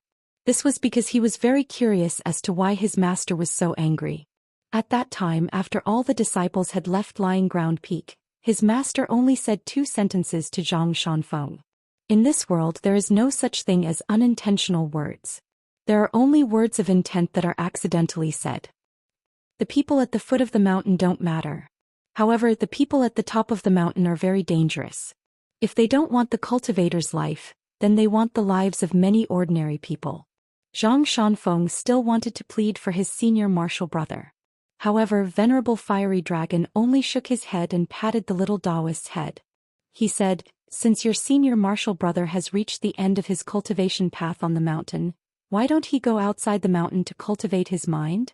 At this moment on the long bridge, the old Daoist master could only promise, "All right, master will pretend that he did not hear about this matter." Walking on the long bridge, Zhang Shanfeng noticed a bright young man in yellow. He was standing not far away and seemed to be in a daze. It was as if he was looking at the master and disciple duo. After that, the young man turned around and ran. Zhang Shanfeng asked curiously, Master, this is? Venerable Fiery Dragon laughed. I've seen him before. We've crossed paths before. On the other side, Li Yuan was sweating profusely as he ran. I've seen your grandpa. In the end, I was suppressed under the great blasphemy lake by your water techniques for a whole month. Venerable Fiery Dragon frowned and turned his head to look. It was the sect leader, Sun Jie, who had also used a camouflage technique. Sun Jie braced himself and walked forward quickly. He had no choice. If the old Daoist master was just passing by the water dragon sect, it would be fine if he did not appear. However, the old Daoist master was obviously going to the dragon palace. If Sun Jie continued to stay at the ancestral hall, it would be inappropriate. Even if the old Daoist master reprimanded him, it would be better than his own water dragon sect being rude. Although Venerable Fiery Dragon was not too willing to socialize, the other party was the sect leader after all. He would not slap a smiling face. Hence, he said, I'm only here to tour with my disciple. At the same time, he told Sun Jie in his heart, Sect leader Sun, my disciple does not know much about what happened at the foot of the mountain. Please cover it up. Sun Jie immediately understood. He bowed and said with a smile, Greetings, Daoist master. Venerable Fiery Dragon smiled and nodded his head. Zhang Shanfeng was confused. He did not even know how to address the other party. He could only return the bow and said, Junior Zhang Shanfeng greets Senior. Sun Jie hurriedly returned the bow. As the direct disciple of Venerable Fiery Dragon, he deserved a bow from the sect leader of the Water Dragon sect. This made Zhang Shanfeng a little flustered. He could only bow respectfully again. Venerable Fiery Dragon was a little helpless. Sun Jie also felt that it was a little inappropriate. Hence he did not bother with the formalities. He only said that he would accompany the Daoist master for a while. Every time Venerable Fiery Dragon left the mountain for his travels, he would always be alone. There was almost no such thing as a disciple following him. Regardless of whether it was the unfortunate Taixia progenitor who passed away, or the disciples of Peach Mountain and Xianxia from other sects, it was said that they had never followed the old Daoist master who loved to sleep to travel the world. In fact, Zhang Shanfeng left the mountain for the second half of his journey many years later. He traveled all the way south to other continents. Only then did his master find him. After that, they traveled to the Middle Continent and South Saw Continent together. Before that, Zhang Shanfeng would always be alone even if he was hungry. Although it was said that he was training his Dao skills, it was actually experiencing all kinds of hardships. Sun Jie sent Venerable Fiery Dragon and Zhang Shanfeng to the restaurant and left. Along the way, it was Zhang Shanfeng who chatted with him. He was probably worried that his master did not know how to socialize, so he had to let his disciple do it for him. Just as Sun Jie was about to turn around, Venerable Fiery Dragon opened his mouth and said, As for Li Yuan, I will help you put in a few words. Sun Jie was about to bow. Venerable Fiery Dragon waved his hand, No need. After the polite senior left, Zhang Shanfeng said softly, Master, why did you ignore him? Venerable Fiery Dragon laughed. If he is not a friend, there is nothing to talk about. Friends are not made through chatting. Venerable Fiery Dragon was a little nostalgic. Did he have any friends? Of course he did. In fact, there were quite a few of them. However, it was a pity that they were all old friends. After living for so long, it seemed that he could only bid farewell to his friends. Some could be said in person, some could not. Whether they could or could not, it was actually sad. This had nothing to do with the level of one's Dao skills. Hence, it was good that his disciple knew Qin Pingon, who liked to reason, and Xianxia, who liked to write about mountains and rivers. It was even better that Zhang Shanfeng and Qin Pingon respected the bearded ranger from the bottom of their hearts. They were like-minded and went through thick and thin together. Drinking water was better than drinking wine. Some of them called each other brothers and sisters, adding flowers to the brocade. There were knives hidden in the flowers. However, some of them sent charcoal in the snow by their friends. After sending the charcoal, they clenched their fists and waved goodbye. They only said that it was a small matter. When they were 34 miles away from the city gate, Zhang Shanfeng asked, Master, how did you calculate Qin Pingon's location? The old Taoist said, This is a very difficult thing to do. However, Qin Pingon is deeply involved with you. For example, the Taoist seal and the ancient sword that you are carrying on your back were obtained by him first. He then gave you the opportunity to give me some clues. In addition, Qin Pingan happened to be in the North Continent. If he was in another continent, it would be even more difficult for me to predict his location. In fact, there was another secret that Fire Dragon Immortal did not mention to Qin Pingan. That was when they met in the alley of the village in the southeast of the Aquarius continent. As a return gift, the old Taoist gave Qin Pingan a meeting gift to help the child walk on the path of martial arts in the future. After all, this kind of relationship was not something that could be used as a topic of conversation. When they arrived at the entrance of the Dragon Palace, Zhang Shanfeng felt that the Water Dragon sect was a little black-hearted when he heard that he had to fork out 2 small coins. Zhang Shanfeng gritted his teeth and slowly took out 2 small coins from his sleeve and handed them to the Water Dragon sect cultivator who was guarding the city gate. When they passed through the city gate, Zhang Shanfeng touched the door nail on the red lacquer door and did not forget to turn his head and say to the old Taoist, "Master, do you want to touch it too?" Back then Qin Pingan said a lot of village customs. Among them, going to the city gate to remove all kinds of diseases and passing through the city gate to touch the doornail can drive away filth and bad luck. Fire Dragon Immortal smiled and shook his head, "I'll pass." Zhang Shanfeng passed through the city gate and saw the white jade staircase that was 9,999 steps long.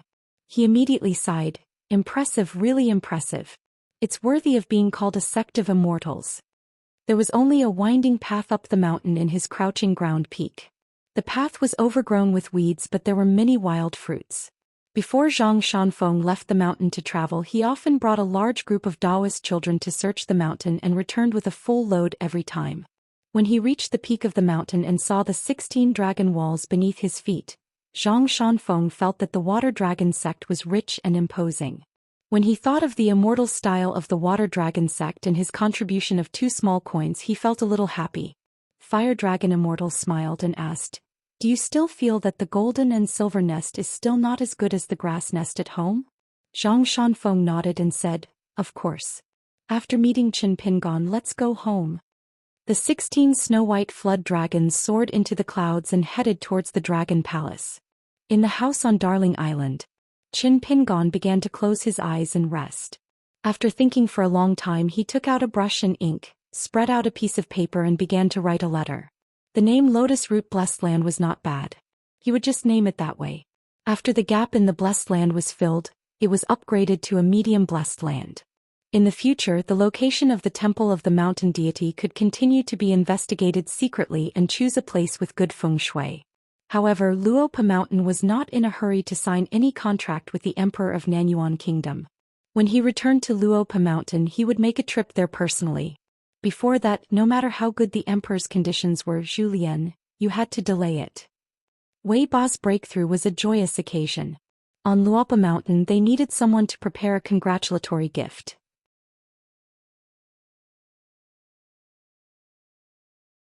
Qin Pingan's gift had to be a magic weapon of the highest grade on the mountain. He could borrow it from Jiang Shangzhen of the Xinjing sect temporarily.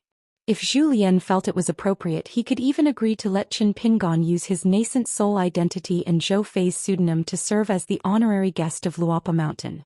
The condition was that he had an extra magic treasure. As for the gifts from Pei Qian and the other juniors, it was fine if they were light. For example, they could let Pei Qian copy a festive couplet. Of course, it would be better if Pei Qian had more ideas. As for Lu Zhongruan, Zhou Lian could ask Lu Baixiang to secretly dig up the water hall and dragon boat. This was the best result. However, before doing this, they had to inform Cui Dongshan and wait for his reply. Only then could they leave Dolly. If Cui Dongshan felt that this matter couldn't be done, he would directly refuse Lu Zhongruan. Not only that, he would also remind her to completely give up on this matter. It didn't matter if the words were harsh. Since the two sides had become long-term neighbors on the mountain, it was one thing for the other party to hear some harsh words, but it was another thing for him to say it. When he wrote the letter to this point, Qin Pingan stopped writing for a moment before continuing to write. If Lu Zhongruan insisted on taking risks, Luopa Mountain would take back the lease of the commissary. The consequences and compensation of breaking the contract would be borne by Luopa Mountain. Instead of being implicated by the cultivators of Pearl Hairpin Island in the future and being implicated by the unexpected disaster, it was better to cut off the relationship early. If Luopa Mountain wanted to operate in the long run, there were some trade-offs that had to be made. Instead of being destined to have a bigger falling out in the future, it was better to cut off the relationship early and let Pearl Hairpin Island, who had made a wasted trip, complain. If there was a real deadlock, he would need to do more secret compensation. For example, he would greet Jiang Shangzhen and Guaniran and let them help take care of Jade Slip Lake and Pearl Hairpin Island. There was no need to tell Lu Zhongruan about this. Luopa Mountain owed these two big favors first. When Qin Pingon returned to the Aquarius continent, he would deal with them later. As for Dong Shuijing, Luopa Mountain would try to help as much as possible, as long as it did not involve major issues. There was no need to pay attention to the gains and losses. However, any help to Dong Shuijing must not harm the interests of Pond Water City's garrison General Guaniran. This matter needed Zhou Xian to think carefully and be careful. As for the personal relationship between Dong Shuijing and County Chief Yuan and Supervisor Chao, Luopa Mountain could not be involved. However, Luopa Mountain could often interact with the new provincial governor Wei Li of Huangting Country. This person was worth making friends with. However, Zhou Xian, you have to grasp the specific situation. There was also the newly appointed state city god who appeared out of nowhere. Since the incense boy of the city god pavilion was already familiar with Pei Qian, then he could give Pei Qian a few words to continue to interact with the incense boy with a normal heart. In addition, Luopa Mountain and the state city god who appeared out of nowhere had some friendship, but they had to stop at a certain point. Because the other party could jump from a small piece of land to a state city god, his background must be extremely complicated. Now Luopa Mountain had to be stable so as not to be affected by the fight of some immortals in the Great Li Temple. Now the central area of the Great Li was definitely a dangerous scene with treacherous clouds and dense whirlpools.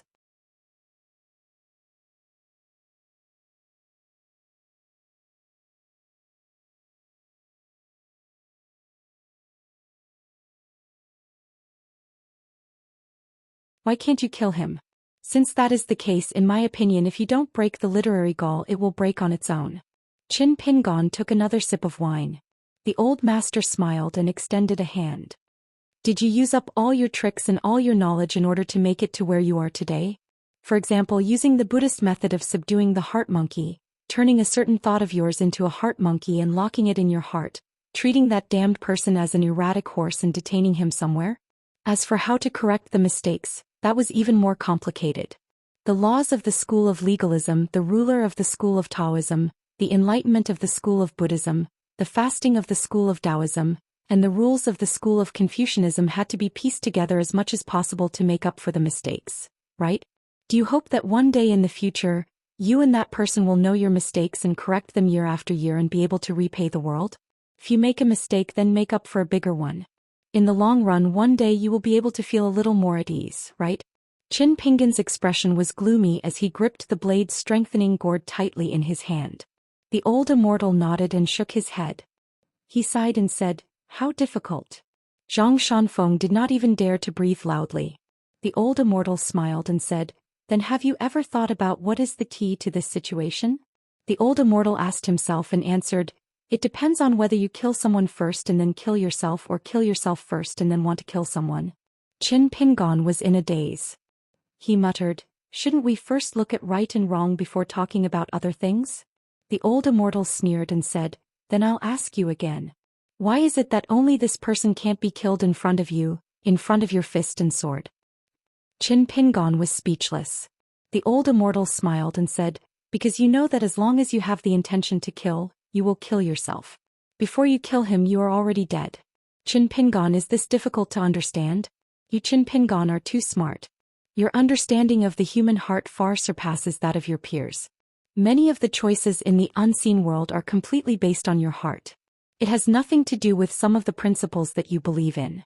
That is the most fundamental thoughts and understanding hidden in the depths of your heart, Qin Pingon. There is no need for you to twist your brain at all.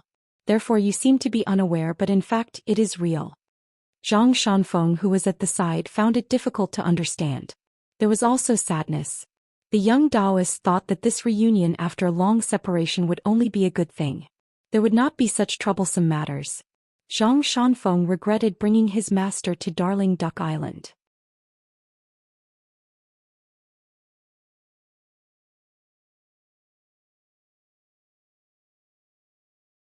Qin Pingon slowly opened his mouth and said, "Old Daoist master, there is something that I have never told anyone."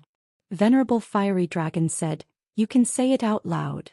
Qin Pingon took a deep breath. "I've been to a lot of places in my life, but I feel that the biggest test of my life is the most stable journey after crossing mountains and rivers. It was not the mountain-moving ape that almost killed me in my hometown. It was not the sect leader Lu from the Qingming Tian. It was not even the sword-swallowing boat that pierced my abdomen. It was also not the endless schemes and killings. During the journey that made me feel uneasy, the person who accompanied me was one of the few people that I respected the most. His name was Alliance. He was a swordsman." Venerable Fiery Dragon said calmly, "A child who is looking at a foreign world with fear and trepidation has no choice but to speculate about others with the greatest evil intentions. In the end, he only realized that his intentions were so unbearable. The higher A Liang's swordsmanship is, the higher his temperament is, and the more he can encompass the world, the more disappointed and guilty this child will feel in the future. Compared to the way a child treated Mr. Qi, who was like a god from the beginning, it was two completely different states of mind." Venerable Fiery Dragon said, "Just continue. I will forget once I hear it. You should be magnanimous and ask your conscience when the world is cleansed by the rain." Qin Pingon continued, "I only found out later that the marriage in the world could be influenced by the people on the mountain peak. Therefore I was afraid that the girl that I liked did not like me very much. I was afraid of this." Qin Pingon smiled as he said, "However, after thinking about it, I still felt that she would not. Because she was Ning Yao. There was only one Ning Yao in thousands of years. Therefore there was no what if. There was no taking a step back." Venerable Fiery Dragon laughed. "What else?" Qin Pingon said, "I was afraid that I would be like the little slug and become the kind of person that I hated the most in the past. Therefore I was always afraid of becoming a person on the mountain. When I first saw the demeanor of a sword celestial, I admired it. However, after traveling far and seeing the suffering of the world, I became more and more resistant to the so-called magnificent feat of leveling a mountain with a sword and destroying a city with a punch. But later on I figured it out on my own. I don't need to be afraid of this. If my cultivation reaches the peak and I have the heart to follow, I can make those people who only want to be happy on the mountain unhappy, and I will be happy." Venerable Fiery Dragon clicked his tongue and said, "This is the first time that I have heard of it. Not bad, not bad." Qin Pingon laughed. "Thanks to you, Venerable Fiery Dragon, for pointing out the truth. I had to admit that I was selfish."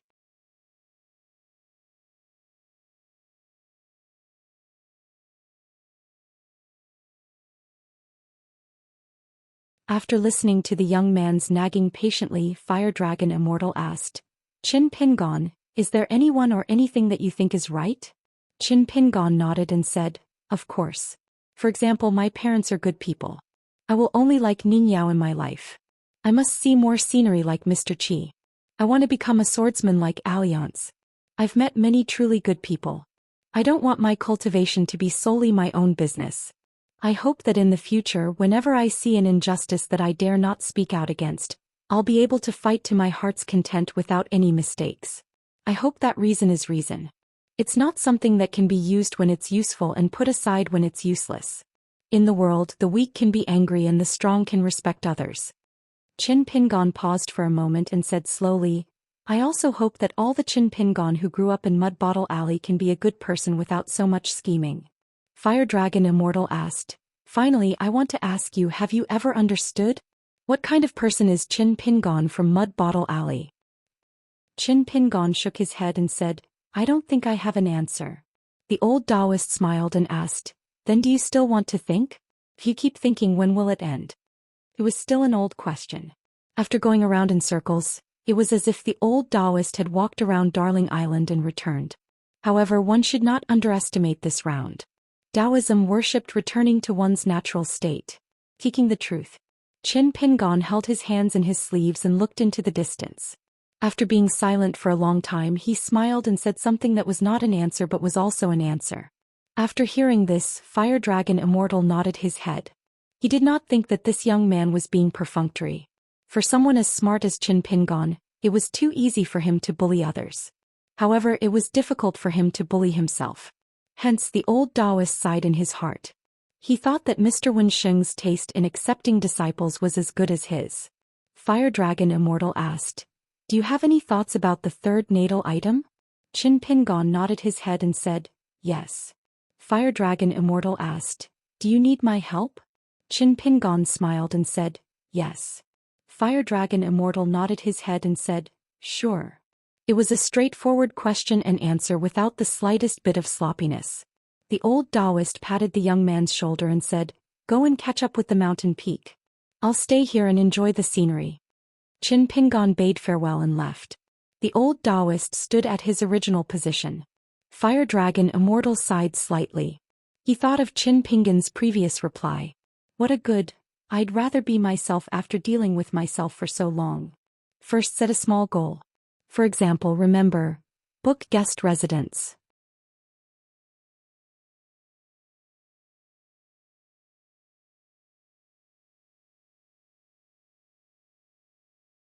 "552.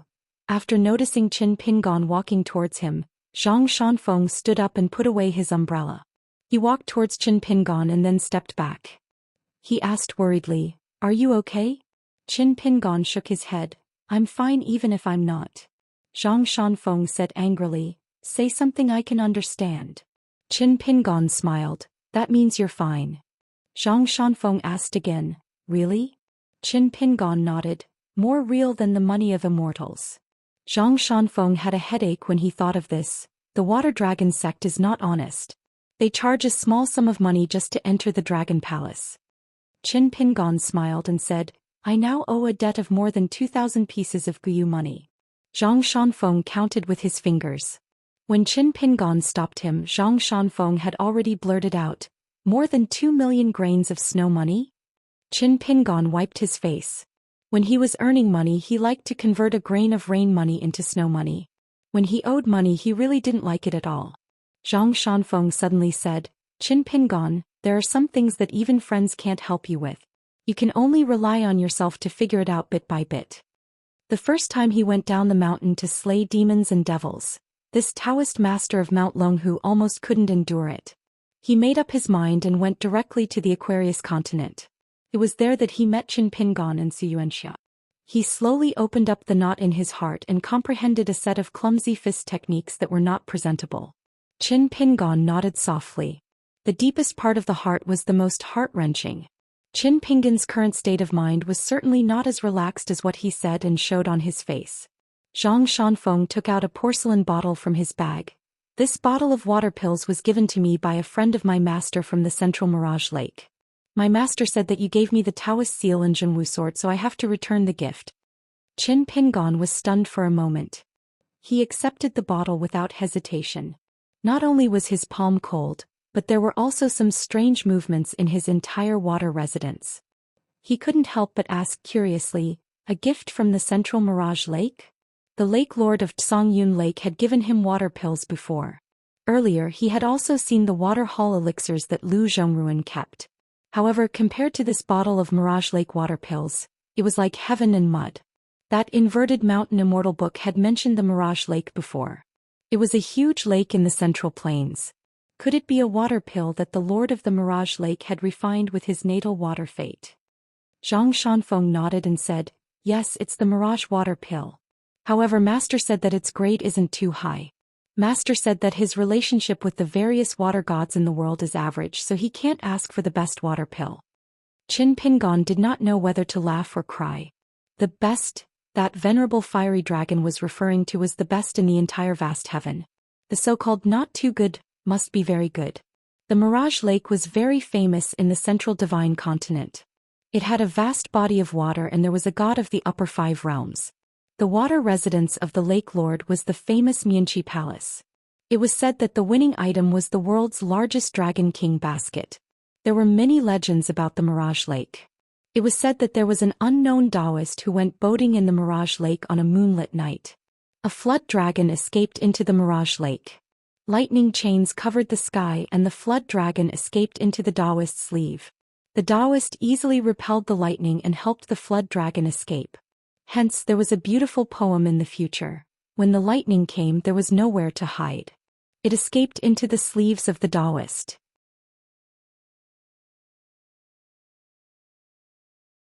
Qin Pingon held the bottle of water pills and turned to look. He said softly, "Zhang Shanfeng, you have a good master." Zhang Shanfeng was happy. "I knew it." Qin Pingon smiled. "Old Shinran has a good disciple." Zhang Shanfeng shook his head. "There are many disciples like me in the Earth Flat Peak." Qin Pingon said, "I don't think there are many." Zhang Shanfeng smiled. "You're just speaking the truth." Qin Pingon put his arm around the young Daoist's shoulder. Zhang Shanfeng lowered his head and bent over. He wanted to put his arm around Qin Pingon's neck. They bickered. Qin Pingon brought Zhang Shanfeng into the mansion and into the house. Zhang Shanfeng glanced at the green bamboo mountain staff and the sword Immortal on the wall. He smiled. "Still the same." Qin Pingon moved a chair for him and the two sat facing each other.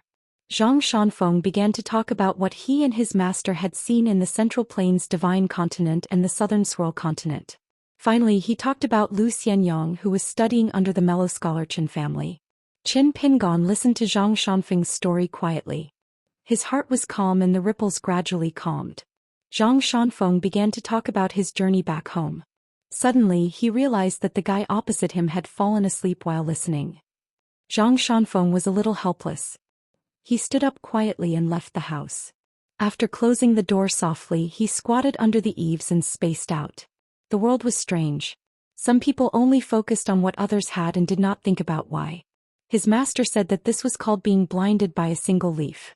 He also said that the world was even stranger. Thinking this way was not necessarily a bad thing. Zhang Shanfeng had always felt that he did not fit in with this world. It had nothing to do with his cultivation level. He could slowly cultivate on flat ground peak or travel the Jianghu with Qin Pingon and Xianxia. Otherwise he could be alone, facing the silent landscape and away from the hustle and bustle. He would not make mistakes and harm others. Heaven and earth would not harm him. Only then would Zhang Shanfeng feel slightly better. Zhang Shanfeng asked his master if there was a problem with his Dao heart. His master said that there was no problem. He even said that the Confucians were doing addition. Cultivating one's body, managing one's family, ruling one's country and pacifying the world were all on one's shoulders. Taoism, on the other hand, was doing subtraction. One by one could draw a clear line and cut off all ties. One would forget about everything and one would not have to worry about anything. In the end one would walk to a peaceful place. Buddhism changed from Hinayana to Mahayana to Hinayana. Gradually one would have an epiphany. The three leakless principles of precepts and wisdom were actually increasing and decreasing in order. The three sects seemed to have different roots and their paths were very different.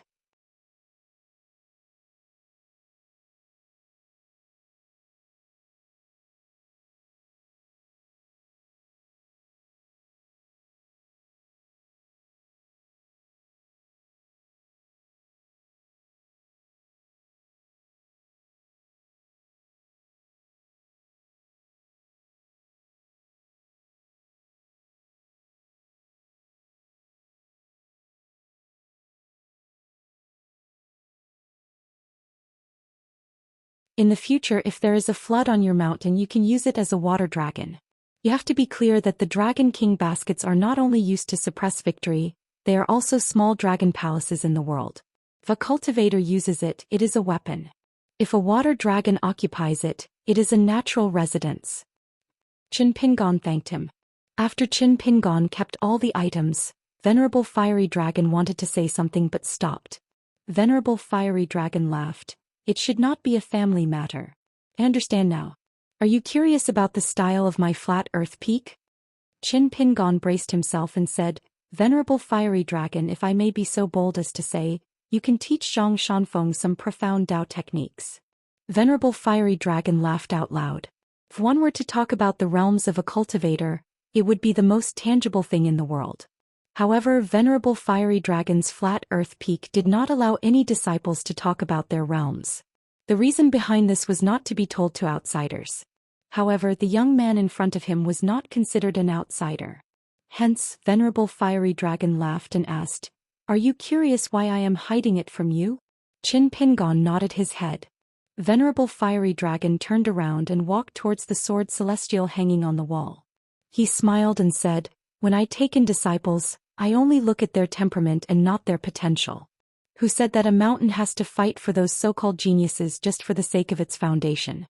If the mountain is peaceful, there will be many kind-hearted people in the lower 5 realms. If the mountain accidentally has a bastard in the upper 5 realms, who is better and who is worse?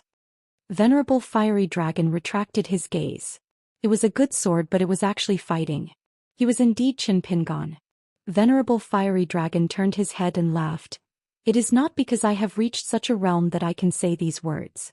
It is because I have always been doing things according to this logic. I have always been firm in my pursuit of Tao and cultivated my strength and heart. That is why I have reached such a realm today. Can I understand?" Qin Pingon replied, "Of course." Venerable Fiery Dragon said, "It is like I have planted a big tree in flat earth peak. It has many branches and there are different types of flowers and fruits. Some are high and some are low, some are first and some are last. Some are limited by their potential and the branches, leaves, flowers and fruits fall to the ground. For example, many of the senior brothers who started cultivating before Zhang Shanfeng could not break through their bottlenecks and passed away. Some disciples are indeed more suitable for cultivation. They have a longer lifespan and their realms are higher. For example, Taixia, Peach Mountain, Xianfinger and Baiyun. From what I see, it is not because of the higher realms of the disciples. The level of Tao is not determined by one's fists but by one's heart.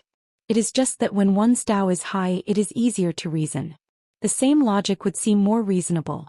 Actually, Lying Ground Peak has always been trying to prevent this situation from spreading. In this poor Daoist's eyes, many disciples who are no longer in this world are not inferior to the upper 5 realms of the White Cloud sect. Their every word and action is kept in this poor Daoist's heart. Venerable Fiery Dragon laughed. Regardless of whether they are cultivating at Ground Sprawling Peak or the disciples who leave Ground Sprawling Peak, I will follow their original temperament. I will impart different Tao techniques to them. Some of them need to be reprimanded by their master to turn things around so that they will not take the wrong path. Some of them need their master to push them forward so that they can walk faster and be braver. But on the whole, it is still the master who leads the way.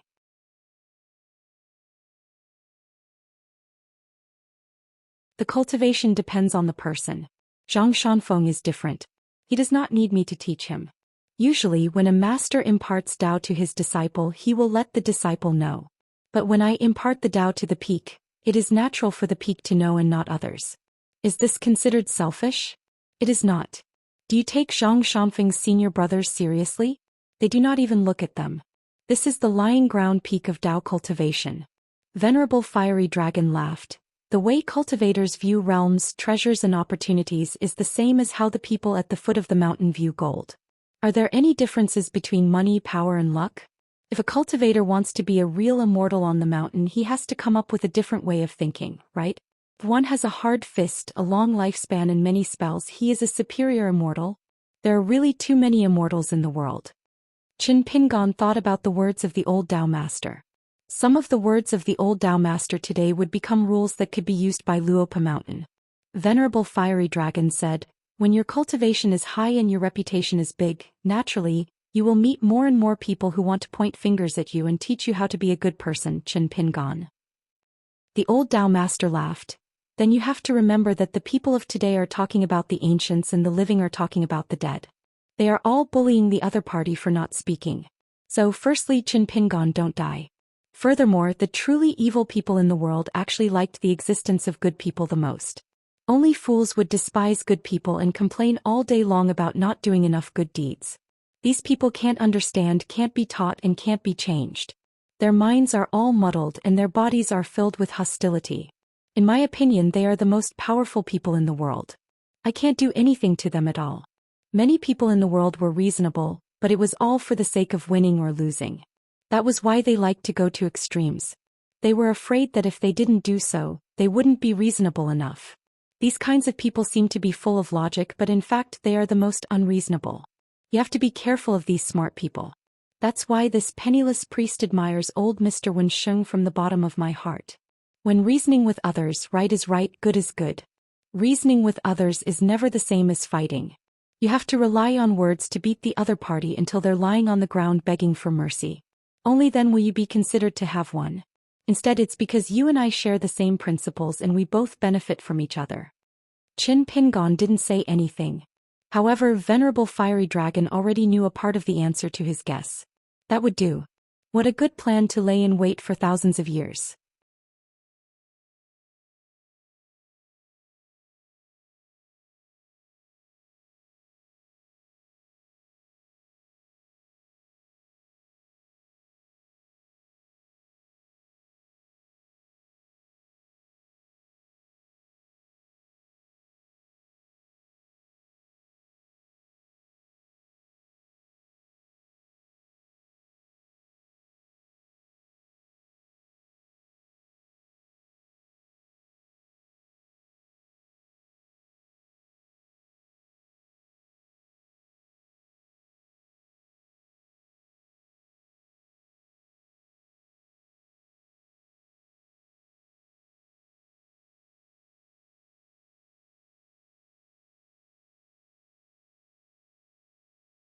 Was this the so-called keeping the goodies within the family?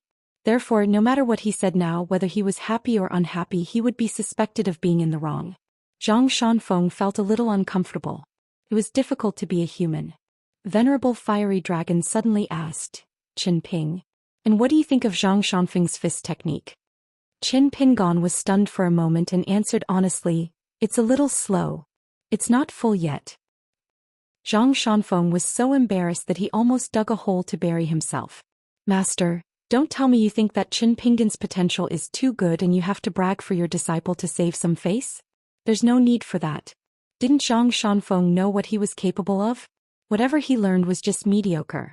He still had a long way to go down the mountain to slay demons and devils. Therefore, Zhang Shanfeng decided that he would only go down the mountain when he was truly successful in his cultivation.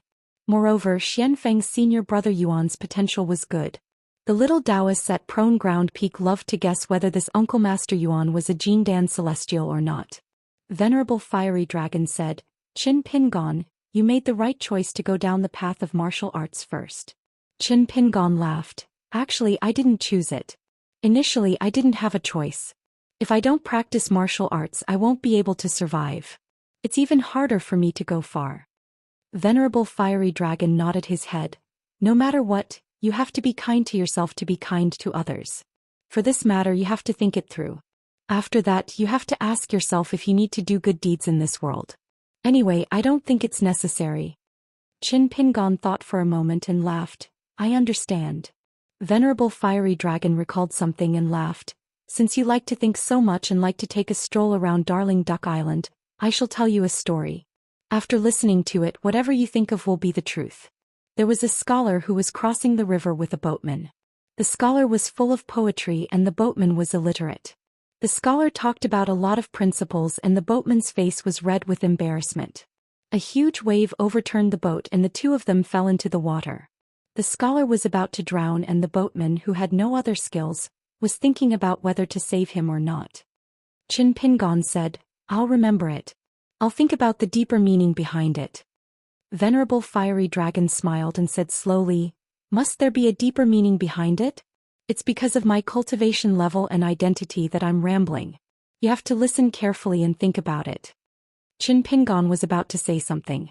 Venerable Fiery Dragon waved his hand. I'm from the shore. There's no need for me to listen to the answer of the boatman. Finally, Reverend Fire Dragon waved his sleeve and casually collected all the green glazed tiles, which flew into his sleeve.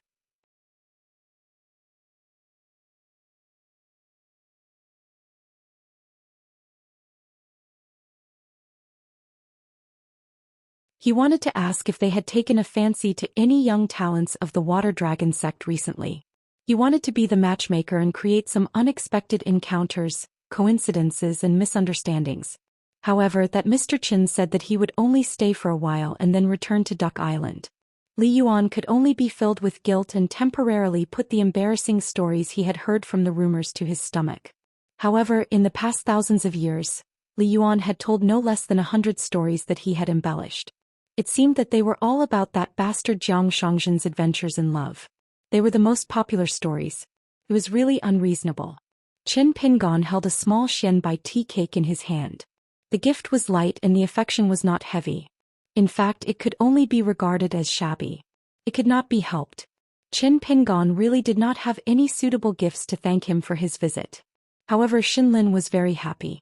When she heard that it was a small Xianbai from the Sparrow Mansion, she asked Qin Pingon and Li Yuan to stay. She personally brewed tea in the pavilion beside the flower bed and asked Child Qin not to be offended. After receiving the gift, she would serve it to the guests. This time Xinlin did not show her real face. She cast a spell to cover her face, which was filled with cracks. Qin Pingon sipped the tea and felt a little emotional. She was obviously a spiritual being of the mountains and rivers, but she knew how to conduct herself. Xinlin also had some thoughts. This young cultivator who was able to be guarded by the fire dragon Immortal should be from a sect or a rich family just by looking at the way he drank the tea. Qin Pingon then asked about the method to refine the water pill and how he could reduce the expenditure. Xinlin naturally did not hide anything and explained many of the key points. Qin Pingon gained a lot from this. This was the difference in the path of cultivation with no guidance from a master. Perhaps a mountain cultivator could also snatch many opportunities from an immortal master. However, how to take the opportunities, treasures, and eventually succeed, whether it was 70 to 80%, 90%, or 100%, the key was the 8 words: orderly inheritance, continuous mana meridians. Many small differences accumulated over time could directly lead to the difference of a realm. This was especially true for the difference between the Dragon Gate and the Orus Core. It was truly a world of difference. From the beginning to the end, Xinlin did not ask a word about Qin Pingon's background. He did not even try to probe. After drinking the tea, Qin Pingon bade farewell and rushed back to Darling Island. It was Li Yuan who personally escorted him. Qin Pingon arrived at the mansion on Darling Island. He sat on the futon and began to plan the next steps of his cultivation.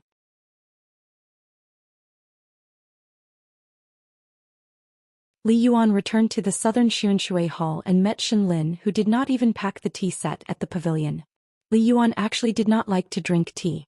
However, since Xinlin had brewed tea again, he did not mind. Leisurely drinking tea was better than drinking water, wasn't it? After Venerable Fiery Dragon came and left, Xinlin seemed to be more relaxed. Both of them chatted about the recent happenings in the North Continent. For example, Jiyu and Guyu perished together. Lu Jinglong of the Taihui Sword sect started to cultivate in seclusion. The female sect leader of the Qingliang sect actually had a Daoist partner. When Li Yuan talked about sect leader, he beat his chest and stomped his feet. He said that it would be great if such a beautiful fairy was not tainted by a dirty man for the rest of her life. Xinlin looked at Li Yuan. She seemed to be in a daze. He was a little envious of Xuejing, who had nothing to do all year round. As a deity, he played around in the human world. At Darling Island, Qin Pingon felt that from today onwards he would not be free for a moment. The Tao intent contained in the 36 green bricks was only the first step. It could barely be considered as inviting the deities to the mountain and to take root in the mountain temple. The next step was to completely refine it into the mountain root. Otherwise it would only be for show. However, it was difficult to refine the Tao will. Compared to peeling the strands of water from the cocoon and transporting them to the water mansion, it would take more time. There was no shortcut in this matter. He could only rely on the clumsy technique of dripping water to penetrate a rock and slowly refine it. Qin Pingon roughly estimated that it would take a full month to completely refine the first green brick. It would take at least 12 hours a day. Perhaps as time went on, the refinement of the remaining 35 green bricks would be faster. However, it would take at least 2 to 3 years. Moving the green bricks up the mountain and transporting water into the residence would take a long time. The good thing was that Qin Pingon knew that he was training his fists to the point of death. He could cultivate with more peace of mind as a qi refinement warrior. Actually, he did not have to deliberately pursue the number of stances a day. As long as his fist intent flowed continuously, he could just let nature take its course. As for whether he could reach the golden body realm as the strongest 6th realm, it was not that he did not want it, but that he did not want it. If it came, he would take it easy. If it did not come, so be it. There was no need for him to blindly train his fists to the point of having an additional martial arts fate for Pei Qian. If he took the wrong path, how could he be the master of his first disciple? When had he, Qin Pingon, ever asked for martial arts fate? Could it be that the disciple must have a shortcut in martial arts when the master did not insist on it? There was no such logic in the world. It was not as if Pei Qian was Qin Pingan's disciple and deserved such a good thing. Moreover, Qin Pingan had a vague feeling that after Senior Gu Yu's martial arts fate dissipated, it would be difficult for him to reach the strongest sixth realm. Actually, Senior Gu's gift had nothing to do with Qin Pingan's pursuit of the martial arts fate that he deserved. However, the world was full of mysteries. Moreover, there were many martial artists in the 9 continents, each with their own opportunities and experiences. How could Qin Pingan dare to say that he was the purest? Qin Pingan did not look at the scene of the 18 halting sword auras knocking on the last barrier. There was also no need to rush to refine the 2 flying swords into his natal item during the 1st and 15th days of the month.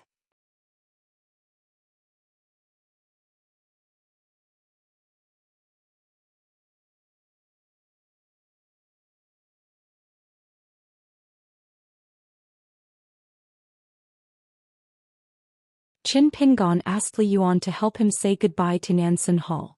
Li Yuan braced himself and took on such a big problem. Such a small matter was of course not a problem. Li Yuan had to send Qin Pingan to the bridge outside the Dragon Palace. Qin Pingan returned the immortal orange tree wooden token with the word rest engraved on it and continued to travel the great blasphemy.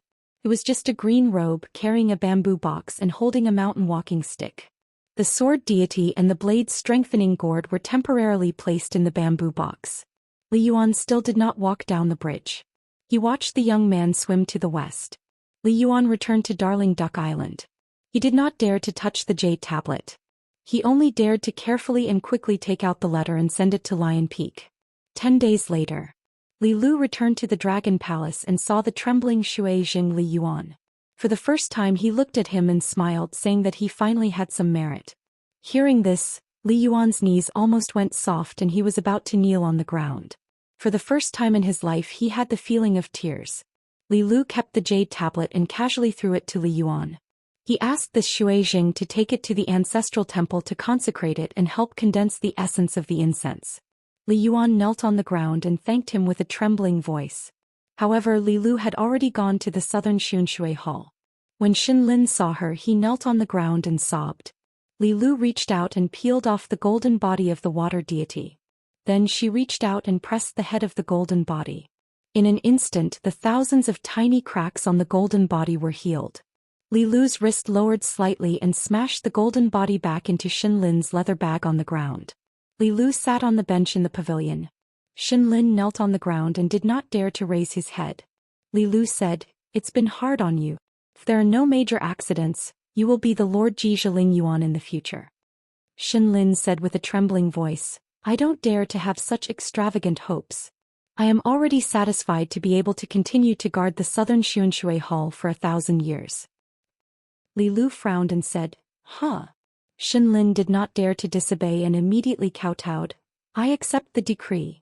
Li Lu stood up and disappeared in an instant. Xin Lin knelt on the ground and did not move for a long time. It was only when Li Yuan swaggered into the summer palace and came to the pavilion that Xin Lin slowly got up. It was as if a lifetime had passed. Li Yuan had the 3 feet of sweet rain jade pendant on his waist. He puffed out his chest and walked into the pavilion. He winked at the water deity who seemed to have lost her soul and used his finger to point at the jade pendant on his waist. "Look, what's this?" Xin Lin turned a blind eye to Li Yuan's actions. She hesitated for a moment and sat down on the bench. She was still in a daze.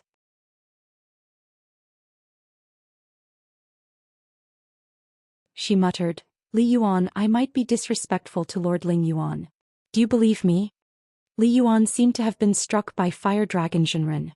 He was dumbstruck for a long time. Then he suddenly hugged his head and wailed. He lay on the ground and waved his hands and legs. "Why is it not me? The Lord Jizhi Ling Yuan who has been gone for a few thousand years. Why can't it be me, Li Yuan?" Although Xin Lin said this because he was distracted, she did not regret revealing the secret of heaven. Li Yuan would know about it sooner or later. Instead of hiding it and causing Li Yuan to break down even more, it was better to get straight to the point and say it as soon as possible. Otherwise, the knot in their hearts would be bigger. Li Yuan was like a corpse and did not move. Xin Lin was helpless. Li Yuan sniffled and there was finally some life on his face. he said gloomily. Congratulations to Madame Shen for becoming the Lord Ji Zhiling Yuan. Shen Lin laughed. If you come to the southern Xianxia Hall in the future, don't tease the maids here. Li Yuan started to kick his legs again and shouted, I won't. Li Yuan stopped and said pitifully, I'm going to beg the old Zhenren to sell me a big bottle of regret medicine. I'll just die from eating too much. Shen Lin laughed softly. It's not confirmed yet that you will be the Lord Ji Zhiling Yuan. Li Yuan turned his head and rubbed the ground. His eyes were dull and he said, You can continue to rub salt on my wound. Shen Lin was stunned. He was grateful to Fire Dragon Zhenren and the polite and considerate young man. Li Yuan suddenly stood up and broke through the sky of the Dragon Palace. He entered the Great Blasphemy Water and chased after the heartless Mr. Qin. At the bank of the Great Blasphemy Water, Qin Pingon was washing his face with water. Suddenly a head popped out. As it was too quiet, Qin Pingon almost punched him. When he saw that it was Li Yuan, he withdrew the fist intent that had suddenly poured out like a flood. He smiled and asked, Why have you come? Li Yuan came to the bank and smiled. Mr. Qin, are you tired? Shall I help you carry the bamboo box? Rub your shoulders and knock on your back? Qin Pingon's scalp went numb. He smiled bitterly and said, What is going on? Li Yuan squatted down and hugged Qin Pingon's leg. He said, Mr. Qin, do you want the water pill? If you need it, I have 2 bottles here. It's just a burden to me. Why does Uncle Li still want his face? Today is the day he decided to be shameless. Shen Lin could be her Duke of Ling Yuan. According to the law, there could still be a Marquis of Long Ting. Although his rank was a little inferior, in reality, Marquis of Long Ting was not under the jurisdiction of the Duke of Ling Yuan. It was just that Marquis of Long Ting was in charge of the waters, which was slightly inferior to Duke of Ling Yuan. Qin Pingon squatted down and said helplessly, If you continue like this, I'm leaving. Li Yuan let go of his hand and sat on the ground. He asked softly, Mr. Qin, do you know who she is? Qin Pingon smiled and said, You know, but I don't. I only know that Miss Li is from the same hometown. She is the sister of a troublemaker. In fact, Qin Pingon still could not figure out Li Yuan's identity. As for the status of the southern Xianxia temple in the Dragon Palace, Qin Pingon did not want to delve into it. He only guessed that Mrs. Shen was one of the many water gods in the Dragon Palace. She was in charge of a water temple after all. Li Yuan did not dare to say more. He didn't want to go for wool and come home shorn, losing the hornless dragon jade tablet that was enshrined in the ancestral temple. Li Yuan was sad. Qin Pingon sat with him on the ground and leaned against the bamboo box. He said softly, What can I do to help? Tell me.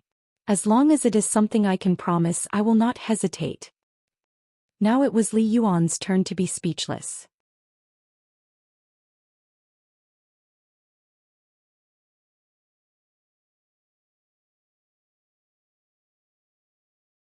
As if she sensed Qin Pingon's gaze, she tilted her body and let her head look out the window. When she saw the man in green, she seemed to blush with embarrassment. She put down the comb and put her head back on her neck. She didn't dare to look directly at the man in green on the shore. Her pearl hairpin fell at an angle and her posture was graceful. She gave him a salute. Qin Pingon smiled. The woman heard the baby crying and quickly walked to the next room. Qin Pingon continued on his journey. The official's ship did not have the gloomy aura of ghosts. Instead, there was a wisp of literary aura lingering around. When he passed by a village near the water, Qin Pingon saw a foolish village boy. He patted him on the back. It seemed that there was often such a pitiful person in the villages of the world. Then in the night, Qin Pingon quietly went to the ancestral hall of the village to offer incense. Then he stood by the courtyard for the whole night listening to some family gossip and doing some trivial things. It was not until dawn that he left. Another year of winter passed and spring came. Unknowingly, Qin Pingon had reached the end of Great Blasphemy. On the eve of New Year's Eve, he still slept in the open. There was a big city at the mouth of the sea. Qin Pingon stood in front of a shop in the city. A customer asked the shopkeeper if the tangerine was sweet. The shopkeeper laughed and said, You only bought it when I said it wasn't sweet. Then it wasn't sweet. Qin Pingon felt that the bag shop should be so firm. Only then could he be considered to have reached a higher level. Therefore he bought an extra kilogram of tangerine with the shopkeeper. He only kept one and put the rest into the bamboo box. He walked through the streets and alleys. He planned to go to the Immortal Ferry of the Thunder God residence in the Baby Mountain after seeing the scenery of Great Blasphemy. He would take a ferry to the Lion Peak. Holding the tangerine, he walked slowly on the street. Qin Pingon suddenly stopped and turned his head to look at an alley. There was a female Taoist priest and a young man in the alley. They were similar in age but had a great disparity in status. One was the sect master and the other was the direct disciple of the sect's chief consecrator. The man was a little puzzled at first. Why did the sect master change his route at the last minute and come to this city full of the aura of the marketplace? Now he finally knew the answer. He was waiting for someone. A wretched scholar who traveled to study? Qin Pingon did not turn his head and continue walking. Instead he walked directly to the alley. Xiaoyang looked at ease and said with a smile, "Long time no see, Qin Pingon." Qin Pingon stopped at the entrance of the alley and said with a smile, "It's better that we haven't seen each other for a long time." The man who was standing one step behind his sect master narrowed his eyes. Although he did not speak, a murderous intent flashed through his eyes. Qin Pingon asked, "Did you make a special trip to find me again?" Xiaoyang's gaze was complicated. She shook her head and said, "No, I just happened to bump into you and came to see you." The man already felt that the sky was falling and the earth was cracking. He did not have any murderous intent left. His Taoist heart was about to shatter into pieces. In his mind, the godlike sect master in front of him was Xiaoyang. The two of them seemed to be only one step apart, but in fact they were like heaven and earth. He could not even have the slightest improper thoughts. Moreover, the sect master did not even look at Zhou Xian. When had she ever looked at any man in a different light? Xiaoyang looked at the young man in green in front of her. For the first time she was a little absent-minded. In her impression he seemed to be a dark-skinned young man in straw sandals. However, his eyes were bright and clear.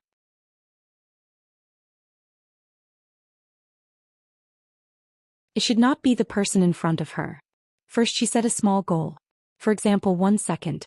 Remember, book guest house.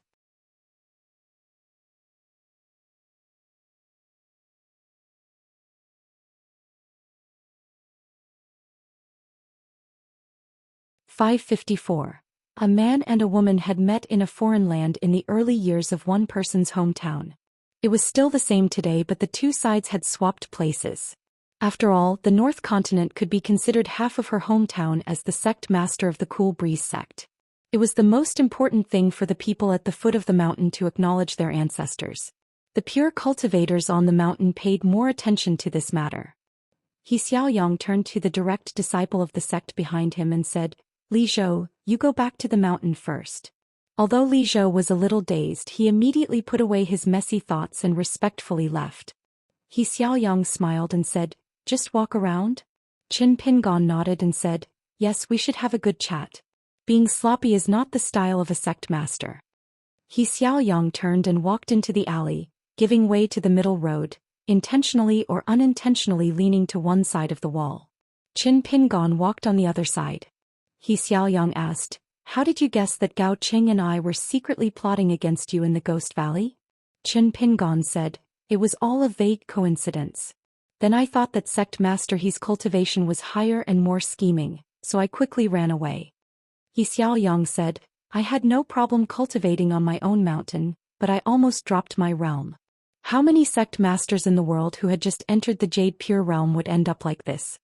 Qin Pingon remembered what he saw when he bought the mandarin oranges and said with a smile, "If an apology can let sect master He and I stay out of each other's business, then it's my fault." Xiaoyang did not comment and changed the topic, saying, "You shouldn't have said such things in the past." Qin Pingon shook his head and said, "In the past, as long as I could live well, I would even kowtow and beg for mercy." Xiaoyang said, "For example, if you could, you would beg the mountain-moving ape not to seriously injure Lu Xianyang with one punch?" Qin Pingon nodded and said, "Of course. If that old beast felt that kowtowing was insincere, I would strive to kowtow to the old beast until a flower bloomed." Xiaoyang asked, "What happened after kowtowing?" Qin Pingon did not hide anything. "What else can I do? Living an ordinary life. If there really is a chance and I get a chance to settle old scores, then it'll be a different story. The wine on the mountain will only become more fragrant the longer you keep it." Xiaoyang asked again. Tao? While walking, Qin Pingon gently tossed the orange in his hand and slowly said, if you don't have the ability, drink to make up for it. What else could they do? Complaining about the heavens and blaming others, yelling about how the heavens are blind. Will the heavens really care about me? Xiaoyang was about to ask again. If that was the case in the past, then what about now? Her master Lu Chen had once led her through an even more complicated river of time. Because of that, she was able to see all kinds of Qin Pingon in the future. Only Qin Pingon wasn't included in the list of many Qin Pingon. There's no need to reminisce. Qin Pingon held the mandarin oranges and turned his head with a smile. Sect Master He, give me a straightforward answer. In the future, can we go our separate ways? Xiaoyang pointed at the sky and smiled. Why don't you ask my master? If my master really issues a decree as his last disciple, I wouldn't dare to disobey. Qin Pingon smiled.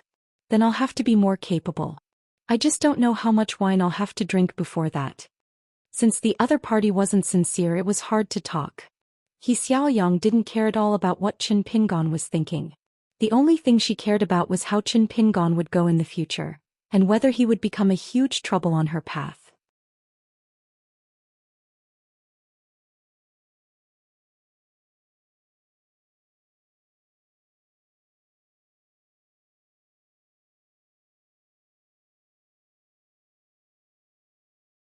Other than that, calligraphy was the worst. Those who played chess looked down on those who painted, and those who painted looked down on those who wrote. Those who wrote could only use the great merit of the sages to create words. They were noisy and embarrassed since ancient times. Fire Dragon Jinren picked up a chess piece and gently placed it on the crisscrossing chessboard. He asked, "You only gave an imitation sword of the hateful sword mountain?" Yuan Linghal nodded and said, "I did not do much." Yuan Linghal knew his master's intentions. He had been a pure martial artist in his early years, and had even reached the far-wandering state as the strongest golden body state cultivator. However, after receiving guidance from his master, he had given up the gift, which could be considered as accumulating martial arts fate for the North Continent. In the end, with great perseverance, he gave up on martial arts and focused on Dao. Although it was bumpy, he still managed to reach the upper 5 states. Yuan Linghal knew that his master wanted him to give some pointers to the other party's fist technique. However, Yuan Linghal was not interested. Moreover, he did not think that his pointers would be useful. On the flat ground peak, unless Fire Dragon Jinren explicitly said that the disciples should do whatever they wanted, there was no problem for the other disciples to do whatever they wanted.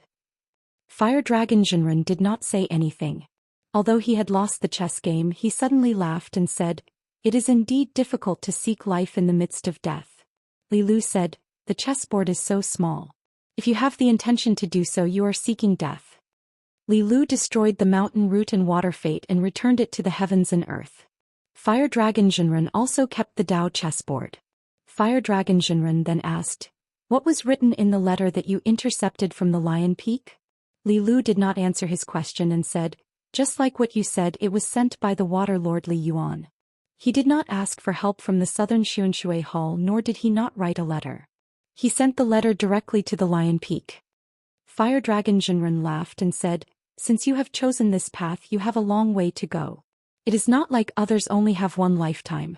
You, Li Lu, have accumulated so many lifetimes. You know the most and you are the most correct. Very good, you have lost the chess game. Outside of the chess game, you have helped me regain my dignity." Li Lu did not mind winning or losing the chess game. It was the same both inside and outside the chess game. She had experienced too much and she did not even care much about this life. She saw it more as a journey through mountains and rivers. Since Li Lu was born with knowledge, she knew more than others. Not only did she know about the affairs of the world, she also knew about the human heart.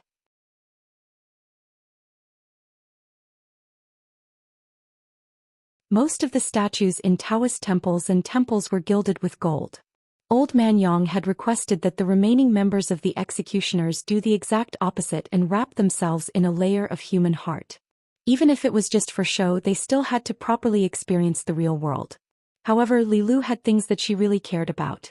For example, the battle of the Great Dao that turned the world upside down in the early years had started again. Li Lu would occasionally want to end the battle as soon as it started so that that person would lose completely in this life. Fire Dragon Jinren had placed a chess piece in the Water Dragon sect's chess game. Apart from Qin Pingon, he had his own intentions. Xin Lin's actions naturally helped the leader of the Water Dragon sect, Sun Jie, to say a few words about the Water Lord Li Yuan. However, it was true that Fire Dragon Jinren had helped the three parties to overcome their difficulties. He hoped that Li Lu would listen to some of Li Yuan's actions after his aperture opening. After all, in terms of being a human, even Li Lu, who had lived for thousands of years, was still a junior. It was a pity that Li Yuan did not listen. Hence, Fire Dragon Jinren did not want to interfere too much. Yuan Lingdian was a little emotional. His master had already sensed the abnormality of the martial arts fate in the ancient battlefield of the Jinjia continent in the Central Plains. To Qin Pingon, if he could obtain the martial arts fate, he would win the chess game. Then Qin Pingon and the girl of the same age in the Central Plains would be in a subtle game of chess. Because of the addition of the unintentional Zhou Xian, things became more complicated. If Zhou Xian did not go to the ruins of the battlefield, Xianxia, who was the strongest in the world at the 5th level and had reached the 6th level of the martial way, would have broken through the realm.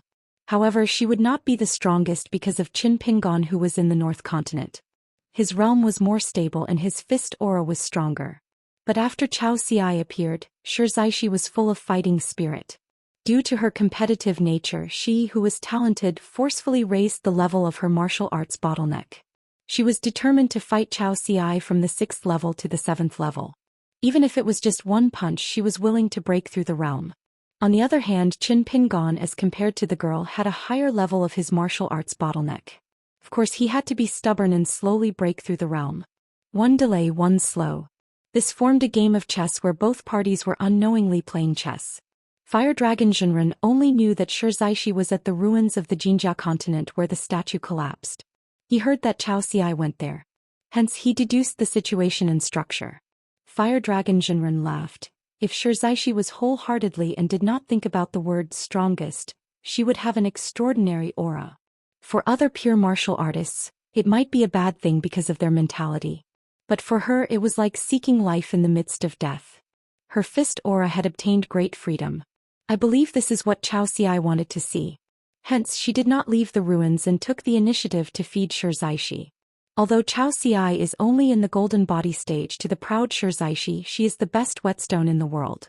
Otherwise, facing the training of a peak stage cultivator, she would not have such an effect. Yuan Lingdian nodded. Xianxia's previous bottleneck was not in her fist but in her heart. Then Yuan Lingdian smiled and said, actually, as long as Qin Pingon's luck is good, he can continue to delay and not break through before Xianxia breaks through. He will still be the strongest 6th level cultivator and will still be able to obtain a martial arts fate gift. From what I see, it is a little uncertain.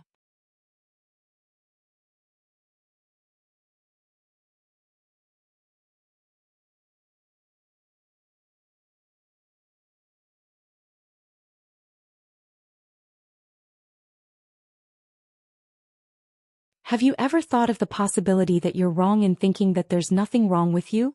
Are you going around in circles on the wrong path? Venerable Fire Dragon sighed and said, silly child. In the world, when a master imparts Tao to his disciple, can he only help his disciple to take the shortcut? Can't he set up obstacles on the path so that although his disciple is going in the right direction, the path is difficult? So that his disciple's heart of Tao can be firmer? Yuan Lingdian looked wronged for the first time. Master's Tao is so profound and his knowledge is so great. I don't want to question it at all. Venerable Fire Dragon pointed at this disciple of Xian Finger Peak and said angrily, go and ask that young man from Duck Island. At his young age, does he have the thought that even his most respected Mr. Qi Jingchun may not be right in everything? Ask him if he dares to think so. Does he dare to think about the sage's principles outside of the lineage of the sage of literature? But is he not afraid of suppressing the earliest principles? Yuan Lingdian, if you only think that all the principles in the world are on your master and your disciple can only learn most of them, then how many principles are left in the world? Yuan Lingdian, you don't even dare to think about this. After 600 years of cultivation, do you only grow your strength and not your heart of Tao? My Lai Di Peak needs to move mountains, carry soil, chop firewood and burn charcoal, but Yuan Lingdian has a body of muscle? Yuan Lingdian glanced at his master's slightly swaying sleeves and said carefully, Master, don't be angry. Let's talk nicely. Li Lu said. Yuan Jishuan said that he is unwilling, but he did not say that he does not dare. Venerable, don't just be reasonable and wrong, Yuan Jishuan. Yuan Lingdian was so angry that he almost died. Li Lu was not as helpful as him. Yuan Lingdian knew his master's temper very well. After all, Yuan Lingdian had been beaten the most among all the disciples. If Yuan Jishuan claimed to be the second in Lai Di Peak, no one would dare to claim to be the first. Not willing is worse than not daring. Not daring, not daring. After all, he has thought about it, but he has not walked out. As expected, Venerable Fire Dragon was furious.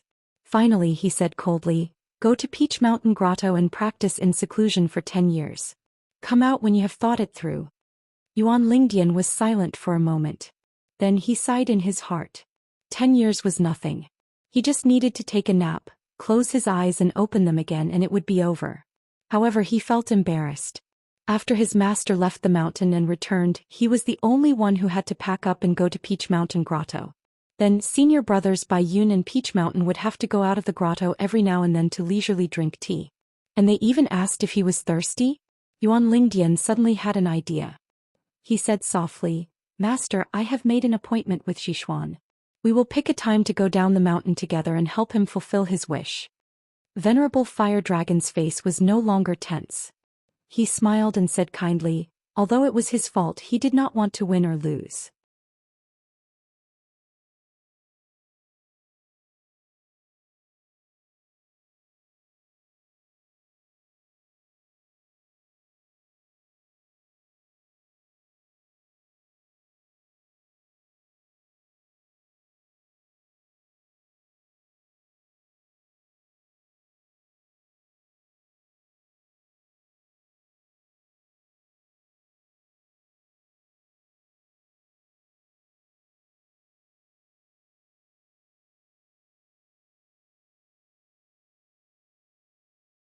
When the woman thought of this, she began to look at this young man who came from afar again as a mother-in-law looked at her son-in-law.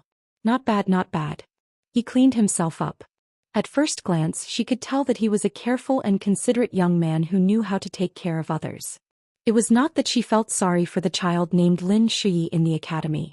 It was just that the woman always felt that the two of them were so far apart. The capital city of the Great Sui Kingdom was a bustling place. How could there be a lack of beautiful girls? If Lin Shui changed his mind one day, would he want her daughter to become an old maid and be unmarried? Li Lu, this girl, took after her mother. It was true that she was good-looking, but the woman knew that good-looking girls were useless. She accidentally married a heartless man. Originally, the more beautiful a girl's face was, the worse she felt. She was arrogant and would only lead a simple life. After 7 or 8 years, she probably didn't even dare to look at herself in the mirror. The more she looked at him, the more she liked him. It was not that she was fickle. Dong Shuijing, who often helped the family in the early years, was of course honest and dutiful, but she always felt that something was wrong. As for Lin Shui, it was said that he was a scholar, but she felt that he was out of her league. She had heard that this boy's father was an official in the government office of the supervision of construction. Moreover, how could the threshold of a family that could move to the capital city be low? If Li Lu married him, such a silly girl who didn't know the ways of the world, how could she not be bullied? In the future, if Li Huai went to visit, he would be looked down upon by the gatekeeper, right? Qin Pingon didn't know what this Aunt Lu was planning. Seeing that this elder was smiling and not saying anything, he was afraid that there would be an awkward silence, so he took the initiative to talk about family matters. Qin Pingon suddenly turned his head, then withdrew his gaze and said with a smile, Aunt, Uncle Li is back. The woman leaned over and looked outside the door. He really was back. She smiled and said, it's time to eat. Aunt will make you a hometown dish. The woman stood up and shouted with her habitual loud voice, Li Air. A man immediately ran over. The woman complained, didn't you see that Qin Pingon has come to our house?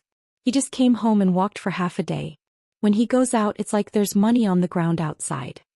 Li Air smiled and stepped over the threshold. You're here. Qin Pingon had already stood up and called out, Uncle Li. The woman saw that Li Air was going to sit in her seat and said angrily, go and buy wine. Are you saving up some money to buy rouge and face powder for those vixens? Li Air said gloomily, I never have money in my pocket. The woman slammed the counter. take the money from the drawer and quickly go and buy 2 bottles of good wine. After buying the wine, let Qin Pingan stay in the room prepared for Li Huai. See if there's anything missing. When you buy the wine, buy everything together." When she turned to look at Qin Pingan, the woman's face changed into a smile. "Qin Pingan, when you're here it's like you're at home. If you're too polite, Aunt will be angry." Qin Pingan smiled and said, "I won't be polite with Aunt. A plate of fried pork with winter bamboo shoots is a must." The woman smiled and said, "Yes, of course." Li Er took the money and left the shop with Qin Pingan. They were all neighbors and fellow villagers, and they were at the foot of Lion Peak. There was no need to worry about the shop not being watched. The two of them walked on the gradually deserted street. Qin Pingan asked softly, "Uncle Li, do you know where Li Shixing from Fulu Street, Li Baoping's elder brother, is now in the North Continent?" Li Er said, "I know.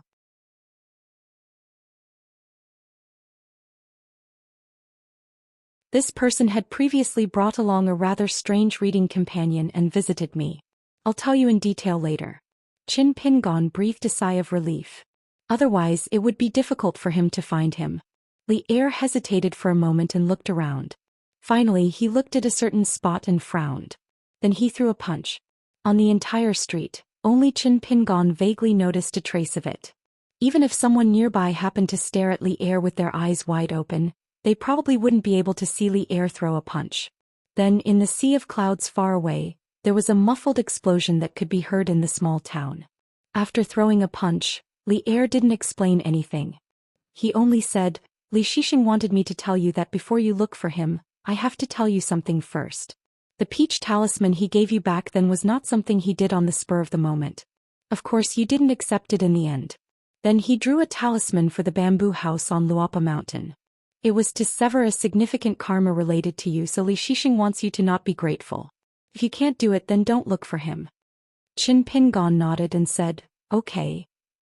Li Er went to a wine shop on the corner of the street and bought 2 pots of the most expensive wine from the shopkeeper. He said, "It's all thanks to you." A young drinker smiled and asked, "Li Er, your Li Lu didn't go down the mountain? Could it be that Miss Li is used to staying in the Immortal's mansion on the mountain and looks down on the dog's kennel at the foot of the mountain?" Li Er ignored him. On the way back, Li Er nodded and smiled. "Your 6th realm is very solid." Qin Pingan didn't have too many taboos around Li Er. He said, "I was taught 3 punches by Senior Guyu in a place east of Jibu." Li Er nodded but quickly said, 3 punches is still a bit too little." Qin Pingan said, "It can't be helped." At that time, Senior Gu had to rush to meet Senior Jiyu of the Ape Crying Mountain. Li Er didn't join in the fight. Because there was no need. Li Er said, "It's okay. I don't lack food here, even fists." Qin Pingan thought for a while. "Let's talk about it after we're full." Li Er showed a rare serious expression. He turned and asked, "I have to know something first. What do you want? The word strongest?" Qin Pingan shook his head and smiled. "I haven't asked for this since the first day I started practicing. During that time, because of other people, I also thought about the word strongest and martial arts fate. But in the end I realized that the two weren't related to fighting." Li Er continued to look at Qin Pingan. Qin Pingan continued, "If I only rely on myself to practice, be it chi of heart, strength or fist intent, I can certainly ask for it once since I know Uncle Li. I don't care about martial arts fate, but I have to break through with a stronger fist intent."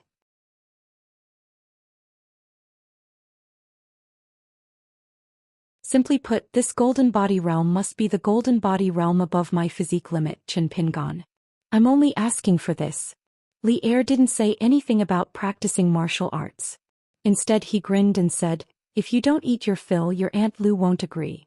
If she doesn't agree, I don't even dare to leave the table to clean up."